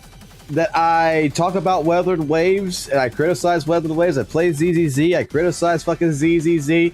That I don't fucking like Genshin. That I don't like Honkai Star Rail. That in general, all fucking gacha games have their pros and have their fucking cons. That the difference is that when it comes down to my content and what I want to play and what I like right now, like Z.Z.Z. might last for about fucking 6 months or something, and then at that fucking point in time, I'm gonna drop fucking Z.Z.Z. or I'm gonna play whatever the fuck else I want to fucking play at that fucking point in time. Like, what is it? What is it? Your problem in that sense? I'm not allowed to go ahead and criticize. I'm not allowed to go ahead and speak my mind. I'm not allowed to go ahead and say, "Hey, look, I don't like this." I'm not allowed to fucking play Z.Z.Z. and keep watching Wuthering Wave fucking videos and such like this, and waiting for Augusta to come through to come back into Wuthering Waves, so that way I could actually, see about wanting to play it. I'm not allowed to actually go ahead and, do different things. That I'm not allowed to try new fucking shit. I'm not allowed to nitpick because I used to nitpick fucking Wuthering Waves all the fucking time while playing fucking Wuthering Waves. That now it's a fucking problem that I'm playing another game that I'm not allowed to do it. Where's fucking I need to update this game anyway, and I need to update this one. I need to update both these games.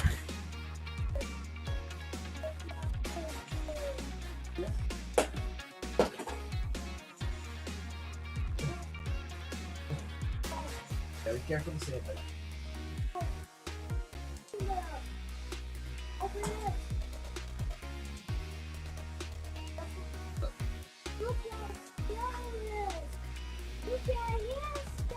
Yeah. Sorry, I was with my son there for a second. Holy straw man. I mean, I was asking. What straw man? You literally said it's weird as Z.Z.Z's Kate stopped talking about Wuthering Waves.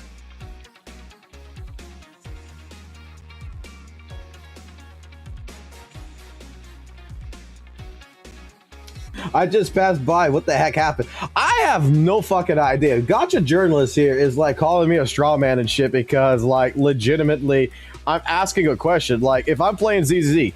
and I see something like, oh, the live stream for Wuthering Waves, if I want to talk about my experiences with Wuthering Waves and the reason why I like certain things in Z.Z.Z. over Wuthering Waves from all my experiences with Wuthering Waves for over fucking a year of playing it, and then at the same point in time, if I want to talk about the criticisms of Z.Z.Z. when I'm playing Z.Z.Z. or playing Wuthering Waves, vice versa, I mean, how is that so bad? Like, I'm giving Gacha journalists the time of day right here. I really want to know. I want to know where the disconnect here is, where the problem is.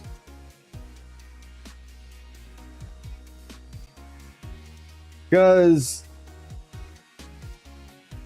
we already know that you made some comments because people have actually talked about you for a few minutes.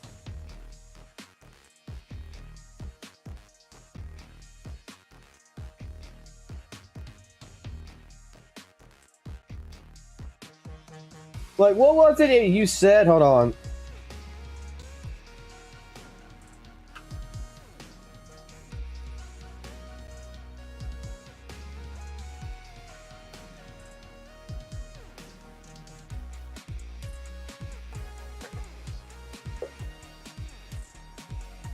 Hold on.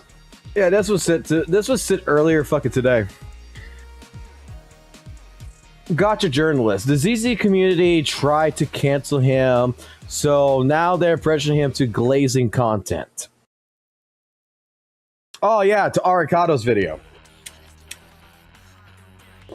We tried to cancel him. Okay, yeah. I don't know, a dozen creators in the entire community hating on you for making mid criticisms of Z.Z.Z. seems like pressure to me, but you do you. Loki Gacha, Foxhole, DJ King, YouTube. The first two being one of the biggest Z.Z.Z focused channels. and one apparently having WUWA rent-free in their head all the times too. Wow. Okay. I mean, all I did was I talked to Arikado. I asked Arikado for a conversation. I didn't go there to change his mind. And you're saying he was afraid of being canceled or whatever. I'm not sure. There's a 6-hour fucking call that we had that is on his channel.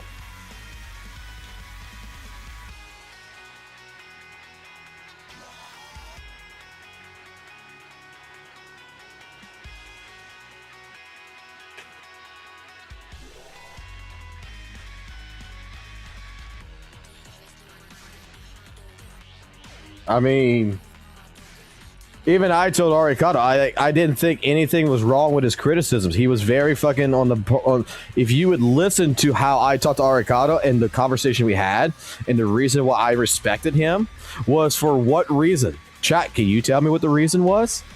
It's very simple. It's because when people were against Arikado, I've said that he gave a fair shake to both Wuthering Waves and Z.Z.Z. He gave criticisms to both games that were fair and equal to one another, and I like that. Both me and Arikado believe straight up when it comes to rupture agents in Z.Z.Z. It's particularly what it is. You know, it shouldn't be there. It's just another form of physical. When I criticize Wuthering Waves, I criticize Z.Z.Z. Both games have their pros, both games have their cons.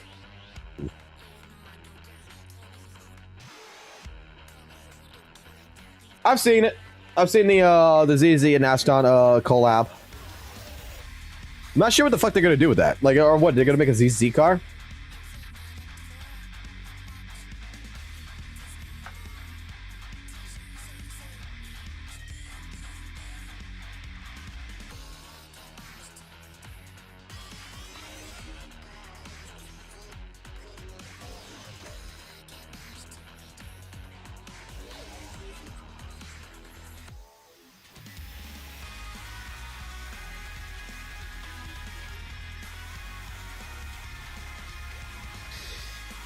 I have my bias to fucking Saintonis, but, you know, have I not... I'm going to ask, like, Living Moon. I'm going to ask 3Z Gamer. I'm going to ask Musical Skull. I'm going to ask everybody here. Have I not had to say a couple of times that reluctantly Saintonis is correct? Like, I don't want to admit it, but I have to admit it. That sometimes his takes are correct.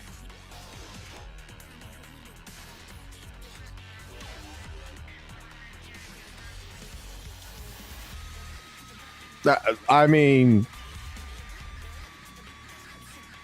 sometimes Wuthering Waves does good. Sometimes Z.Z.Z does good, you know? Sometimes both games do bad.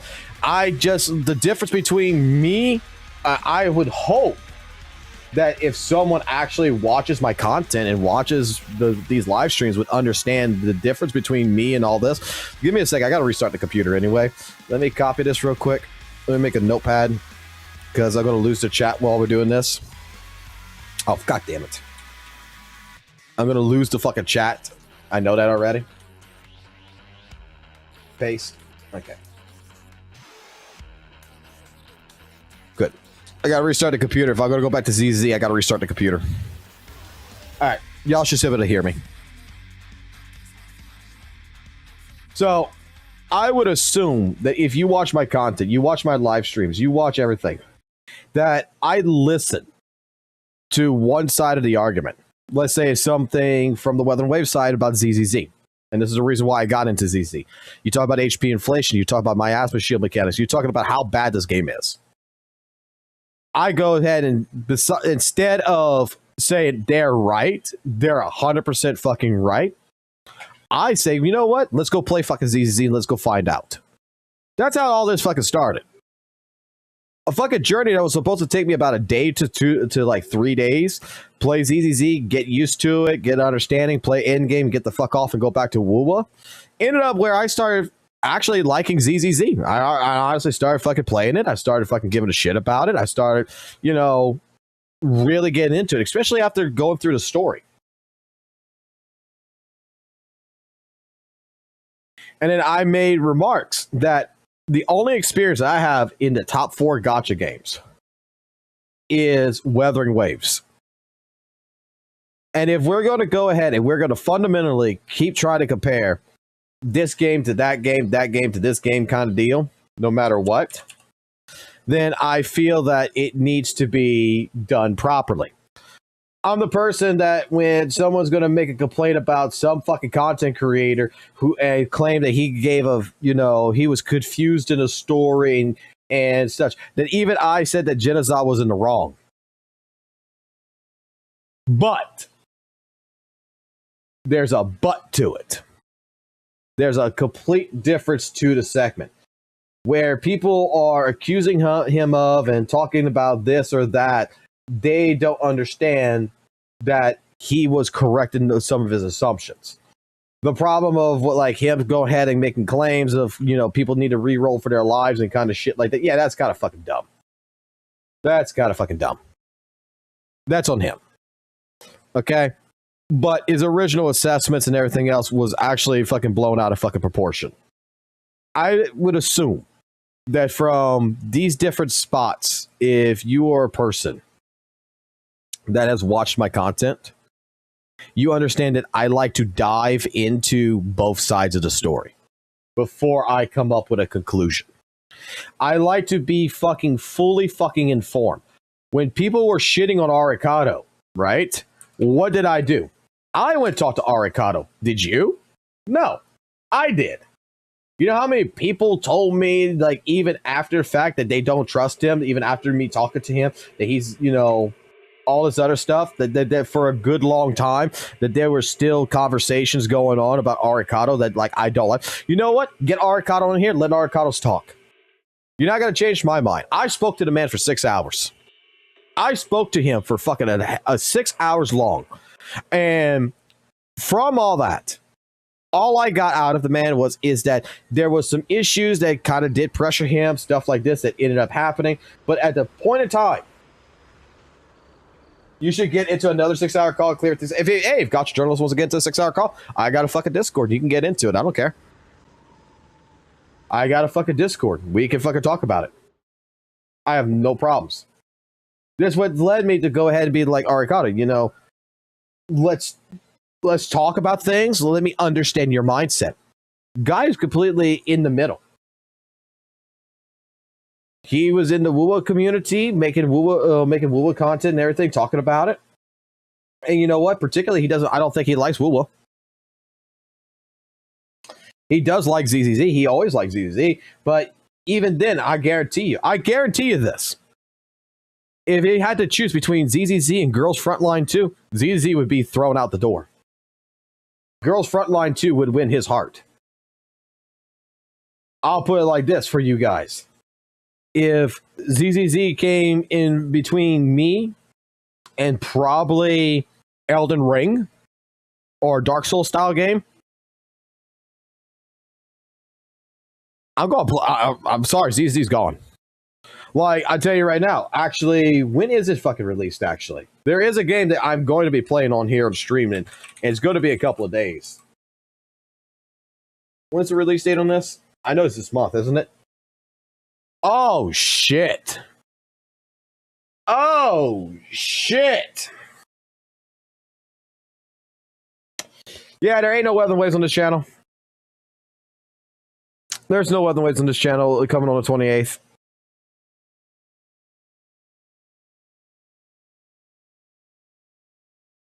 There is none.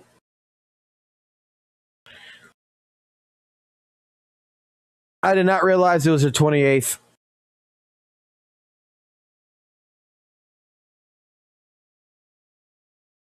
There's no Z.Z.Z. and there's no Wuthering Waves on the 28th. 28th is going to be fucking Metal Gear Solid 3 day. I'm playing the fuck out of this. I'm playing the fuck out of this. Augusta, I'm sorry, girl. I'm sorry. You're not as sexy as fucking Solid Snake. Solid Snake fucking better, bro. Actually, this is Big Boss. Same shit. They're a clone. Solid Snake's a clone of Big Boss. They're both the same. Oh, I can't wait to fucking play this. I cannot wait to play this. Listen to me, Jack. Just because soldiers are on the same side right now doesn't mean they always. I'm gonna kill the ant. I'm just gonna let him die of old age. Politics determine who you face on the battlefield. Is that why you abandoned me? The only thing we can believe in with absolute certainty is the mission. Your mission is to retrieve Dr. Sokolov. You mean the Soviets pulled out of Cuba just to get their hands on Sokolov? That's right. What the hell was he working on? Are you one of Vulcan's men? No. I've come to escort you back to the other side of the Iron Curtain. That's what they were making you build? I can't wait, man. The Shagohod. This was my childhood. Nuclear-equipped tank capable of I loved this game. I still own the PS2 copy. Gets his hands on it, it will mean the end of the Cold War. And then the Age of Fear will truly begin. A world war.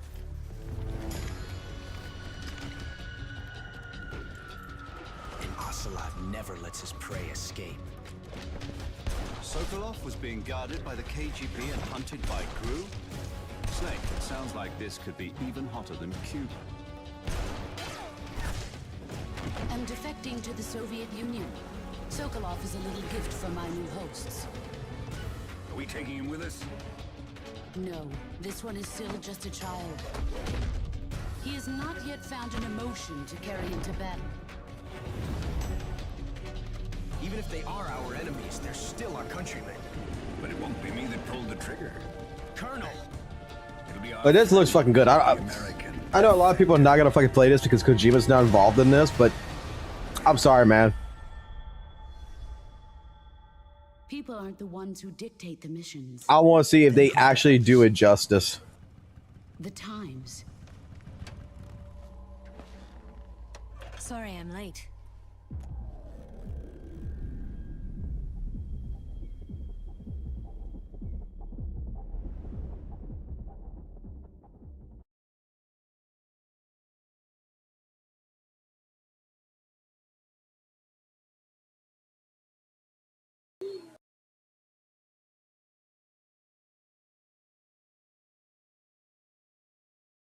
Like, this is a game that I am fucking waiting for. Like, look how good this looks, right? Like, let's zoom this as shit.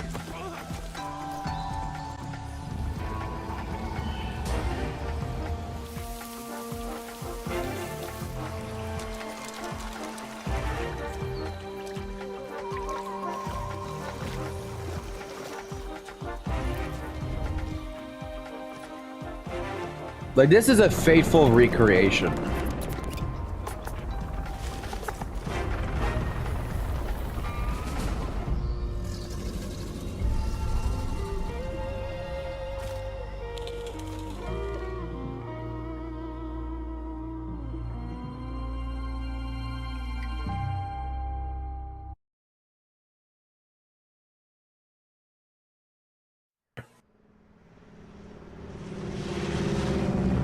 Back to the west. This will be a sneaking mission.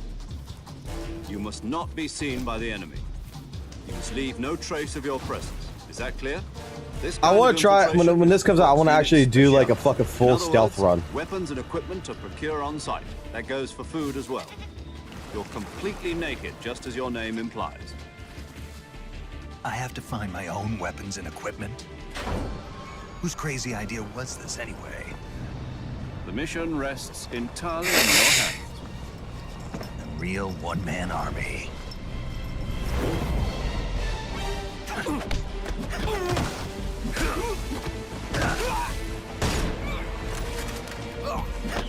Freeze. Speak.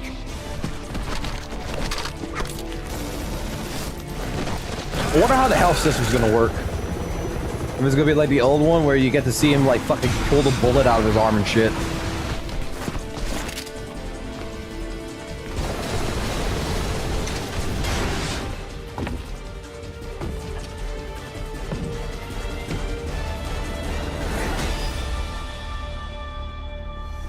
So, I think I have a damn good excuse why we're gonna be missing Wuthering Waves.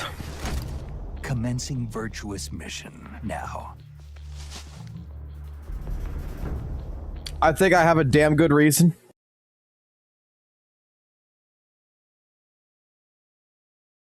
Dude, I have played every single fucking Metal Gear Solid game. I've played fucking Acid. I've played Ghost Bible. I've played every fucking Metal Gear game even on the MX2 fucking on emulator. I have played every single fucking one.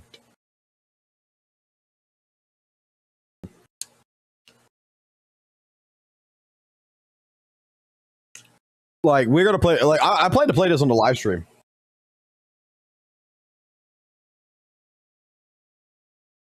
The only Metal Gear that I do not like, and it's gonna be sad to say this, is the last Metal Gear Solid 5: Phantom Pain. That's the only one I don't fucking like,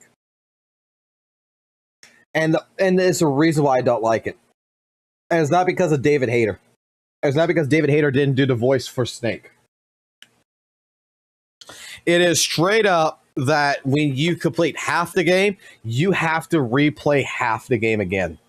You have to play you complete half the game and you gotta go back and redo all the shit you did just as a harder fucking mission.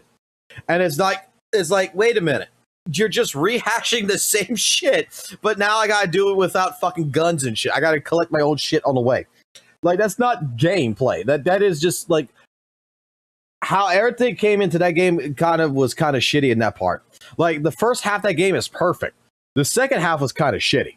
And then you get and then after you've done that, you get the last 3 fucking missions, which are new missions. And then the way it ended, I didn't like it. That's what it was. Yeah, the backtracking was done fucking horrible.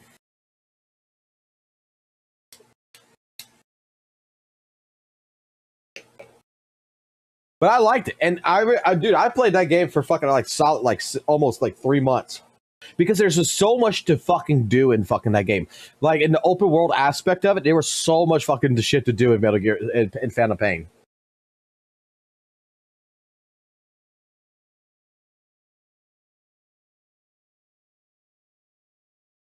It's time for Metal Gear Solid Snake to fucking live rent free in my head.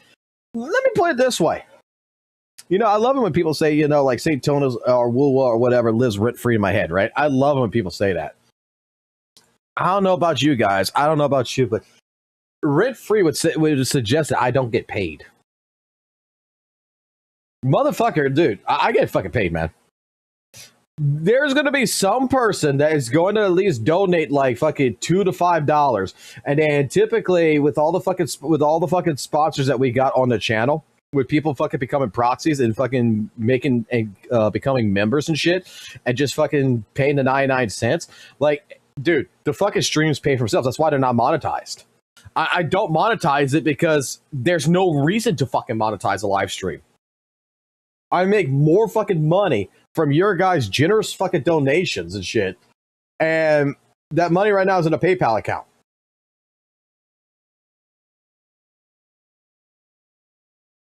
I mean, that's what's so fucking hilarious. And if I want to make more money, I should make videos, because the last week, if you notice, I haven't posted a fucking video last week. I've been having other things that's been rent-free in my goddamn mind that is not gacha gaming. The kiddies are doing all right. You know what's sad? You know, we talked about the kiddies, the ones with the missing eye? Well, it looks like the infection cleared up and he's got both eyes. So he's no longer guts now.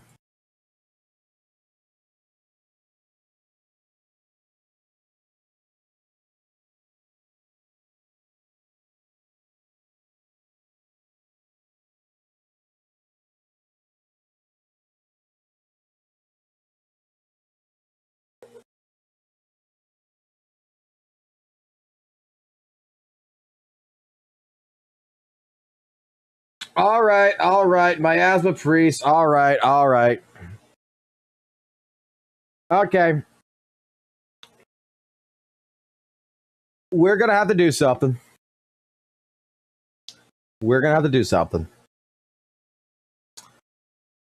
apparently a lot of you guys is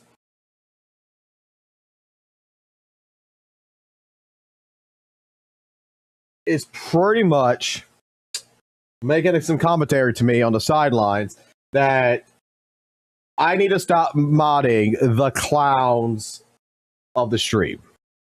That I need to stop modding fucking Satonis's clowns. That is what's being told to me. And that it's bad when the clown does it, but anyone does it. Who cares? The bros spreading misinformation, like, come on. I understand. I understand. I'm not going to say who said this. I understand. I completely understand. I've been stating that I was going to do this after 10,000 subs anyway, which is I was going to remove everybody's mod ship, and I was just going to pick a case scenario of people who come in on a regular basis to be mods to manage the chat. And that might be what we need to do. So apparently some people don't like the idea.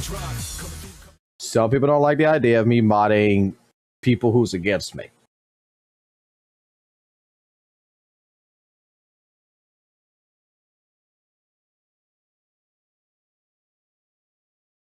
Oh, it's about Gacha journalists. About the situation with Gacha journalists. That's what it is.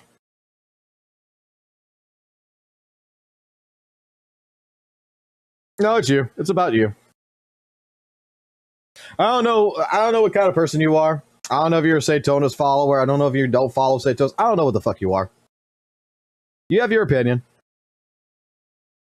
I have my opinion. If we don't see eye to eye, we don't see eye to eye.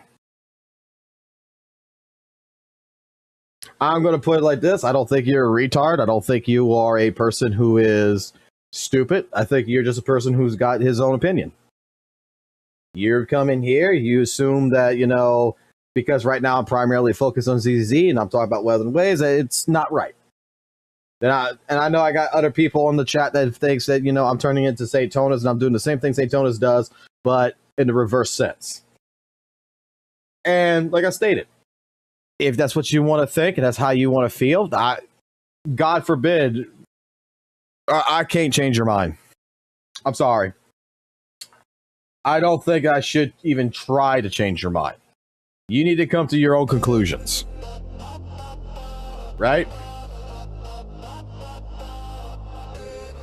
I play what I play. I like what I like. I talk about what I want to talk about. And I'm going to be honest with you. I like talking about the drama. I really fucking do.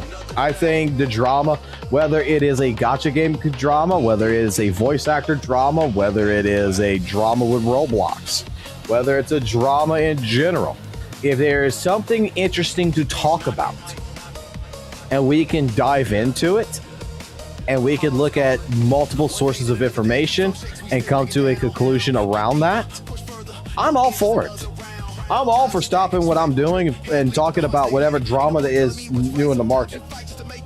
Because the thing is that one thing I have learned in my lifetime is that a lot of the drama that is surrounded, we may consider it misinformation, mistranslation of, you know, conversation. But typically what it always comes down to is probably someone is misinformed. Someone is miscommunicating what they're trying to say, and it comes out wrong. The Z.Z.Z situation is a perfect flying example of this. The miasma mechanic is a perfect prime example of this with Satonis. I will tell you, Satonis, I think he was 100% right on his first observations with the miasma shield. I think when he first looked at it and all this other stuff, he was 100% right. Because it looked bad. But when you go take a look at other people's videos, you go take a look and you talk to other people and who is doing what in the game, you find out that there's other source information that contradicts this, you know, this idea behind things. And straight up, think of it like this.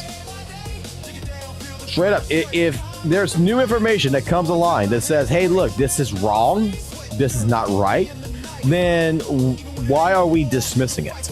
We should not dismiss that information.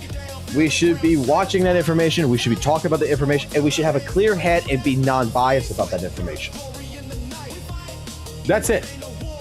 It's that simple. As much as, like I said, me and St. Tonus, I have my own personal grudges, you know? But I think if we got into a conversation, we could probably fix that, to be honest. It's not that big of a fucking deal. I got my own bias. It is what it is. But there's times where he's right. I'm not gonna lie. There's times he's right. You might not like hearing it, but you know, in a situation like Z.Z.Z, he's not right about, I would say he's not right about 80% of the conversation that's going on there, but 20% about Z.Z.Z's personality, about him crashing out, about him doing the things that he did, he's 100% right on.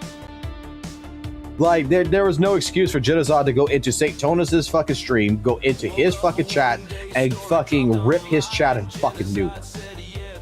There was no fucking excuse for that. I don't give a fuck who you are. I don't give a fuck, a fly fuck who you are.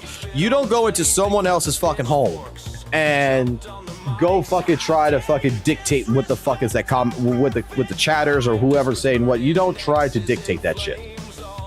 It is what it is. You let it be.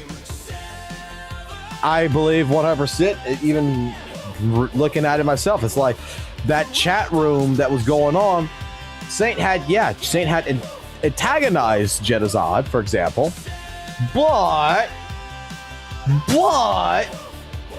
that chat that went after Z.Z.Z in there really didn't say anything fucking bad. Like, it's not like he had a bunch of fucking people that went out of their fucking way and fucking just kept calling fucking Z.Z.Z a bitch. Okay? The worst thing that was said was what? He's a snowflake? And other people were calling him a soy boy and shit like this? It's just like, yeah, I understand where St. Tonus is coming from. Like, that wasn't... It wasn't that bad. And him crashing out over that was kind of bullshitty. So, points to St. Tonus on that one, he's correct.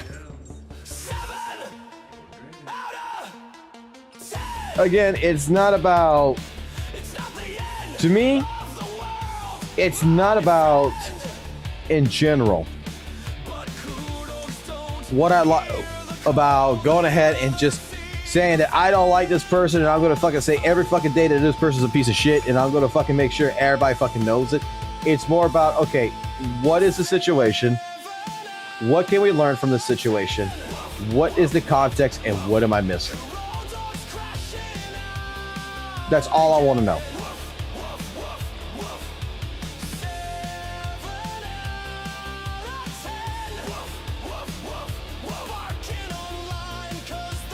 And that's why I say, I think, honestly, drama is probably very interesting in this regards. Because we all have different concepts of it, but if you're more willing to sit there and discuss it, and you're more willing to look at all sides of information, you might be surprised that your opinion changes.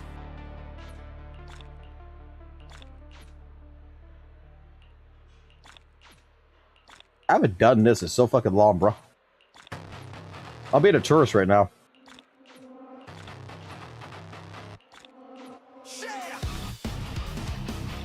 I need my 5,000 coins.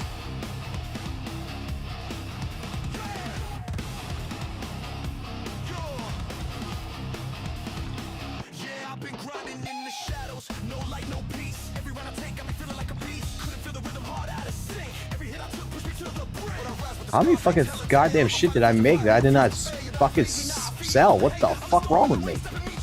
Holy fuck, I did not sell a lot of shit.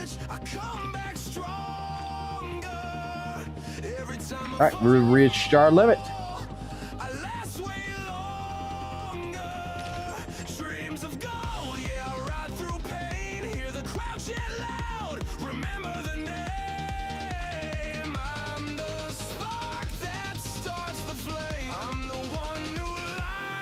There is absolutely... I don't give a fuck about that shit.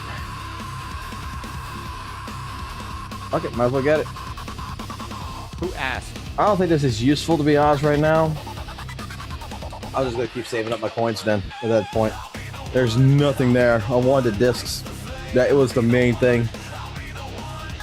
But then I got some training logs and some weapon energy out of that too. So that actually is gonna help out when time comes. So 4 characters to build up.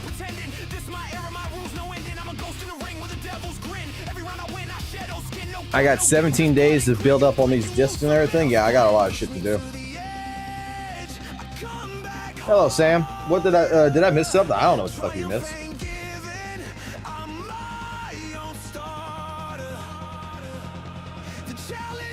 Well, I came by to say hi, and Foxhole is too locked in. What am I locked in on? The trigger ass? Everybody should subscribe to Jay Nova. He's a better fucking content creator than I am. He doesn't handle drama, man. He doesn't talk about drama. He likes listening to drama, but he doesn't talk about drama. He needs to get into drama. Jay would be amazing in drama. I guarantee you, this motherfucker would be the most amazing son of a bitch in drama. 100%. Because Jay Nova would not know where the fuck to put himself at in drama.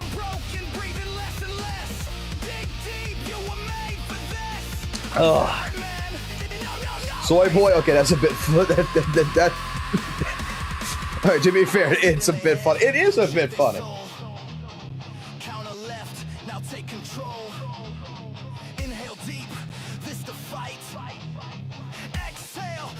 Fun fact, Fox tried to reach out to the same in the past and talk to the same block box. Yeah, pretty much. Pretty fucking much. We had 1 paragraph of a conversation on Discord. Never again after that. Where I was told that he had no problem with me as a viewer, but as a content creator, he would not associate with me. It's like, okay.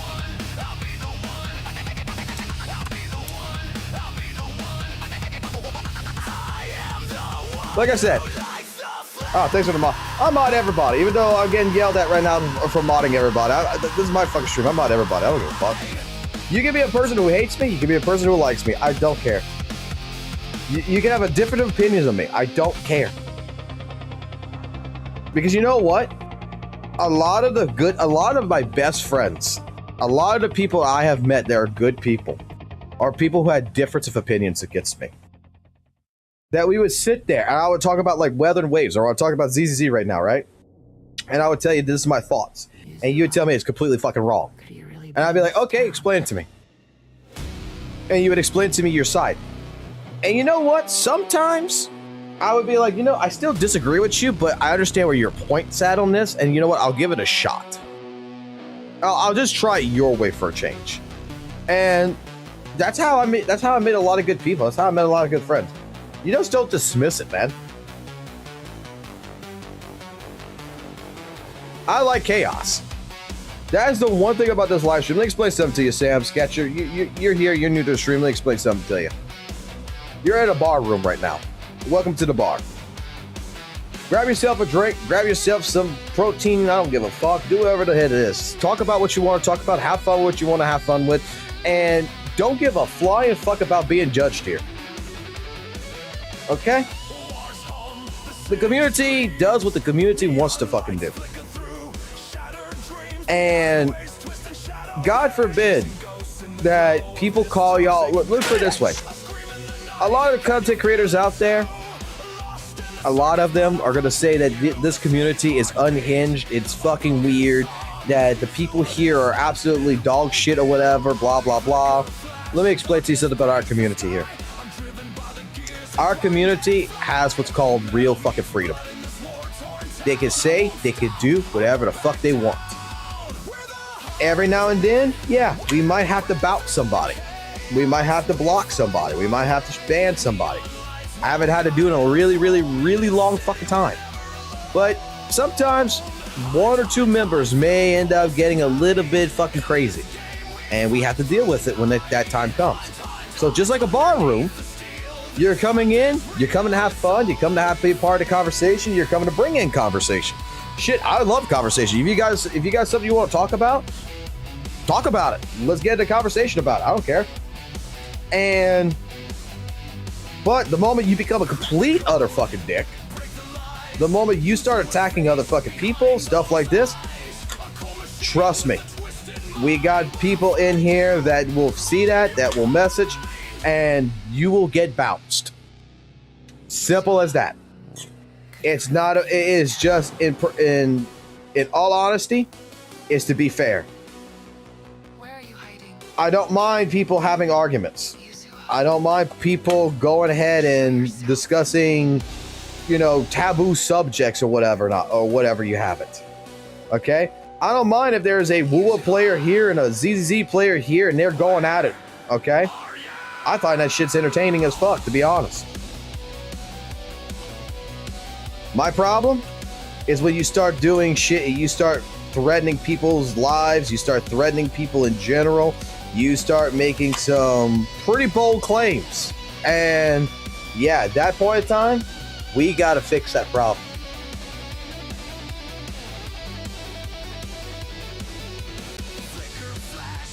I mean, that's the point. We could just agree to disagree. It's as simple as that.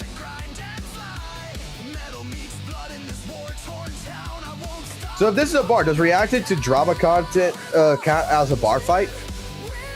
Let's put it as a poll. Fuck it.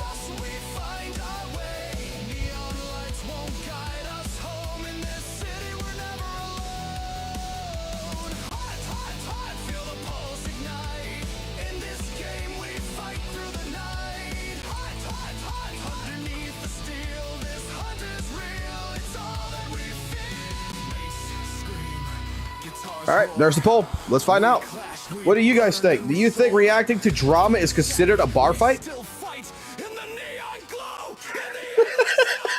Like, do you consider watching drama videos and shit? It's good to consider that. What is Nicholas like to you?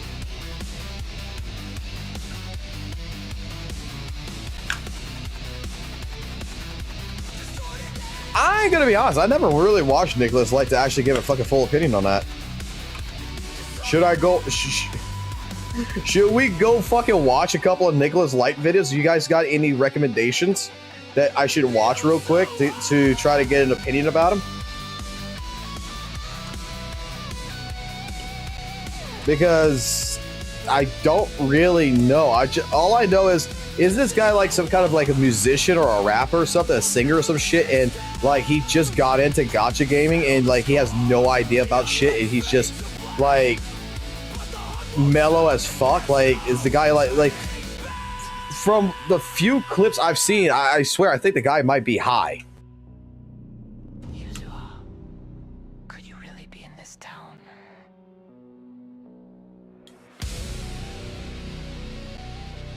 Niggas like watches anime and does reacts. Oh, he's perfect then for the space. He's perfect, 100% perfect, man. He can fucking be like, yo, this reminds me of this fucking one time at JJK when we fucking had a fucking jump scene, man. Dumb version of Saint. Let's go take a look. Let's take a look. Let's see. Let's see if there's any video on his channel.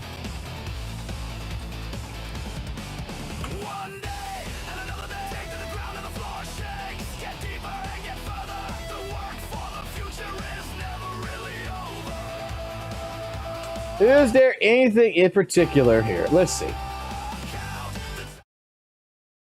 I watch the show instantly. He's got 1 million subs. Let's go to his popular shit. All right, he reacts to anime Attack on Titan openings. Reacts to anime openings. React to anime openings. All right. I'll look at the JoJo one because I'm a JoJo fan.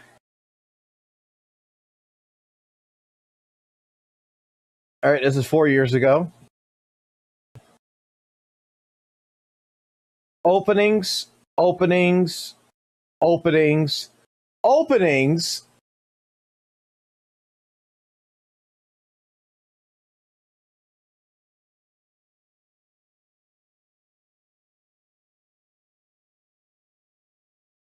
There's no way legally he can get away with this shit. He's like broadcasting the full fucking episode, it seems like.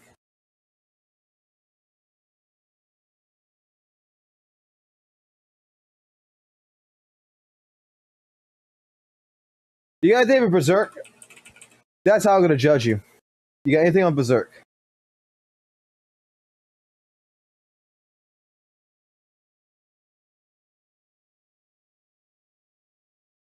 Just the OST?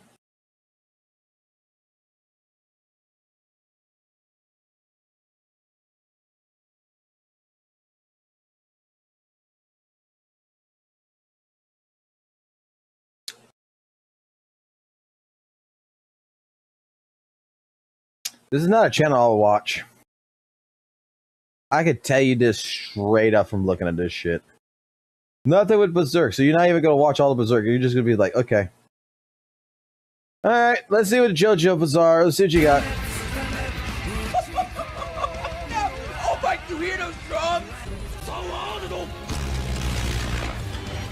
What was that? I know absolutely shit when it comes to JoJo, except for one thing. The music is bonkers, and I've never used that word before. Probably never use it again. I got a lot of comments, people And this is telling a me rapper, every right? opening of this show is iconic. I know I'm in for a wild ride. That's why I came with water to prepare myself. If you're new to my channel, I just started these anime reactions, and people are loving them, so I'm not gonna stop. Most importantly, I'm loving them. I'm having so much fun, more fun than I've ever had on my channel. So if you like what you see, go ahead and hit that subscribe button. But with all that garbage out of the way, let's get to the openings. Oh, I already reacted to this one. If you want that reaction, go on my channel. Here we go. Let's see what season 2 got.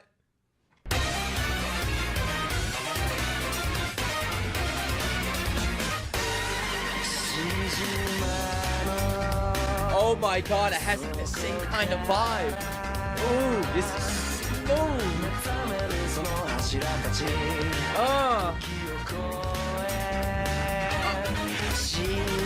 This vibe, it just makes me so excited to actually check out this show.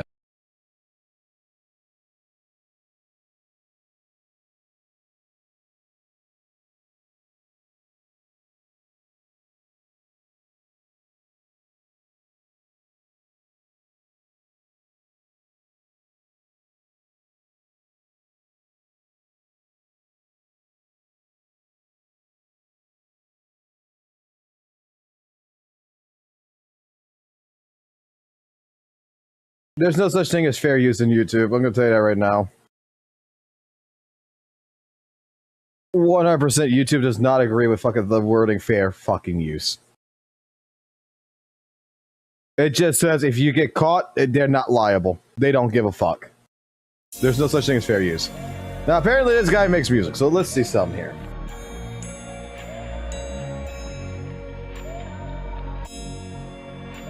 Six years ago.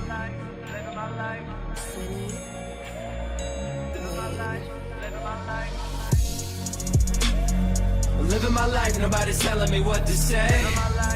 I'ma be enjoying my night until the pain all goes away. Ain't no negativity up in my sight. Sick of people saying what's wrong or what's right. I'ma do whatever I feel, it's my night. Let me live my life.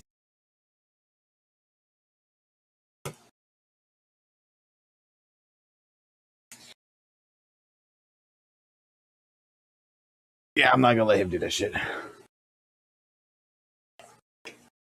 Yeah, so many people are fucking doing it, but again, if Funimation or Mappa TV or something goes ahead and goes after you for watching the entire fucking episode of a fucking anime or its opening and you're reacting to, YouTube is not going to fucking step in and be like, that's called fair use. YouTube is telling you, it's on you, buddy. That is your problem.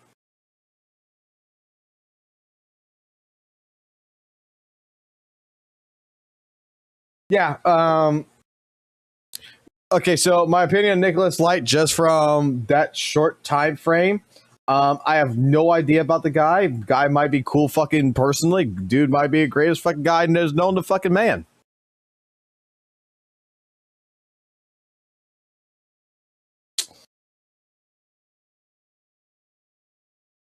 Zeto got swatted today? Damn. I kind of actually want to watch this.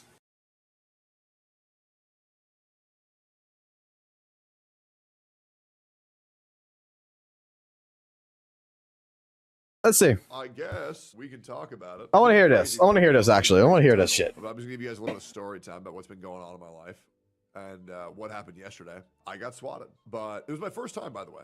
But I want to give you a little bit of lead up to what's been going on. And I'm just going to be completely transparent with you guys. I'm a very paranoid individual. I have many, and I real quick, my mod's showing context real quick. My mod's showing context. Just so you guys see this. This is a real image. This was taken from last night. But yeah, I was, in fact, swatted last night. So to give you guys a little bit of context, I'm a very paranoid man. And it's often hard at times to understand, is my paranoia valid or is it not? Some people call it hypervigilance. Some people call it paranoia. I have lived a life where I've always felt like there were people trying to kill me. I am also schizophrenic. So a little bit of lore. I was diagnosed in freshman year of college back in 2012, but I'd always been seeing things since I was young. However, I will say this, I pretty much don't see anything, don't hear anything anymore. Maybe like once a month. I don't know how, but I just feel like I've got it under control. And even when I do see things, it doesn't really affect me. I have been going into more serious content lately, more controversial content lately, because I've been given this opportunity to do so. And it's been a lot of fun because I actually get to think about things and expand my knowledge about the world and try to expand my worldview and try to talk about issues that I think matter and can maybe enlighten people to having perspectives that would, benefit the world and their lives a little bit more. But things have been getting a little bit weird. I've been betrayed by a lot of people who I greatly cared about. I've been betrayed by people who I've been taking very well care of before, and it's happened once, it'll happen 1,000 times, and it'll continue to happen for the rest of my life, because the world is a very cruel place. At least that's how I feel these days. I have around maybe 8 security cameras installed around my home. I can see every inch of perimeter that's around my house. There's not a single blind spot, and I own many guns. But things started to get weird a couple of weeks ago because there was this one car that kept on pulling up in front of my house. The person in the car I didn't recognize. And then they'd leave. Same person would pull up and then they'd leave. And shit like that's like the shit that fucks with me. Because I'm like, who is that guy? Why do they keep on parking in front of my house? And why do they keep on leaving? Like, are they DoorDash? Are they this or that? And then I'd review the security cameras. I'd watch them sit there for an hour and 45 minutes just sitting in front of my house, not doing anything. Just sitting there. And I'm like, all right, well, I'll keep tabs of that. Strange. But the other night, this was maybe like 3-4 days ago, I'm streaming. It's 11:30 in the morning, and my internet goes out. And I'm confused. I restart the router. And I don't know what's going on. And then I, call them. They say there's an internet outage in your area. I'm like, oh, okay. Well, when's it done? Okay, sure. All right, I'll wait. Then I walk outside, and I see my cables from underneath the ground have been pulled up and slashed. Someone slashed my fucking internet cables. And I couldn't check to see who it was. About 14 hours later, I reviewed the security footage, and it was actually just my old Asian neighbor. And he was gardening. But it freaked me the hell out. It did freak me the hell out, because I was like, damn, who the fuck did that? Right? Why, though? Because they were gardening. They were, like, getting weeds. And they slashed my internet cable. But anyways, that takes us forward to last night. And, the things on the internet that I've experienced are, there are people who have come to my house. There are people who have said, if you play this game, I'm going to kill you. If you talk about this topic, I'm going to kill you. There have been people who have, approached me in real life. They've called me a white devil, called me other slurs for white people. Not that anybody gives a fuck. They've come at me, called me a raging faggot, coordinated people to harass me via Discord and found me in real life to do this shit. Thankfully, now I'm strapped, so I don't care, but I used to not be. But, I've received a lot of harassment in my life, and yesterday was a new chapter. And I know I'm taking it kind of lightly, and I know it's very serious, but you got to understand, at this point, I've seen it all. I've been through it all. I'm confused about the gardening shit. This video because even though I'm taking this very well, I want to explain the danger to this and why I think it's happening. So last night, I ordered some food. I ordered one of my favorite restaurants in Austin, Texas. It's called Honest Mary's. It's delicious, very healthy, very clean food. They deliver. They leave me my little chicken, sweet potato, and my sweet onions, and I get that from me. Is he doxing himself right now? Okay. First and foremost, your neighbor is weeding. Your line's underground. Your neighbor's gardening and cuts your line. That makes no sense to me unless otherwise the person who installed the fucking cable is a fucking moron and only installed it like a foot. Because like, look, my internet line's fucking buried. And you know how fucking far they actually fucking buried that shit? Like 10 foot under the fucking ground. Like they actually got a fucking trench log digger that dug out a fucking trench from my fucking apartment all the way down to fucking install that fucking line. To where the only way you're going to cut that fucking line is if you are digging a hole to fucking China. Like, that makes no sense to me. That you're old. If he's gardening and trying to pull weeds, what the fuck is he trying to do? Is he trying to pull out the fucking weeds from, like, I would be concerned there. Like, if that is what happened, I would be concerned there. Your fucking neighbor might be looking for fucking buried treasure or some shit. And Sophia, and they leave.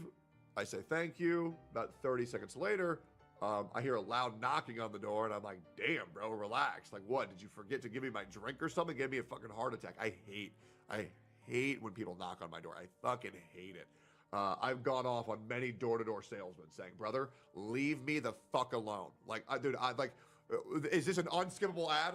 Like, why are you showing up to my fucking house? Can I get YouTube Premium to skip these fucking ads? Anyways, loud ass knocking. I go to open the door, and as I'm opening this door, I can't remember how many fucking police officers it was, but a large amount of police officers come into my home, and they take me out of my home. I immediately put my hands up, and I say, hey officers, this is a streamer house. I think I'm getting pranked.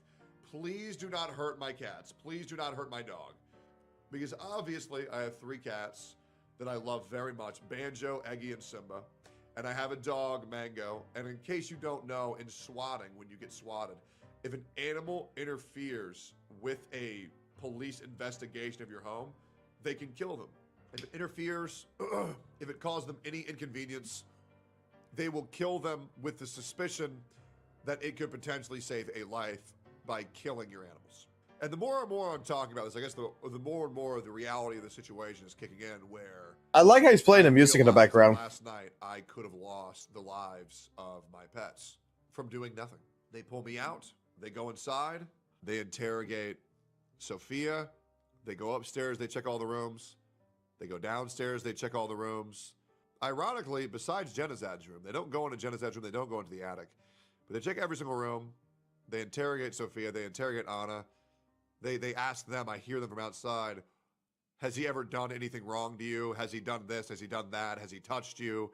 Has he done this shit? Is he raping you? Like, has he done anything to you sexually that you don't want? And they come back outside, and I think it's like 3, maybe 4 officers pull me out to the front of my porch, and they say, so have you had any type of altercation, or have you ever yelled, or have you argued, or have you ever hurt any of these women inside your home? And I say, and by the way, the entire time, my hands are up. The entire time. I do not put my hands down, because I'm just trying to cooperate here. I'm just cooperating. The officer says, mid-sentence, like, hey man, you can put your hands down, it's okay. I can see that you're trying to work with us. And I say, thank you. Like, anything you want to know, please, like, just ask me. I'm here to help you guys. And I said, no. I mean, I guess Z.Z.Z got upset at my dog last night. He yelled at my dog. And I said, well, then that's like the only thing I can even remember of anybody raising their voice. Like, Mango was trying to eat his pizza and he got angry. And they said, okay, well, that's not it. And I said, is there like a reason why you guys are here in my house? And they told me that they got a report that I was raping women in my house, and that I had 8 hostages in my home. And I asked, well, who said that? I said, well, who said that? And they said, well, we can't tell you that. And then I started listing names of the people who I think would have done that. I'm not going to say who those are. I invite them inside. I talked to them for a little bit. They apologize with the whole ordeal. They mark my house down as a streamer house to where the police will be more cognizant and my house will never be swatted ever again. As well as my future house that I'm moving to has already been whitelisted and will never be swatted, which is great. So I'm safe from this from now on. We talk about how horrible it is that people do this to streamers. Any potential people who I think might be harassing me, I give them some names.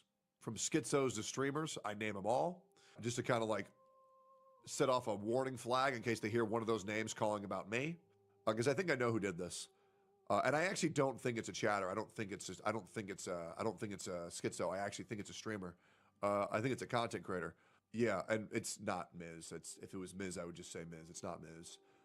I think I know who it is, because I think there is someone in this town who wants me to kill myself. I genuinely do. No, I don't think it's Hassan either. I think it's, well, I feel like it's pretty obvious who I think it is, guys. The person who really doesn't want me to talk about him. I feel like it's incredibly obvious. And I do think this person is trying to stress me out mentally enough to where I kill myself. I do. Because they know what I am going to say.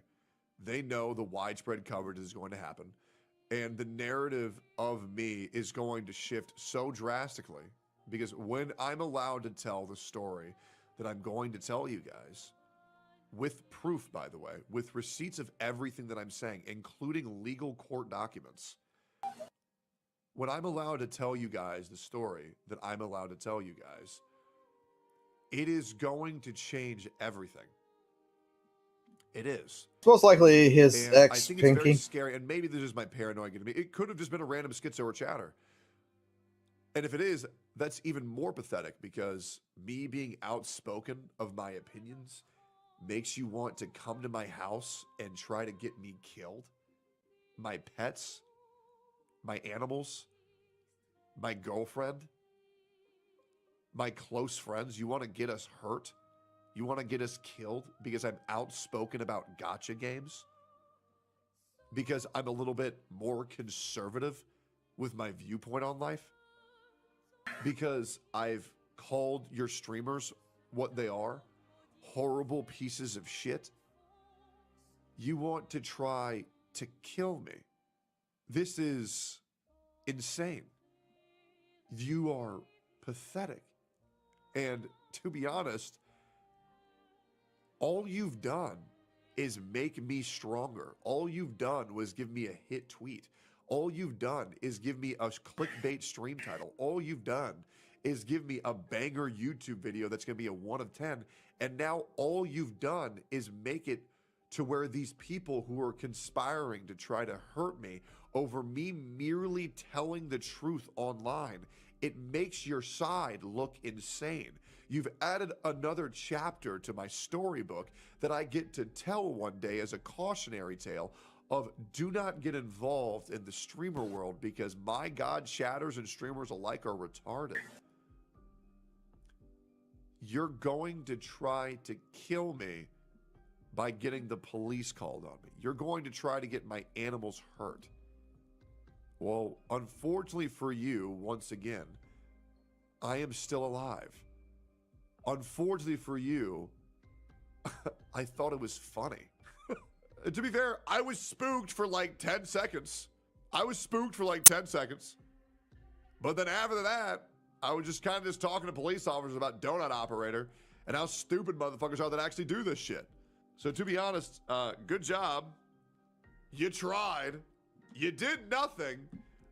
Everybody's cool. What's funny is Sophia and Anna didn't even care.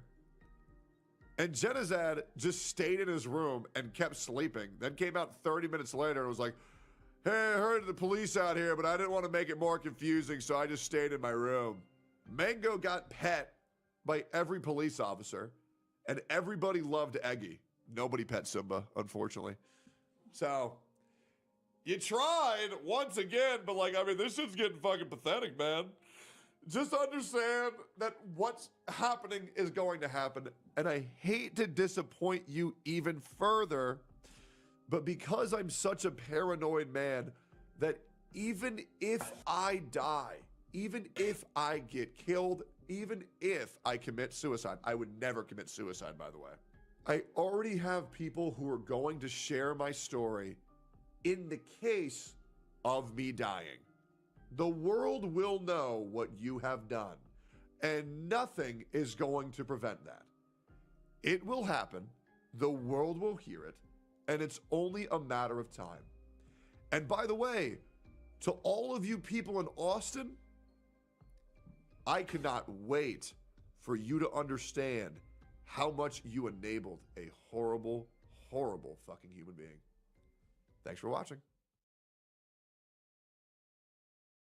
I'm so confused. I am so absolutely confused on that one, but meh, it is what it is.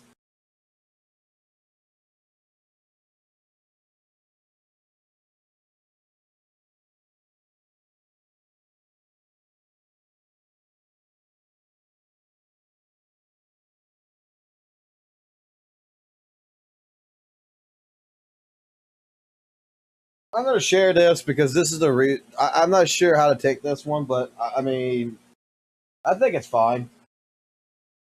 But yeah, Gacha journalist message DM'd, said, "Hey, I wanted to apologize for including you in that one comment thread. I did not do my research properly on that part. Also apologize if I came off too hostile. We'll be leaving for a bit, but wish you a great stream for today." I'm fine with it. I mean, it happens. Like, I play WUWA, I play Z.Z.Z, I criticize games. I'm a person who plays fucking League of Legends. I criticize fucking League of Legends all the goddamn fucking time in private. That's one game I fucking still play every now and then. Shouldn't. That's a fucking addiction and a half. But I learned to curtail that.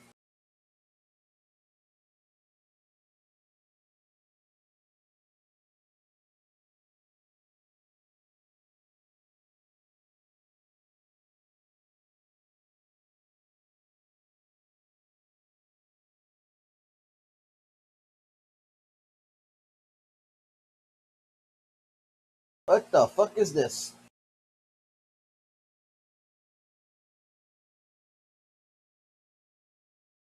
Oh god, okay, what the fuck am I being sent here? DMs.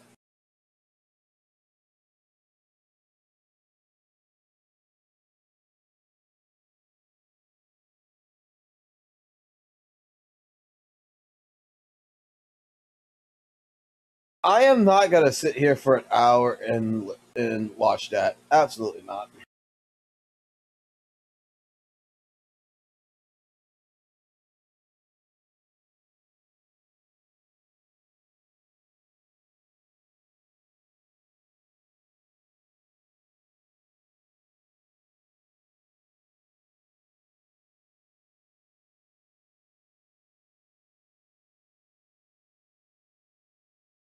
I am not gonna sit here and watch that for a fucking hour. Absolutely not.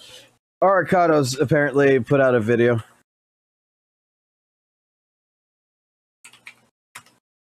I just want to say avocado. Why do I want to put fucking avocado?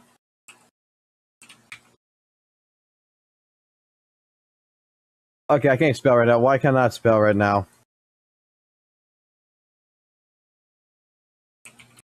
Aricato Zodan. Why can I not spell right now? Oh boy. Okay, I'm just going to be honest here for a moment. I've had like a dozen different water-related issues. Should we make this our very first React video? Nah, we'll just watch it. I like Aricato.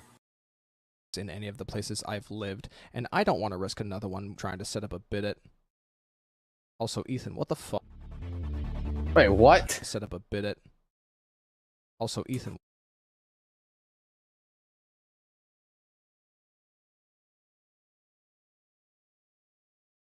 That's funny. That's funny. That is fucking hilarious. What the fuck? To open up this conversation, I would like to talk about two popular games from the MMO genre that are still played to this day. World of Warcraft, and old school RuneScape. In both of these MMOs, the primary source of monetization for these games is their membership systems that paygate content from players. I want to watch Miyabi gameplay. Regularly incurring fee to access the game and its content. In the more recent years of both of these games, players have been offered an alternative in the form of the WoW token and the OSRS bond. God damn it, Both game. of these items are only available by spending real money to obtain them, but then can be traded amongst other players. As when used, they will give a player a set amount of membership time to the account it was used on. For all intents and purposes, both of these items are a developer-sanctioned form of real-world trading, something that is typically against both games' terms of service, as it's considered to be problematic for the in-game economy. Let's be clear. I'm just gonna say really quickly right here that you were completely unoptimized on the way you just used Bernice there. You should have waited another 2.5 seconds before you went ahead and put out Bernice, okay? Just letting you know. That's the Z.Z.Z and Letus and Mitas coming out. These are just as bad, but the developers won't complain because they set the prices and pocket the cash for themselves. A player buys a token or bond with the intent to sell it for a high amount of in-game gold to skip the process of acquiring said gold themselves, which they can then use for their own purposes. The person buying the token or bond with in-game gold is provided an option to unlock membership for their account without spending money, and ideally would need to spend time during their membership taking advantage of certain members-only activities in order to build up enough gold to buy another token or bond before their current one expires. Right. Rinse and repeat. Aside from the aforementioned problem of creating a real money trading economy that has a negative ripple effect across the entire game, there is another problem it presents. A player's time investment into World of Warcraft or RuneScape is itemized and quantified at all times, and there is effectively a dollar to time amount put in with what they are currently doing at any point in the game. Activities with a low gold yield are considered not worth the time to do, and is considered dead content. Playing for fun is compromised, as now everything needs to be optimized to meet the demands of this real money and subscription upkeep trade dynamic. With this in mind, I want to now turn the conversation to the actual topic of discussion: how gacha games quantify your time investment in them and make you determine the value of doing something based on what you can yield out of it that supersedes your own personal enjoyment. Gacha games, when you look at their reward systems and incentive mechanisms, are effectively no different from the Skinner box experiment, an enclosed environment where a subject is tested on their ability to respond to positive or negative stimuli, as well as adjustments made to said stimuli and the subject's response to the adjustments. When first starting a gacha game, as well as during the first few hours of a patch for a new game version, players are given a wealth of resources and premium currency in bursts with relatively short gaps in time in between. This overstimulation of easy and immediate rewards psychologically alters a player's expectations of what they want out of future interactions with the game to meet the same standards of what they have been treated to up until that point. Once all straightforward sources of sought-after rewards have dried up, most players will only ever interact with the game by doing dailies and spending stamina for a drip feed of rewards and materials respectively for account progression. That's not to say they have nothing to do, as all of these games have some form of achievement systems, collection logs for major permanent game modes, and maybe a unique activity or two. But given the slower progression of these activities, smaller reward quantities, or even the quality of the content itself, most will either throw in the towel early or never even work towards clearing any of these to begin with. This is oftentimes where the phrase meaningful content is thrown around a lot within gacha discussions in regards to players whom are bored with any given game. Keyword here, meaningful. Generally speaking, meaningful content in most cases involves two things. 1. Substantial rewards, premium currency, and resources of a high enough quantity to warrant participation. And 2. Engaging gameplay, typically endgame content or content that focuses on the gacha game's core combat systems, rather than some bloated minigame unrelated to said combat system. Running around an open world you've 100% completed is not considered meaningful to many, as it's backtracking through an area you've picked clean with combat encounters and enemy drops that will do absolutely nothing for most players. And in the unique case of Wuthering Waves' ecosystem, You're only engaging with the world as a glorified farming route to go through and gather echoes that may or may not be of value to you, but you still need to spend stamina on tacit fields for substantial EXP material. So really, all that happened was the gear farming process was broken into two, and one half has been scattered across the entire map. Completing a collection log for the roguelike modes of Honkai Star Rail or Zenless Zone Zero is not meaningful content because you're just running through the same combat scenarios on a lower difficulty until you come across an item or event that you haven't encountered for your collection log. There's way too much downtime between new discoveries, and by extension, no clear or consistent distribution of rewards to players. And none of you installed Genshin Impact to play a card game. Now, to give these gacha games some credit for a moment, this kind of inherent design of content and gameplay works for their intended audience. Casual mobile players whom have little free time to partake in video games, oftentimes only an hour a day, or possibly even less than that. These games were never meant to fulfill the same expectations of your typical live service experiences. If I were to ponder why there is a common opinion of running out of things to do, I would say it's because the last decade of live service gaming, particularly in the West, has trained gamers to expect a steady stream of content or high replay value that matches the asking price from live service monetization systems. But as with many other aspects of gacha games, they do not follow the expectations, guidelines,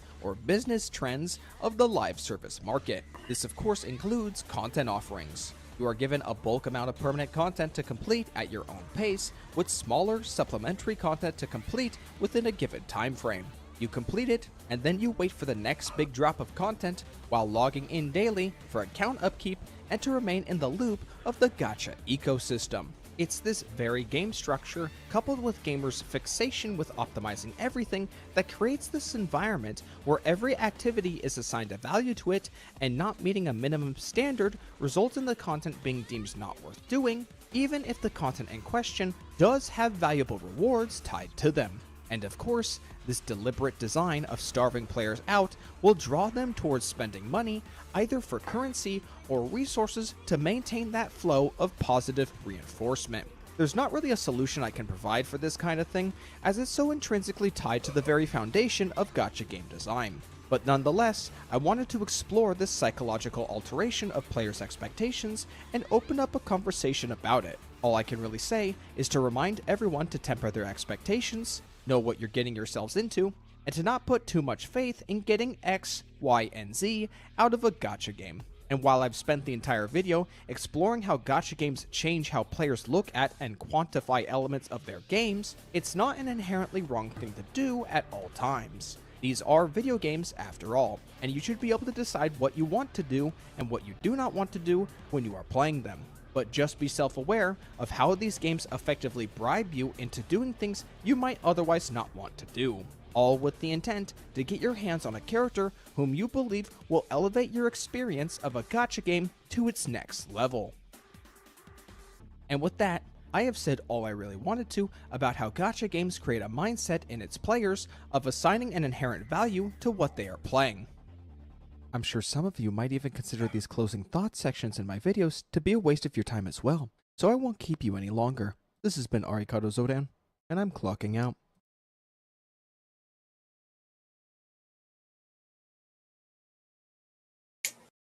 He's not wrong.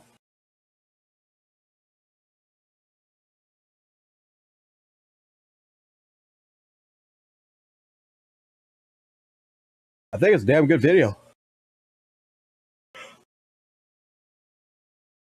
Yeah. A baguette is more game-changing than a vertical investment in a gacha game. You can zero cycle cleaning up after having a release of the crack. I like that one.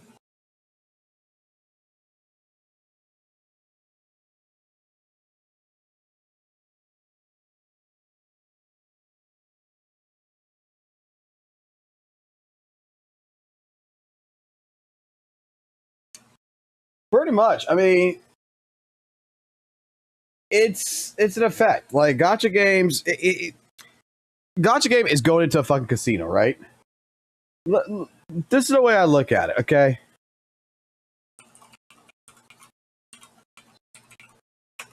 Let's see. Do we have a Casino BG video that we can just fucking use? Let's see.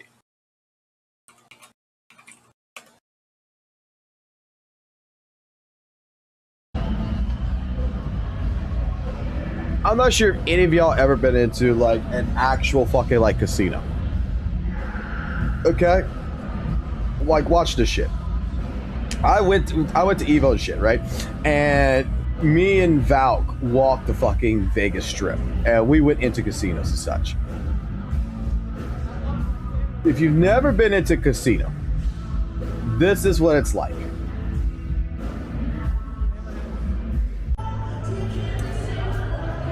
You walk in, you got a bar, you got fucking games all over the fucking place, different fucking things for your taste. It's different things to spend your fucking money on. Right? This is a gacha game. Instead of going to fucking Vegas, you're playing it pretty much instead of going in real life to casino, you're playing it in a virtual fucking world. There's so many goddamn things you could do at a fucking casino. One of the biggest things that happened when me and Valk went to the casino, we went to play penny slots. Okay, we went the first day to Evo, and that night, after all the matches were done for that night for pools and shit, we went to the casino. We went go get fucking drunk and shit. We went go play penny slots like what these ladies are doing right here, basically. And you know what's fucking hilarious? Is when we went play penny slots, we were getting free drinks. They were giving us actually fucking like alcohol and shit for free. Like straight up. We're sitting there. They don't want you to leave the machine. It's no cost. No fucking cost. The fucking buffets, everything, no cost. It is whatever it is to keep you there so that way you continue spending money. You think to yourself in a sense like, hey man, they just gave me like, you know, basically $18 worth of fucking alcohol. Fuck it, I'll spend 20 bucks. They gave me a fucking free fucking supper basically, right? With the buffet. You know what? That's worth like 30 bucks. I can spend 30 bucks in the casino. You know, they're taking care of me. It is a trap to keep you there and keep you entertained. They pump oxygen into these fucking hotels, into these fucking casinos to keep you awake so you continue playing. There's so many different events. Like, if you want to go watch David Copperfield or Penn and Teller, you know, do their magic shows and shit, you got to do it at a casino because when you leave the show or before you get there, it's enticed. It's all the shit's there wide in the open. The slot machines, the card games, all the different gambling shit, the horse racing, all that shit, it's all next to you. It costs us like $5 to get when we were there. It was like fucking $15 or whatever to go get a fucking ticket to go fucking watch Penn and Teller and shit. It's fucking cheap as fuck. Now, the only thing in Vegas that was not fucking cheap as fuck, I will fucking say this, was fucking a goddamn fucking bottle of fucking water. Water was not cheap. Water, for a gallon of water that we bought, a gallon of water, it was $8.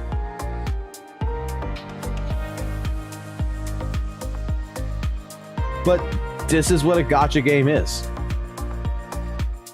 It's a social fucking lies community of people who fucking gamble, who fucking sit there, that comes fucking talk, stuff like this. But in all honesty, it's there to try to pull you in. So you're the type of person that says, I'm going to go to Vegas, right? And I'm not going to spend no money in gambling.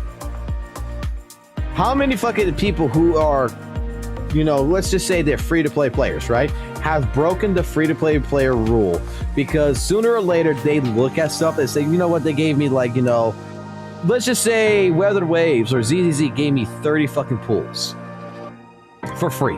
They emailed me, they mailed me in the system, they gave me 30 free pools. I used all 30, and I see that, you know, I should be able to get the character within the next 20 pools. What's the harm of spending 20 bucks? And then you get the character. Then you get a dopamine rush of of happiness, of thought process. The regret doesn't happen until later when you're fucking broke and you realize you spent fucking $500. It's about being self-control. But this is a hotel casino. The hotel's at the top, the casino's at the bottom. Dude, the airport had fucking slot machines. Every gas station has slot machines. There's gambling. Basically, there's a gacha game every fucking turn.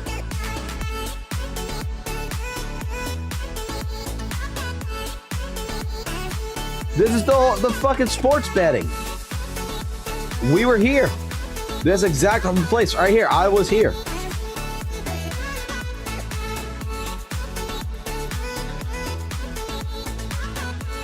I don't know how many fucking free drinks, how much free food that I got out of this shit. And you know what's funny is I probably would have spent money more on gambling if it wouldn't have been for the fact that I lost my wallet at fucking at Vegas on the second night. Like, I lost my wallet on the Vegas Strip. I had just bought a pair of fucking shoes because what I was wearing was not fucking tennis shoes. I was wearing from some fucking goddamn like Oxfords and shit that was hurting my feet. And when you're walking a strip which is fucking 3 miles long of fucking shit and everything, it was like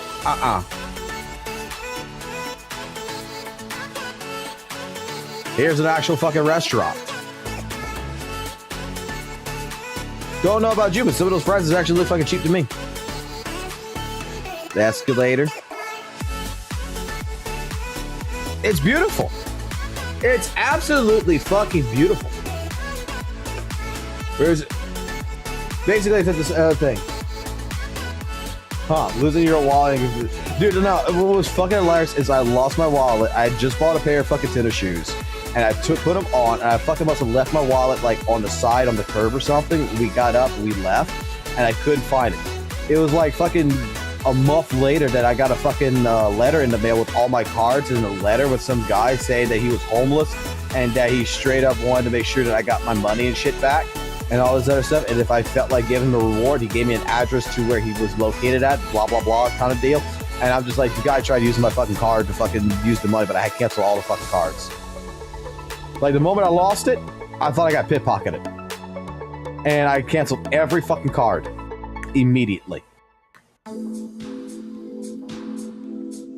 That's another thing I would tell you. If you go to fucking Vegas, don't bring cash with you. Only fucking bring your cards. Plastic fucking only. Because in case you do get pickpocketed or you do lose fucking money or some shit, you want to make goddamn sure that you say you can cancel that shit immediately. Like, look at this fucking place. This is a fucking casino, right? It's got fucking restaurants. It's got fucking bathrooms. It's got a fucking goddamn store inside of it. You need to buy some clothes while you're here? You can. There was one or two of them that had like grocery stores that was built into it. All a gacha game is a fucking casino.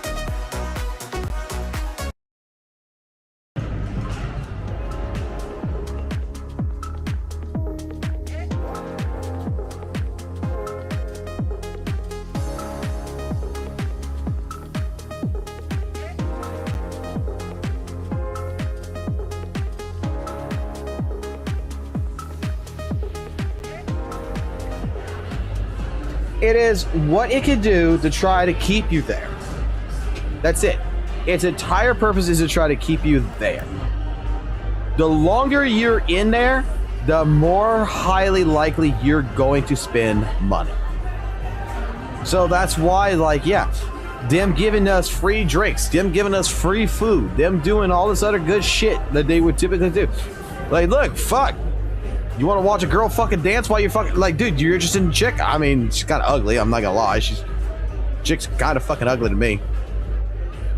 But hey, they got fucking dancers. You want a hooker for the night? They got fucking tons of hookers now, man. Dude, I don't know how many fucking winks I got given at me and fucking cards given to me to be like, yo, you want to have a good night tonight? And it's like, yeah, no.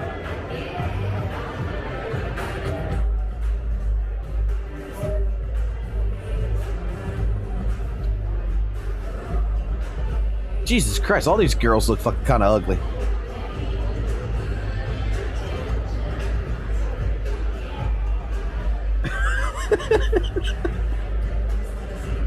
Money, money, money. Grab the goon corner. We found the true gooner game. America. Fuck yeah.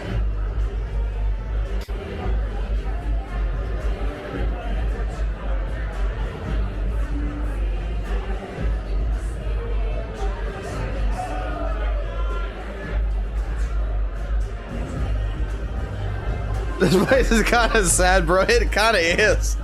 But this is, like I said, this is real life Gacha, man. We go to Flamingo.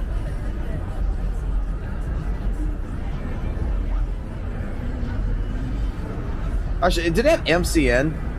Oh, Caesar's Palace. Yeah, this is one that, this is like the one of them that we went to. This was the hotel and the fucking thing. Me and Valk was here. This is the exact casino that we were at. This is where the penny slots were at. This was the place back in 2017? 2016, 2017? 2016. It would have been 2016. This is where we're at. This is the place that we were at, that we got the fucking the penny slots, where we were getting the free drinks, the free food, all the shit here, and all we had to do was just sit at the fucking machine. The fucking goddamn hostesses would come to you. You didn't even ask. They'd be like, dude, the chick that came to me and everything, and oh god, it was fucking hilarious. They came to me and came to fucking Falcon and shit. We were just like sitting there, just like, hi big boys. Y'all thirsty? And we're just like, you know, oh no, we're good, you know. It's just like, it's free. It's like, oh, whoa, it's free. What can we get? So, like, I got a Jack and Coke, and I don't remember what fucking Val got. I think he got some fucking, some hard liquor as well. And we're just sitting there, and we're just fucking, we only put in there like $20 a piece. And we're just hitting the fucking slots. Just hitting the penny slots. I'm not gonna lie, I lost all $20 fucking dollars, man. But we were there for a good hour with $20 just playing it. God, the upgrade, I don't remember this. I do not remember this. I remember that bar right there.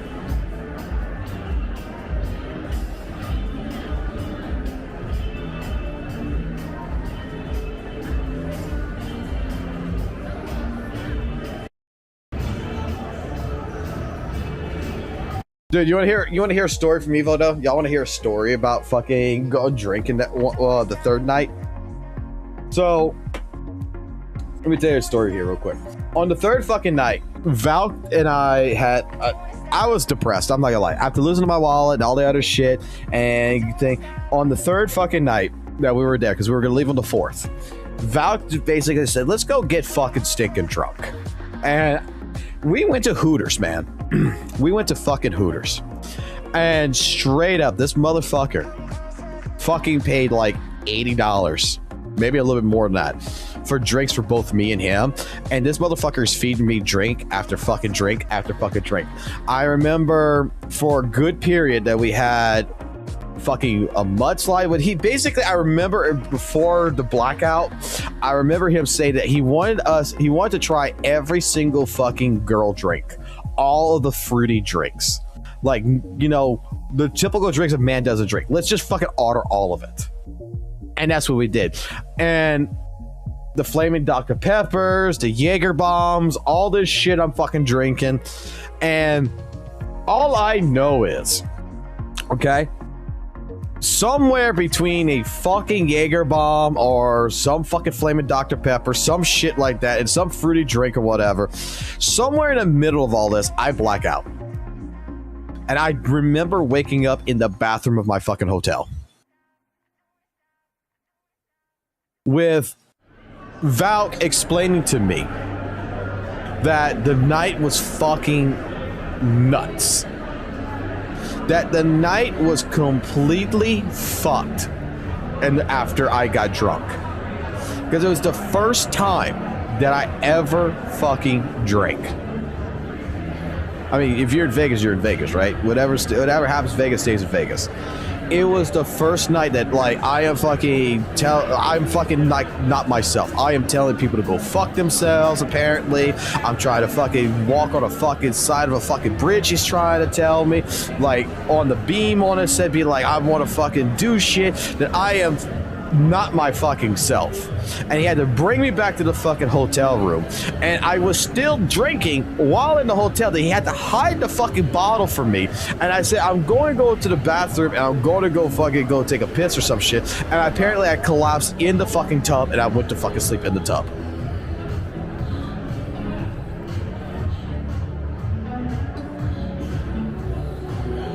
Like, Vegas was something else of a whole entirety, man. I remember, I believe we also ate at Hooters. It was either before this or after this. I don't remember. And dude, it was the funniest fucking thing. Okay, it's the funniest fucking thing. We're eating at Hooters. No. This is It was must have been Hooters. We're eating at Hooters. And no, it wasn't Hooters. No, it wasn't Hooters. It was Twin Peaks or some shit, right? I don't remember exactly what restaurant it was. It was one of them. It was either Twin Peaks or Hooters. It was where the chicks. It's where the chicks had their tits out. Okay, I don't remember which one that is. It could be either one. We're eating there, and as a thank you gift, basically to a person. This is after Vegas.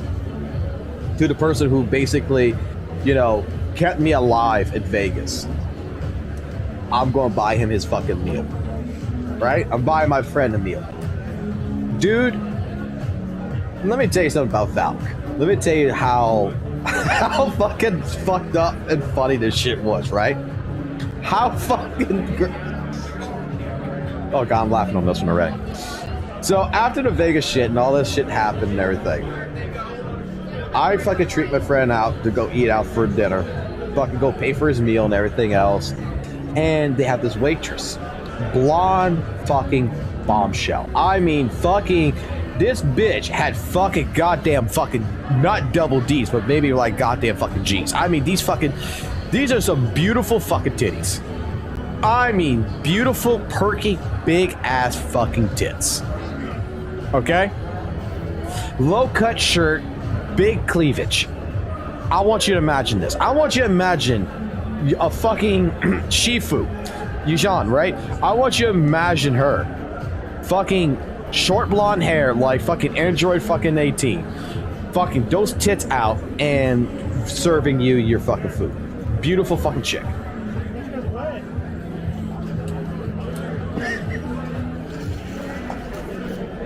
So, she's serving us with the food and shit. She's waiting on us and everything. She's doing on fucking purpose to sit down next to Valk, talk to Valk, to basically ask him a couple of questions. She would pass a comment to me or knows like, oh, how you doing and such, but she was like intensely working Valk over.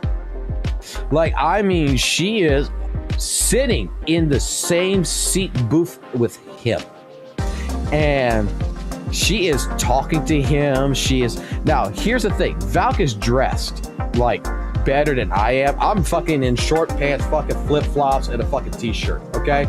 Fucking Valk's got fucking an actual fucking attire on, okay? He's actually looks good. I look like a homeless motherfucker, okay? That she just pulled outside the street. And this woman is fucking, like, working fucking Valk. And Valk said and I said, dude, like, you should get her fucking number, she wants to fuck you, man. Like, I'm fucking telling him this, and she wants to fuck you. He's like, no, she wants a tip. And I'm like, well, no, man, it can't be. No, she wants a fucking tip. That's why she's doing that. And I was like, nah, man, she's totally fucking into you. He's like, pay for the meal. Watch what happens. So we eat our food. We have our meal. Everything's going great. We're talking everything. She keeps bothering him and everything, making sure he's got refills, all this good shit. Everything's going great. And then she gives him the check.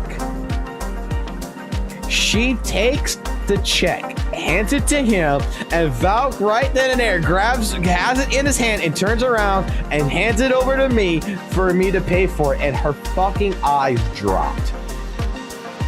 Her mouth and everything drops. I put the fucking card on the fucking thing and she takes it. And I'm like, are you fucking shitting me? He's like, dude, she just realized she fucked up. Don't fucking tip her. Like, she was going to him for the fucking tip. She was working him over, not me. And I'm the one paid for the fucking meal. And when I saw that fucking shit in her face and everything, and I saw it just drop, her entire attitude just went down. No, she was not interested in sucking his dick. She was interested in his fucking money, man. I paid for the meal. I didn't leave a fucking tip, and it was the fucking most beautiful fucking moment there was. And I'm just like, how the fuck did you know? He's like, dude, there's no chick in this fucking world that would fucking put that much effort into doing the shit she's doing and not offering her phone number within the first 5 fucking minutes if she's just a fucking waitress. He fucking knew. He just fucking knew what the fuck she was doing. And I'm fucking, like, Valga's the person who fucking taught me, like, you know, the real world outside of the fucking shit.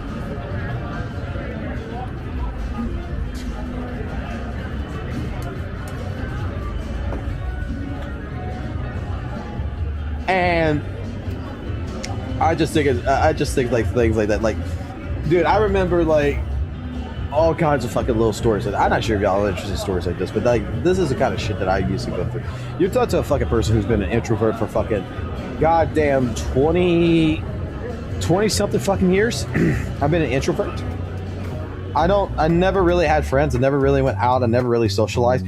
It's still to a point where I still don't socialize. Okay? Like work functions, shit like this, I really don't fucking bother to do this shit. It's more or less that I'm just, you know, if I gotta do something, I'll go do something. Otherwise, I'm not particularly interested.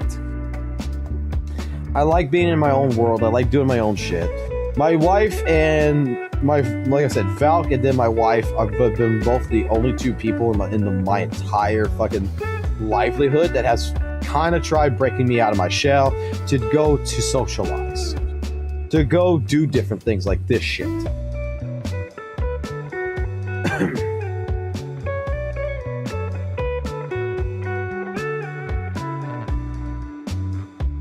Now I'll tell you, I'll tell you what I ended up doing one time though after that situation, right?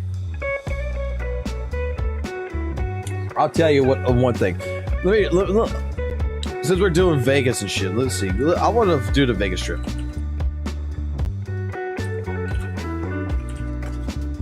Let's do a fucking tour. A walking tour at night. This is what so that way you can see what we saw at fucking Evo.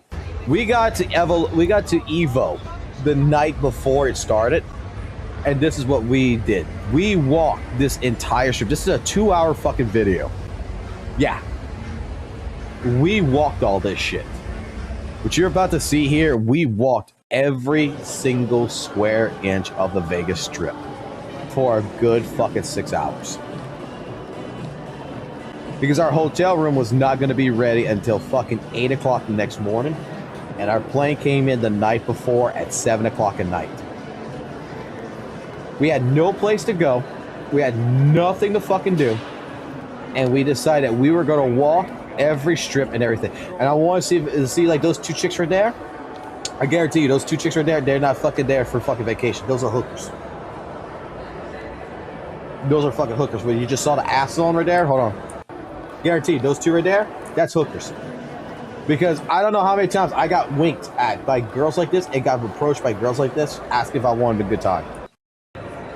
During that entire fucking event of fucking walking the strip.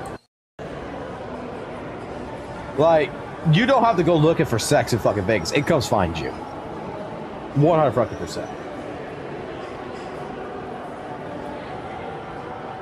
I remember one time, like, after meeting Valk and such, that I ended up doing something because I just wanted to see the reaction on the girl, that I went ahead and straight up went order some food somewhere, ate, and there was this heftier chick, right? Heftier chick.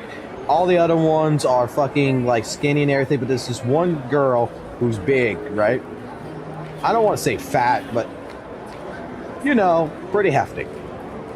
Well, this chick is actually very nice, very sweet, serving my food, everything else, perfectly fucking great, you know, taking care of my fucking table and everything, and I'm eating alone, right? And she's making sure my drinks and everything fill. And after the situation with the girl before, this is what I did. I fucking tipped $100. I tipped her $100 fucking dollars. I put fucking $100 down on her. She came to me, asked me if it was a mistake. I said, no, it's not a mistake. Oh yeah, you're gonna also see this also a lot in Vegas, right? You're gonna see a lot of fucking like different people like this here. I got a story and a half about one of these too. All right, but you're gonna see a lot of people who's gonna just be sitting on the side right here with signs and such, doing different things to try to get money. They're gonna do some performance acts, and it's one of them in particular is funny. I want to see if we can find it by some chance. But I tipped her $100.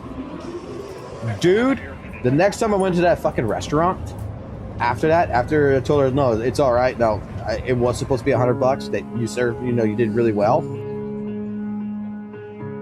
Dude, she was not, as soon as I walked in, it was like another fucking waitress wanted me. Like, no, he needs to come to my tables. And I didn't tip that bitch either. Like, straight up, I got the best service from one of the hottest girls that was at that fucking restaurant the next time I went by, because they did not forget my fucking face.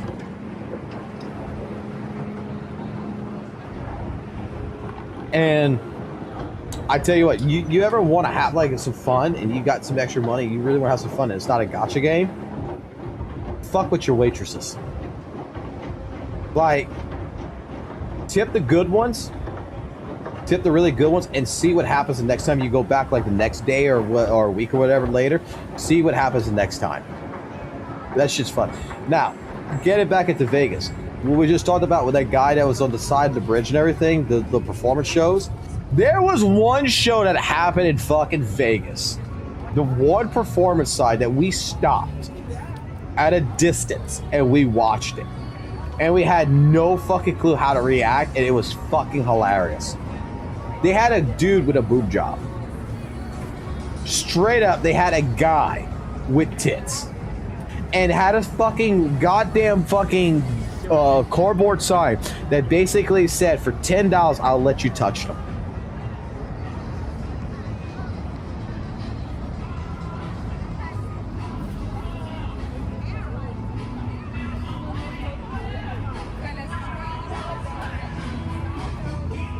That shit was fucking hilarious.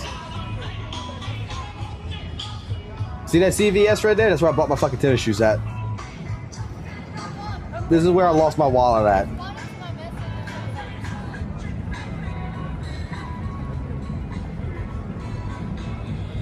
This is the exact spot where I lost my wallet at.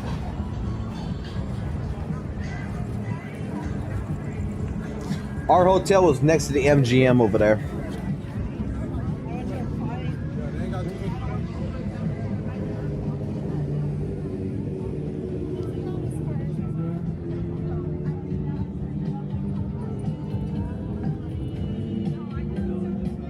Like right now, I'm trying to find the hookers, man. It's nighttime. That's the reason why I'm doing this at night. I'm trying to find the ones that are going to start winking at the guy real quick.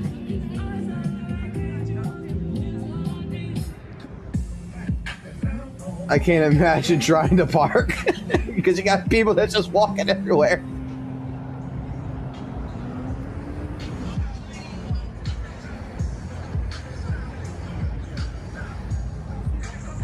Our hotel was next to the MGM, as well as like maybe like, I want to say not even a mile, but like maybe like a third of a mile away from that is the airport. What's up, Ragnar? Ragnar, what's up? Why you keep saying yo and shit like that? You can have a conversation. All right, where's the hookers at? You're walking down the strip. You're gonna find these girls that's gonna be like, you get straight up, like they're gonna wink at the guy or something. They're gonna be dressed up, and they're gonna be alone, and they're gonna have shit in their hands, like cards and shit. Like, come on. That was every fucking 3 minutes we saw one. Maybe it's too early in the nighttime, because we were walking this shit like 2 o'clock in the middle of the night. Hooker radar activated. Dude, Vegas is fun. I am not gonna lie. Like, I want to go back to Vegas. I want to make sure when I go back, though, it's not during the fucking summer. And it's not during fucking, like, a tournament, like Evolution tournament. Like, I want to take the wife to fucking Vegas, man. Vegas was fucking fun. I'm not gonna deny it. Minus the fucking losing the wallet shit, it's fun. There is so much shit you could fucking do. They had fucking, like, straight up fucking, like, Little Chinatown. They have Washington, D.C. They have New York. Like, they take certain spots and they fucking, like, Vegas is like an entire fucking, like, Disney World and a half. Like, straight up. Like, look at this shit. Look at this shit. It is straight up just the best way I can explain it. It's his own amusement park. And it never shuts the fuck down.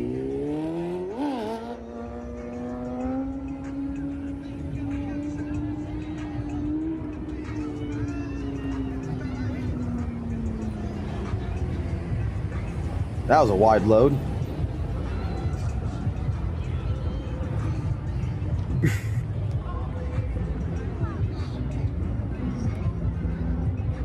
That's not a hooker, but as a promoter for the hookers. See what she's gonna do? She's gonna try to hand off, you see? That's your homeless guy. That's some more homeless over there.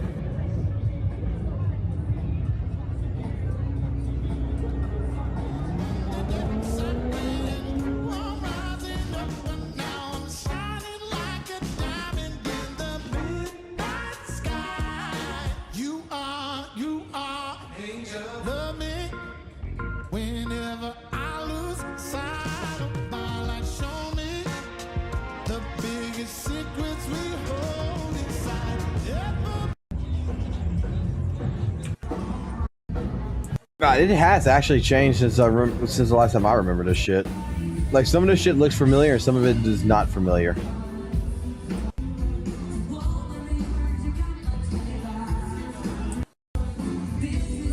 Live shows.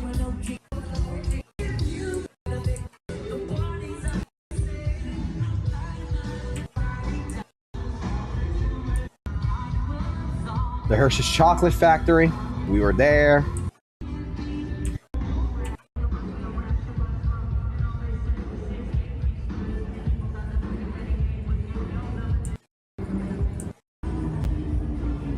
That's the arcade area. That hotel right there, across the thing. That right there. Dude, they have the entire bottom floor. They have Marvel vs. Capcom 2 in there. That's the bridge right there with the fucking guy with the fucking fake tits was at too. Right on that bridge.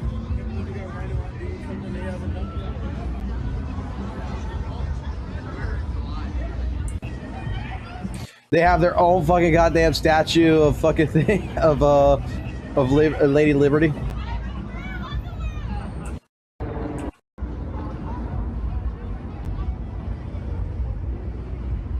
This shit was beautiful. Like all of this was great. The M&M shop, Planet Hollywood, Vegas, right here.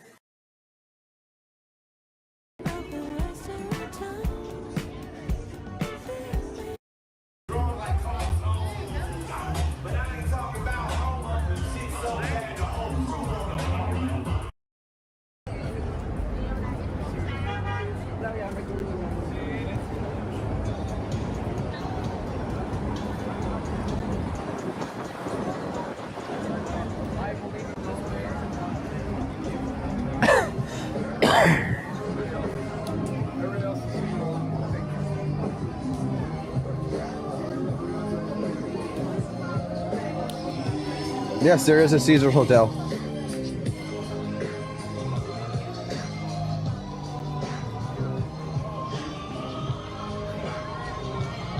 Oh, the Hard Rock Hotel and Casino.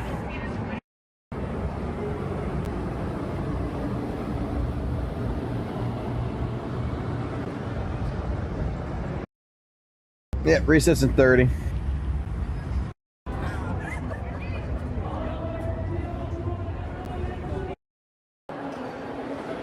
I kind of miss Vegas, man. Like I said, I would love to go back. Personally, I would love to go back.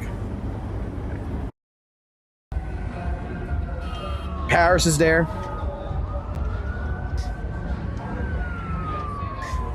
It's a great place. Just like I said, don't lose your wallet, man.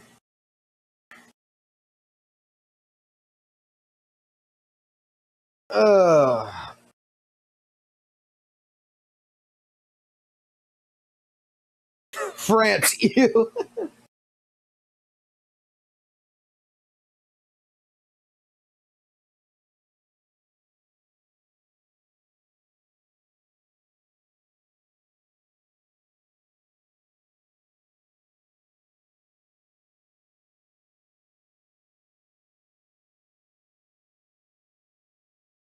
Yeah. Well, you know what? I'll tell you what. I might come back when the restart happens. I'm going to take myself like fucking 30 minutes right now or whatever. Shit, I might just... I tell you what.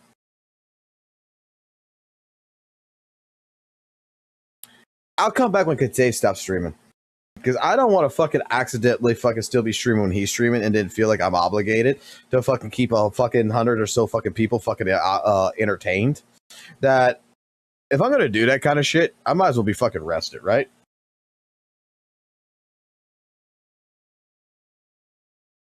So, I think I'm going to call it for now.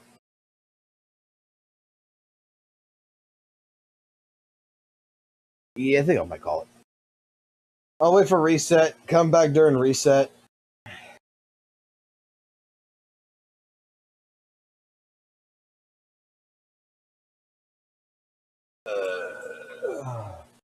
Take myself a break and a half.